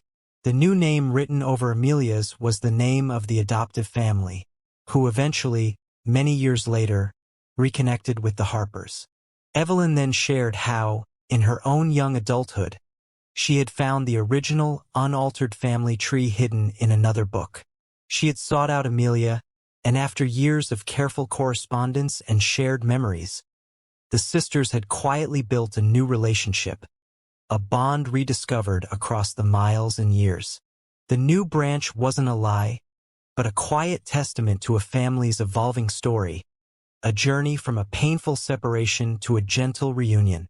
Maya listened, her imagination painting pictures of a time when such a secret felt necessary, of a young Evelyn bravely seeking out her lost sister, and of the quiet strength it took to carry such a tender history. The book was no longer just a story. It was a vessel for a real-life tale of love, sacrifice, and the enduring threads that tie families together, even when those threads are subtly rewoven. As the evening drew in, casting soft shadows across the room, Maya understood that some of the deepest family mysteries aren't about betrayal or darkness, but about the quiet acts of love and protection that echo softly through the generations, patiently waiting for a curious heart to uncover their gentle truth. It's a strange thing, how objects sometimes seem to seek us out, or how our dreams can offer glimpses of a reality yet unseen. For young Clara, who lived in a house where the scent of old books mingled with fresh-baked bread, a peculiar dream was a recurring visitor. Night after night, in the soft twilight of her sleeping mind, she would see an old-fashioned clock. It wasn't just any clock. This one had a tiny, intricately carved owl perched on its swinging pendulum, and its chime, when it sounded, was like distant bells, clear and sweet, yet tinged with a faint melancholy. Clara had never encountered such a clock in her waking life, not in any antique shop or museum. Could such a vivid, persistent dream possibly be a whisper from a place she was destined to find, or a memory from a life she had yet to live? Clara was a thoughtful child, often found sketching in her notebook or quietly observing the world around her. The dream about the clock was a comforting presence, a familiar melody in her sleeping mind, yet it always left her with a quiet sense of wonder. She would describe it to her parents over breakfast, the details always precisely the same: the gleam of the polished wood, the knowing eyes of the carved owl, the unique sound of its chime. Her mother, Mrs. Reynolds, would smile gently. "Perhaps it's a clock waiting for you in a story, dear," she'd say, patting Clara's hand. Her father, Mr. Reynolds, a man of quiet contemplation, simply listened, a thoughtful expression on his face. One crisp autumn, a gentle change drifted into their lives. Great-Aunt Beatrice, her grandmother's elder sister, decided to move into the guest cottage behind their house. Great-Aunt Beatrice was a woman of serene dignity, known for her quiet reserve and a gentle, knowing smile that always seemed to hold a hint of unspoken stories. She had lived a solitary life, traveling the world as a cartographer, mapping distant lands, and now sought a peaceful harbor. Clara, with her curious spirit, was delighted to have such an interesting relative nearby. As Great-Aunt Beatrice settled in, Clara often helped her unpack boxes, carefully carrying fragile items and arranging books on shelves. The cottage began to fill with the quiet echoes of a life well lived: exotic fabrics, ancient maps unfurled across walls, and small, intriguing artifacts from faraway places. But amidst these fascinating treasures, Clara never saw anything that resembled her dream clock. It remained a secret companion of her nights. One afternoon, Great-Aunt Beatrice asked Clara to bring her a cup of chamomile tea. Clara quietly pushed open the door to her great-aunt's bedroom. The room was bathed in the soft, golden light of the setting sun, making the shadows long and gentle. And there, on a small antique chest of drawers, stood the clock. Clara gasped softly, her breath catching in her throat. It was exactly as she had seen it in her dreams. Every single detail. The dark, polished wood, the tiny, wise-eyed owl carved on the pendulum, even the delicate pattern on its brass face. Her heart thumped a quiet rhythm against her ribs. This wasn't just a clock. It was the clock.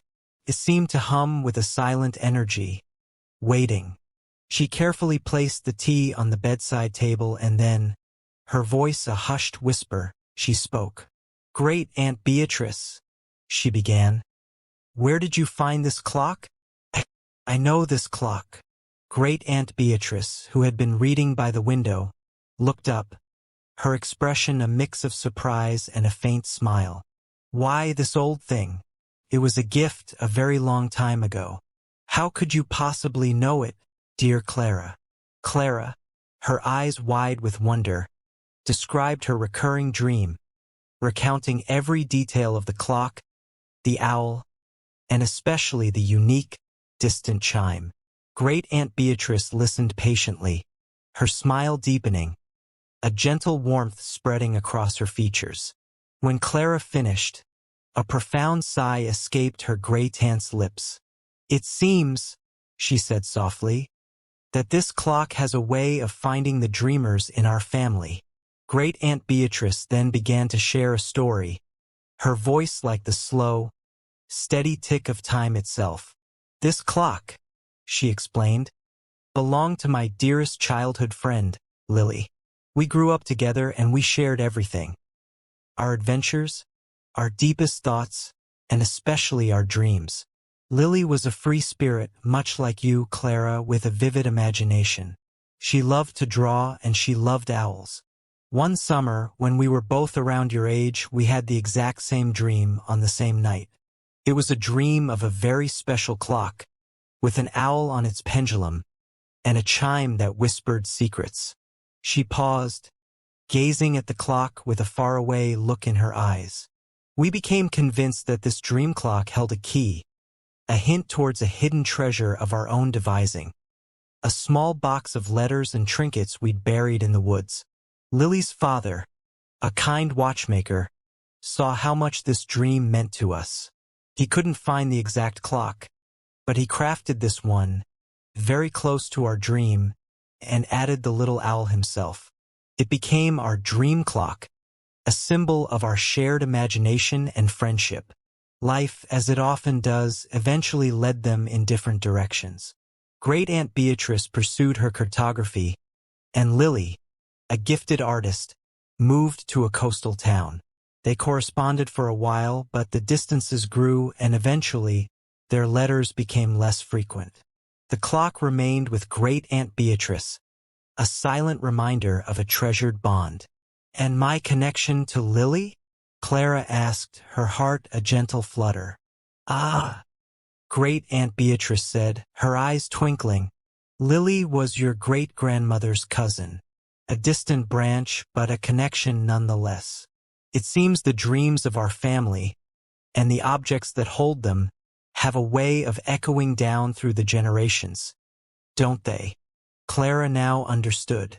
Her dream wasn't a premonition of the clock itself, but an echo of the shared imaginative spirit, the deep friendship, and the quiet dreams of two girls from long ago. The clock wasn't just a timekeeper.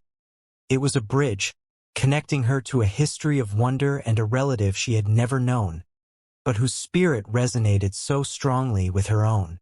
From that day on, the clock in Great Aunt Beatrice's room held a deeper magic.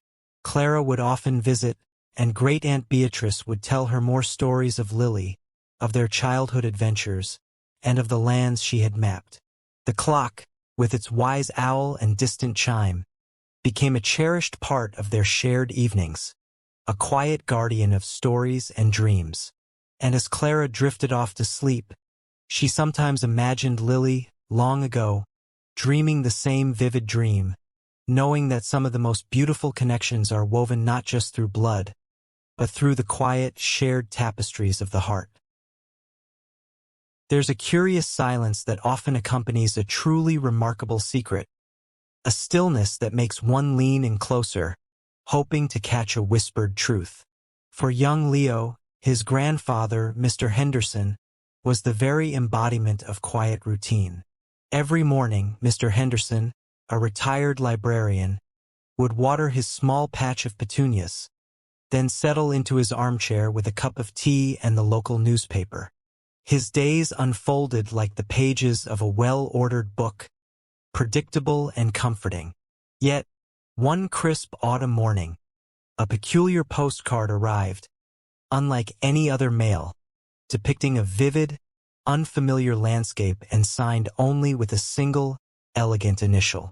Who was sending these intriguing glimpses of a distant, vibrant world to his quiet, book-loving grandfather? And what story did they quietly tell? The postcard was a splash of vibrant color amidst the usual brown envelopes. It showed a bustling market square in what looked like a Moroccan city, alive with the bright hues of spices and textiles, and the distant minarets of a mosque piercing a clear blue sky. On the back, beneath a stamp from a faraway land, was a short, neatly written message in elegant cursive. Thinking of you. The spice markets here are a symphony of scents. Wishing you peace. E. Leo, who often helped his grandfather sort the mail, looked at it with a puzzled frown. "Grandpa?" he asked, holding up the card. "Who is E?" Mr. Henderson, usually so open, merely chuckled softly. "Oh, just an old friend, Leo. Someone who likes to travel." He tucked the postcard into the drawer of his bedside table, a gesture that felt unusually private. Leo, with the boundless curiosity of a 10-year-old, found this explanation far too simple. His grandfather was a man who, to Leo's knowledge, had lived his entire life in their small, familiar town, working at the library, tending his garden, and telling bedtime stories. The idea of him having a globe-trotting friend, an E who sent postcards from exotic places, felt like a delightful, impossible secret. He started to pay closer attention to the mail, his imagination sparking with each passing day. A few weeks later, another postcard arrived. This one depicted the serene, mist-shrouded peaks of the Himalayas, its beauty stark and breathtaking. The message was equally brief. "The air here is so clear it feels like a prayer. Hope the petunias are blooming. E." Then came one from a sun-drenched beach in Thailand, with a gentle note about the warmth of the ocean. Each card was a tiny window into a vibrant world, utterly different from the quiet life Mr. Henderson led. And each time, Mr. Henderson would offer a small, knowing smile, a quiet shrug, and the postcard would vanish into the drawer. Leo tried to ask his grandmother, Mrs. Henderson, about E. She simply smiled, a private, gentle smile that mirrored his grandfather's. "Oh, E has always had a wonderfully adventurous spirit," she'd say, a touch of fondness in her voice, and a thoughtful heart. It seemed E was a well-kept secret, shared only between his grandparents. One rainy afternoon, as Leo sat drawing at the kitchen table, he overheard a fragment of conversation between his grandparents. Mr. Henderson was carefully holding one of the new postcards, a majestic view of the Grand Canyon. "E says the colors at sunset were incredible," he murmured, a rare, almost wistful note in his voice. Mrs. Henderson gently placed her hand on his. "She always had a way of seeing the beauty in things, didn't she?" "She certainly did," Mr. Henderson agreed, a soft sigh escaping him, "and a way of capturing it, even with just a few words." Leo's mind suddenly clicked into place. All this time, he'd imagined a mysterious male friend, perhaps a retired explorer. But E was a woman. The mystery deepened, gaining a new, more tender dimension. One evening, unable to contain his curiosity any longer, Leo found his grandfather in his study, surrounded by books. "Grandpa," he began, his voice soft. "Who is E, really?" The one who sends the postcards. Mr. Henderson looked at Leo, a thoughtful expression on his face. He gestured to the empty chair beside him. Come sit, Leo. I suppose it's time to share a very old story. Mr. Henderson reached into his bedside drawer and pulled out a small, intricately carved wooden box he usually kept hidden. Inside, nestled on soft velvet, were not just the recent postcards, but dozens of them, spanning many years, along with a collection of old, faded photographs. One particular photograph caught Leo's eye, a young woman, strikingly beautiful, with a cascade of dark, curly hair and eyes that sparkled with intelligence and adventure. She was standing beside a much younger Mr. Henderson, both of them laughing, in front of a bustling train station. Her name, Mr. Henderson began, his voice a gentle murmur, was Evelyn. My sister. Leo gasped, a small sound of surprise. His grandfather had never spoken of a sister. Evelyn, Mr. Henderson continued, a soft smile on his face, was born with a wanderer's heart. From the moment she could walk, she wanted to see what lay beyond the horizon. We grew up here in this very town, but she always dreamed of distant lands. When we were young, we made a pact. I would stay and build a quiet life, a life of books and steady routines, and she would travel the world, sending me glimpses of all the wonders she discovered. These postcards, these photographs, they are her stories. She wanted me to experience the world through her eyes. He explained that Evelyn had indeed traveled to every continent, sending him postcards from dozens of countries. She had become a freelance travel writer and photographer, her passion becoming her profession. She often sent notes about the mundane and the magnificent, knowing her brother, the librarian, would appreciate the details. Evelyn had passed away peacefully a few years ago, in a small village in Italy, a place she had fallen in love with. The postcards, Mr. Henderson revealed, were now sent by Evelyn's best friend, who, following Evelyn's last wishes, would mail one every few months from whatever exotic location she happened to be visiting, always signing it with Evelyn's initial in her memory. It was a beautiful, continuing tribute to a life lived fully and a bond that transcended distance and even time. The mystery of E wasn't a secret identity or a forgotten romance, but a testament to an enduring sibling love and a quiet, profound way of keeping a beloved sister's adventurous spirit alive. As Leo looked at the collection of postcards and photographs, he saw not just exotic places, but a vibrant thread connecting his quiet grandfather to a boundless world. He now understood that Mr. Henderson's quiet life was not a closed book, but a carefully curated library, filled with the colorful, whispered echoes of a life lived for two, a shared journey across distant shores and boundless dreams.